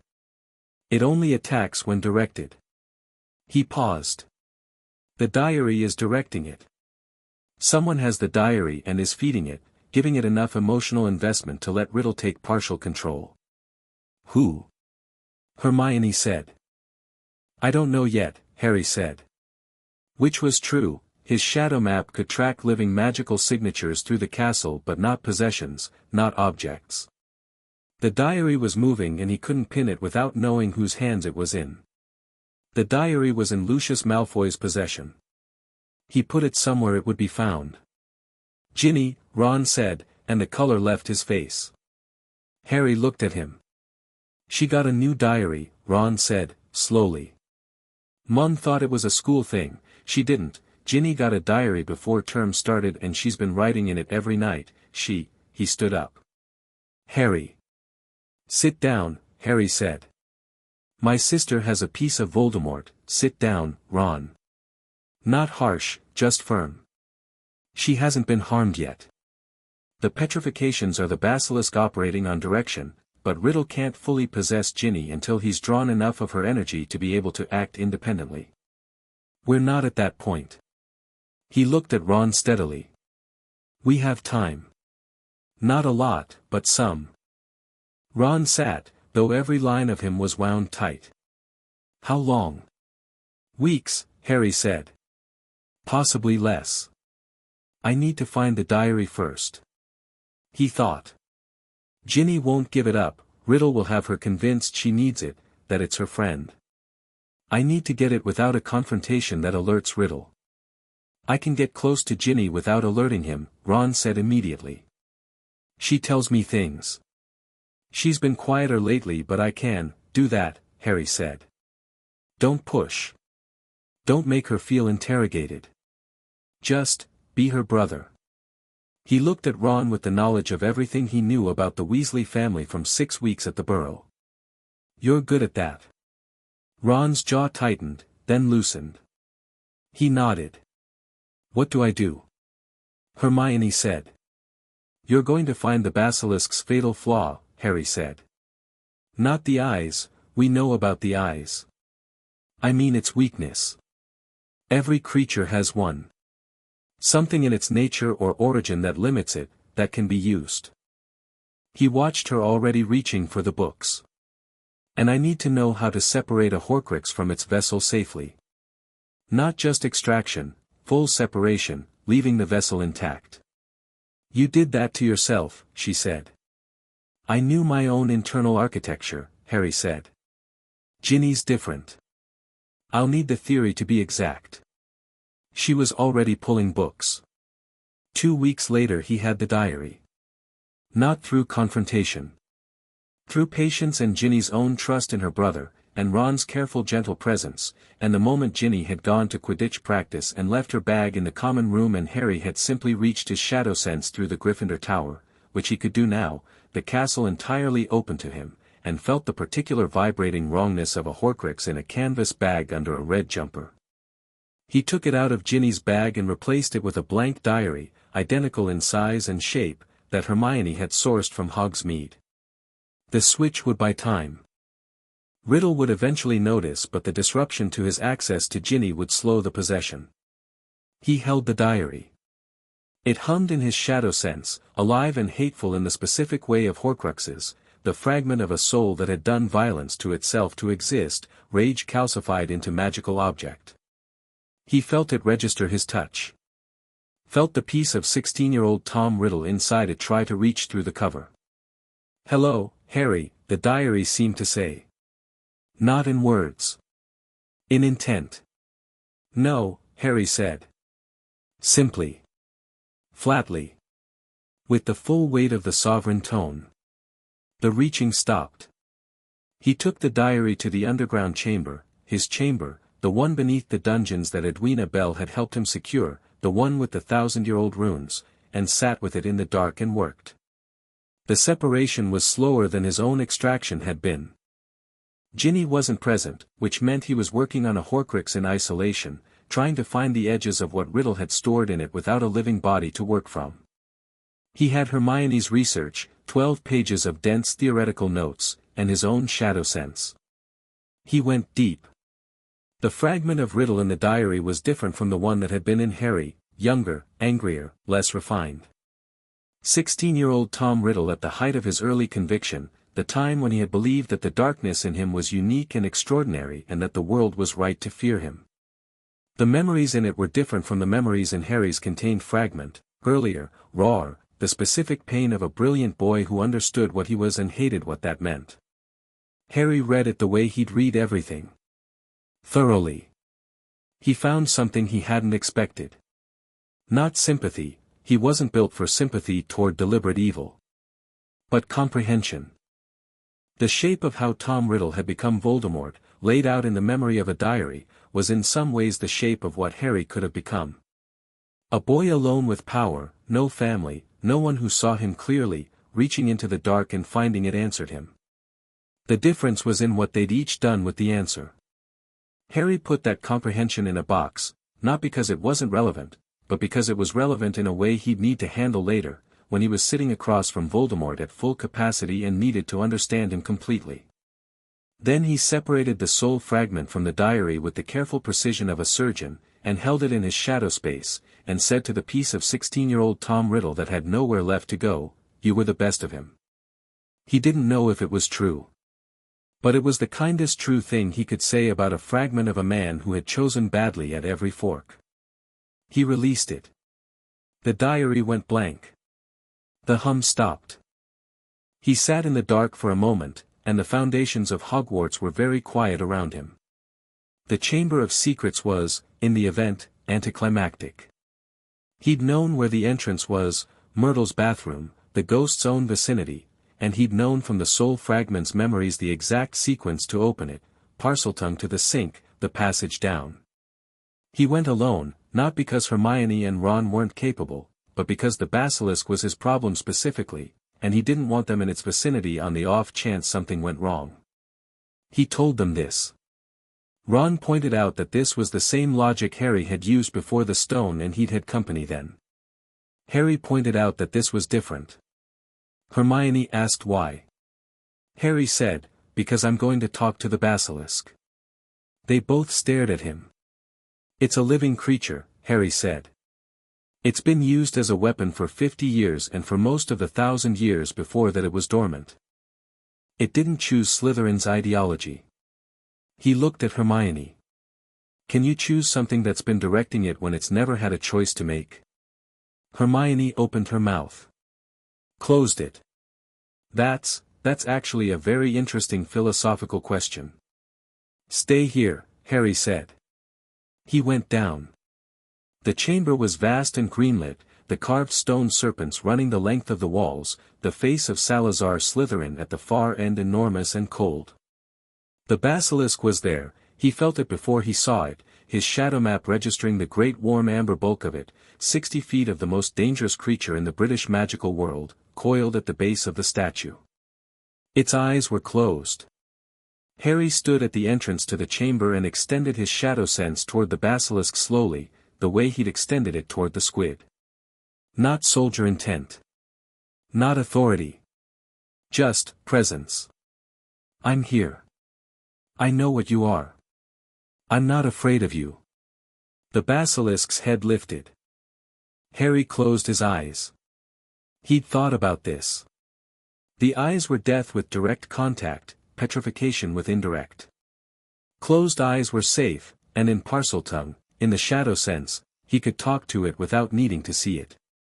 He said, in the language that came to him as naturally as breathing, "Hello." A pause. The basilisk responded not in words exactly, its cognition was old and alien and operated on scales that didn't map neatly to human language, but in impressions. Awareness. Hunger. The dim, patient sense of an enormous old thing that had been sleeping for a very long time and had been woken for purposes it hadn't chosen. You were made to serve, Harry said. You've been asleep for centuries. You were woken by a fragment of a memory. He kept his eyes closed, kept his voice even. The one who woke you is gone now. The purpose you were given is finished. A long pause. The basilisk's presence in his shadow sense shifted, something that wasn't understanding exactly, but was the animal equivalent of registering a change in conditions. I'm not going to ask you to serve me, Harry said. I'm asking you something different. The chamber is old. The castle is old. The thing that made you a weapon is gone. He paused. You can stay here. You can sleep again. Or, he reached into his shadow sense with the specific intent he used for very old creatures, very old presences, the ones that were closer to the boundary between alive and available than most things. Or you can be more than what he made you. The basilisk was very still.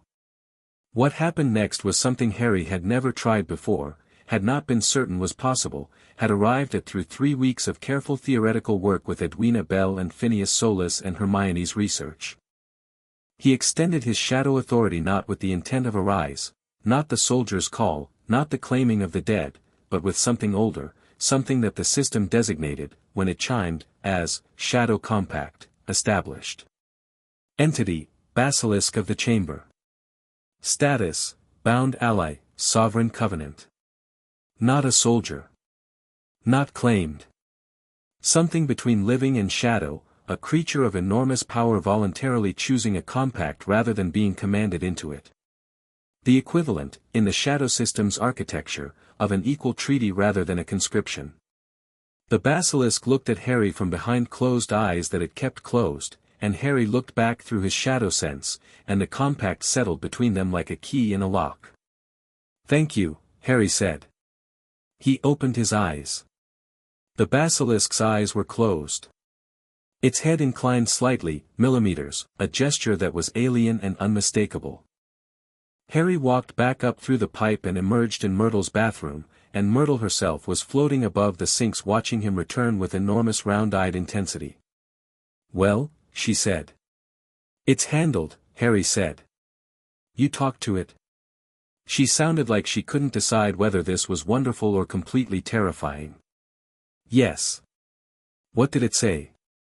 Harry thought about the impressions, the vast alien patience of a creature that had been awake for 50 years against its nature and had been waiting for something to change.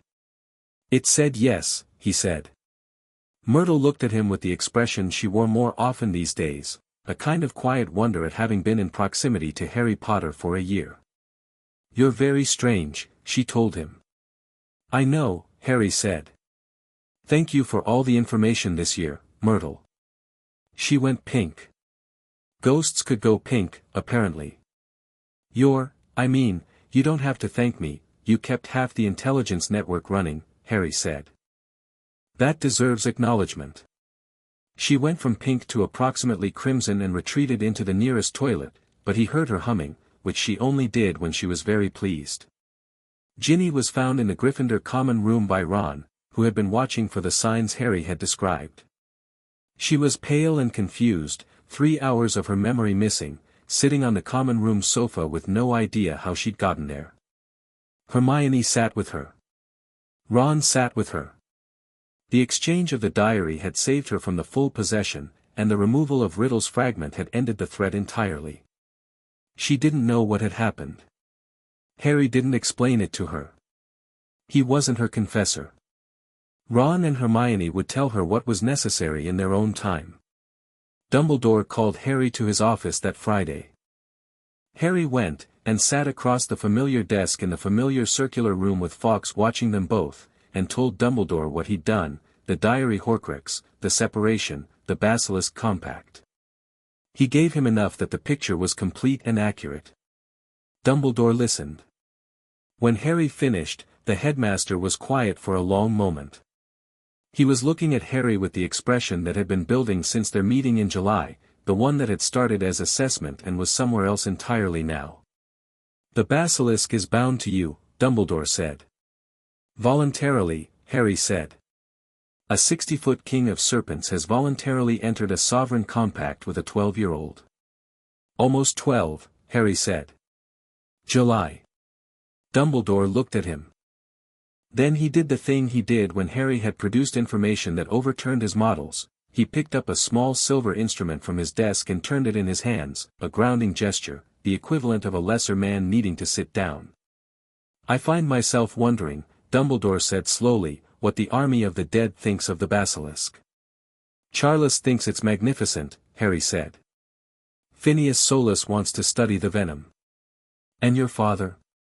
Harry smiled. "My father tried to teach it to shake hands," he said. "In the shadow space. Through the compact. He spent 20 minutes on it." Dumbledore's face did something extraordinary. The carefully maintained warmth that was always somewhat performative cracked open and became something entirely genuine. He laughed, a full real laugh, the laugh of a man surprised by something wonderful, and for a moment Albus Dumbledore was not the most powerful wizard alive or the architect of a war or the chess master of magical Britain. He was an old man who loved the world and found it frequently astonishing. "James," Dumbledore said, when the laugh had subsided, with great fondness. "Of course he did. He also wants it noted," Harry said, "that he called the compact before I explained it. He said he was 90% certain you could negotiate with a basilisk if you spoke its language and came in without aggression. I told him I'd tell you. I would have been 90% certain too," Dumbledore said, "if I'd thought to be." He set down the instrument. "Harry. The Horcruxes. 5 remaining," Harry said. "The ring, Gaunt's ring, probably in the Gaunt shack in Little Hangleton. The locket, Slytherin's locket, currently with a woman named Hepzibah Smith's estate or stolen from it. The cup, Helga Hufflepuff's cup, likely in Gringotts, Lestrange vault. The diadem, lost for centuries, but the fragment memories suggest it's here. In the castle." Dumbledore was very still. "Rowena Ravenclaw's diadem," Harry said. "Riddle found it in Albania. He hid it in the castle before he left as a teacher. The Room of Requirement, most likely." "You know about the Room of Requirement," Dumbledore said. "The castle is mine," Harry said, and said it simply, without challenge, the way he said true things. "Not exclusively, it belongs to its students and its history. But it knows me and I know it." He paused. "The diadem is there. We can remove it when you're ready." Dumbledore looked at him for a long moment. "We," he said. "Yes," Harry said. "This is the part where we do things together."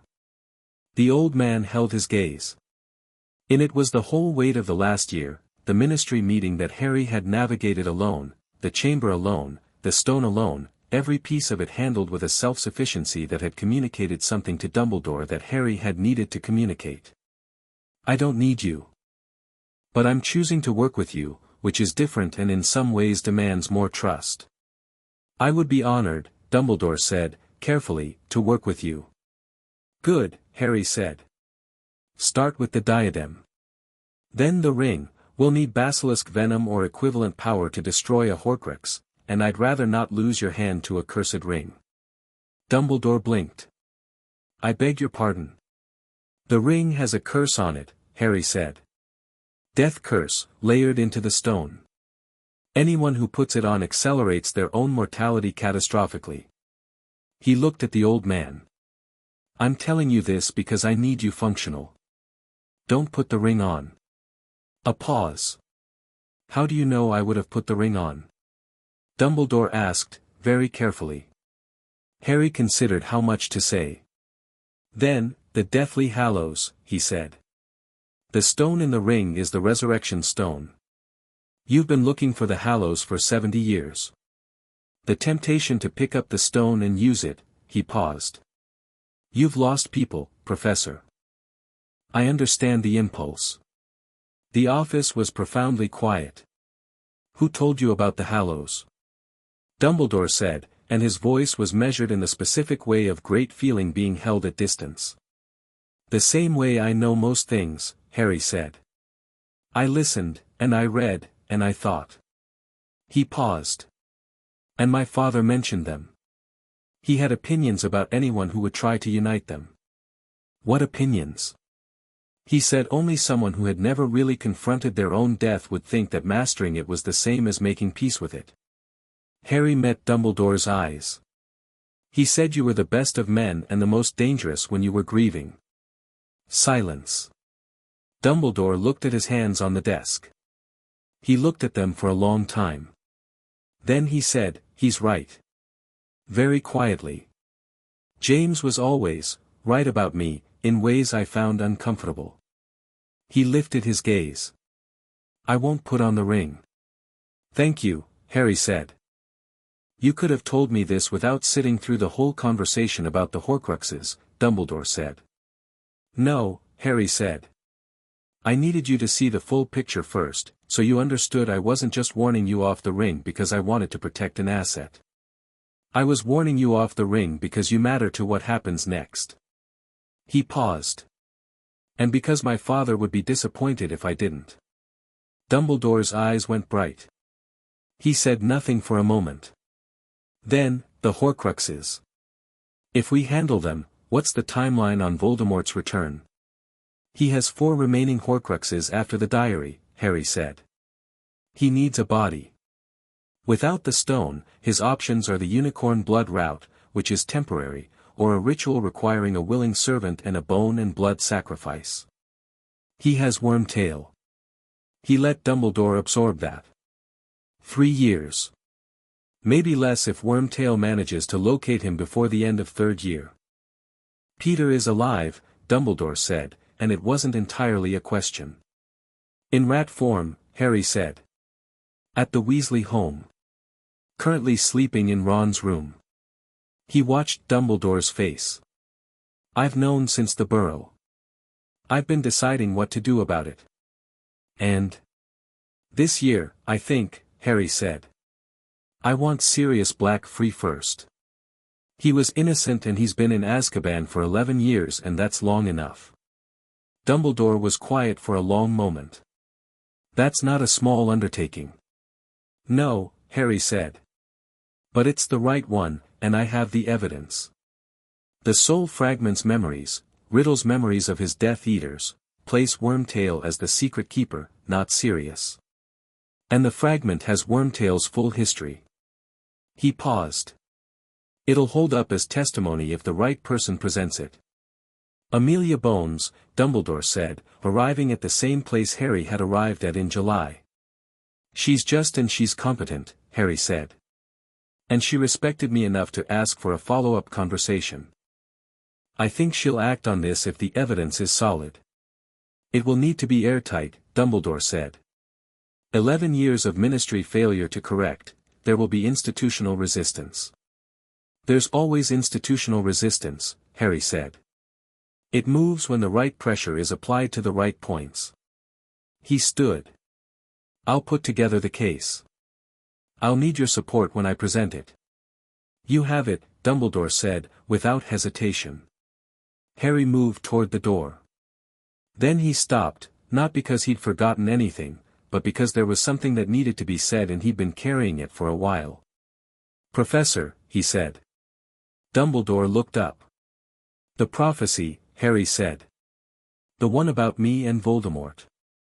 Neither can live while the other survives." He held the old man's gaze. "I know you've been operating on the interpretation that I need to die, that there's a piece of Voldemort's soul in me that can't be removed except by his hand." Dumbledore was very still. "There isn't," Harry said. "Not anymore. I removed it when I was 9. He watched the weight of that settle into Dumbledore's expression, the weight of a sacrifice that had been built into the plan, a sacrifice that had just been made unnecessary. "You can let that go now." The silence stretched. When Dumbledore spoke, his voice was not entirely level.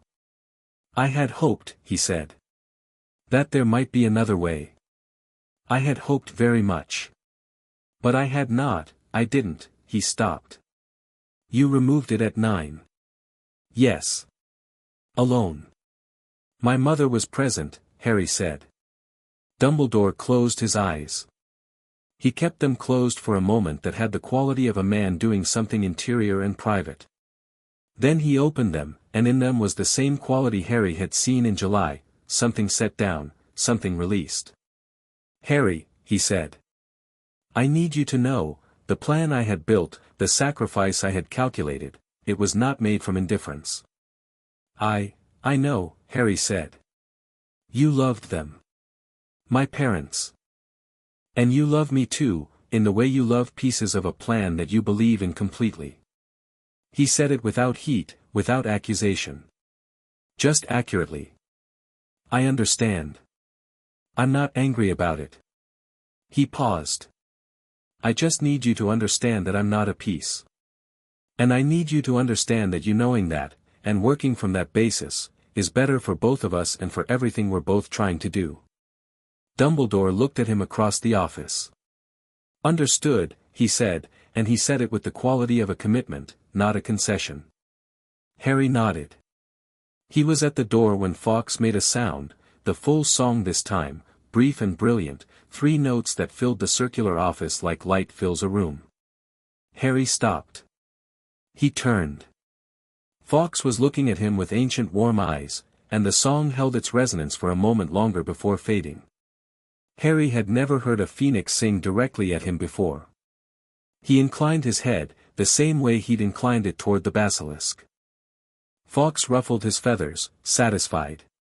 He was sitting on the bank of the lake that evening, his evening place, the hour that was his, when his parents came. Both of them, together, which happened less often than separately, they tended to give him space according to some agreement he'd never been told about and had come to appreciate. When they came together it was for things that mattered. They sat on either side of him. The lake was still, the last of the autumn light doing gold things to the water. "Big year," James said. "Yes," Harry said. "You handled it," his father said. "Not surprise in it.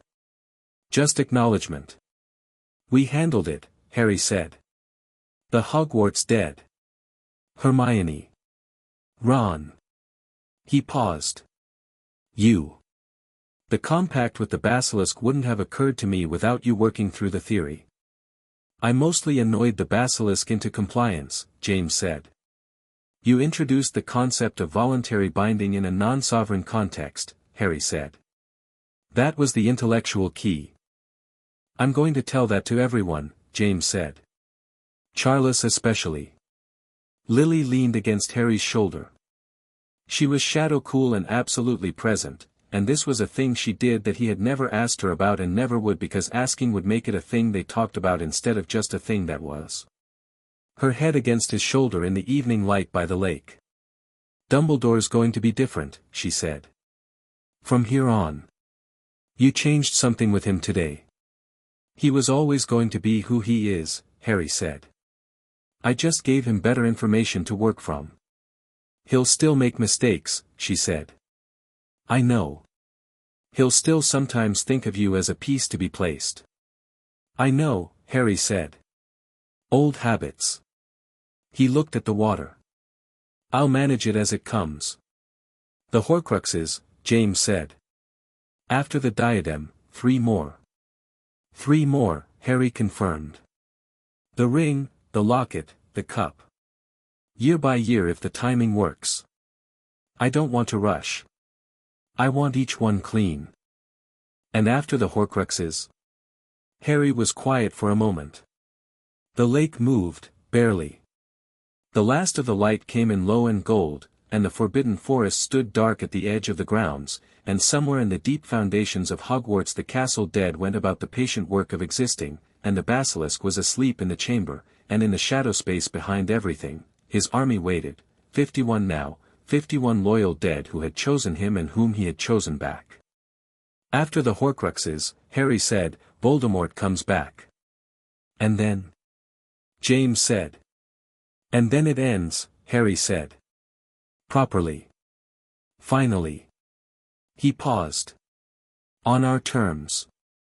The 3 of them sat by the lake in the evening quiet, and it was, Harry thought, exactly what it looked like, a boy and his parents, sitting together while the day finished, not talking about anything in particular anymore, just present in the particular way that people were present with each other when the big things had been said and what remained was the smaller, warmer truth of just being together. His shadow stretched long behind him in the last of the light. The lake held its reflection, a dark-haired boy between 2 shadows, all 3 of them solid and real and completely, uncomplicatedly there. Somewhere in the castle above him, Hermione was in the library. Ron was at dinner, probably explaining something to his brothers with increasingly large hand gestures. Draco Malfoy was in the Slytherin common room deciding something he hadn't decided yet, and Myrtle was humming in her bathroom, and Edwina Bell was running her count of the Foundation anchors with the thoroughness of someone who has decided this job matters. And beneath it all, woven through stone and shadow and the deep accumulated weight of 1,000 years, Hogwarts breathed. His castle. His army. His parents beside him in the dark. Harry Potter closed his eyes, and felt the scope of everything he'd built from a cupboard under the stairs and a night in October when the dark had answered a 6-year-old's grief with something unexpected and extraordinary and entirely, irreversibly his. He was 12 years old. Voldemort was out there, wraith-thin and patient, rebuilding. The war was coming. Harry opened his eyes. He was ready. The Shadow Monarch has risen. His army walks. His castle breathes. Let them come.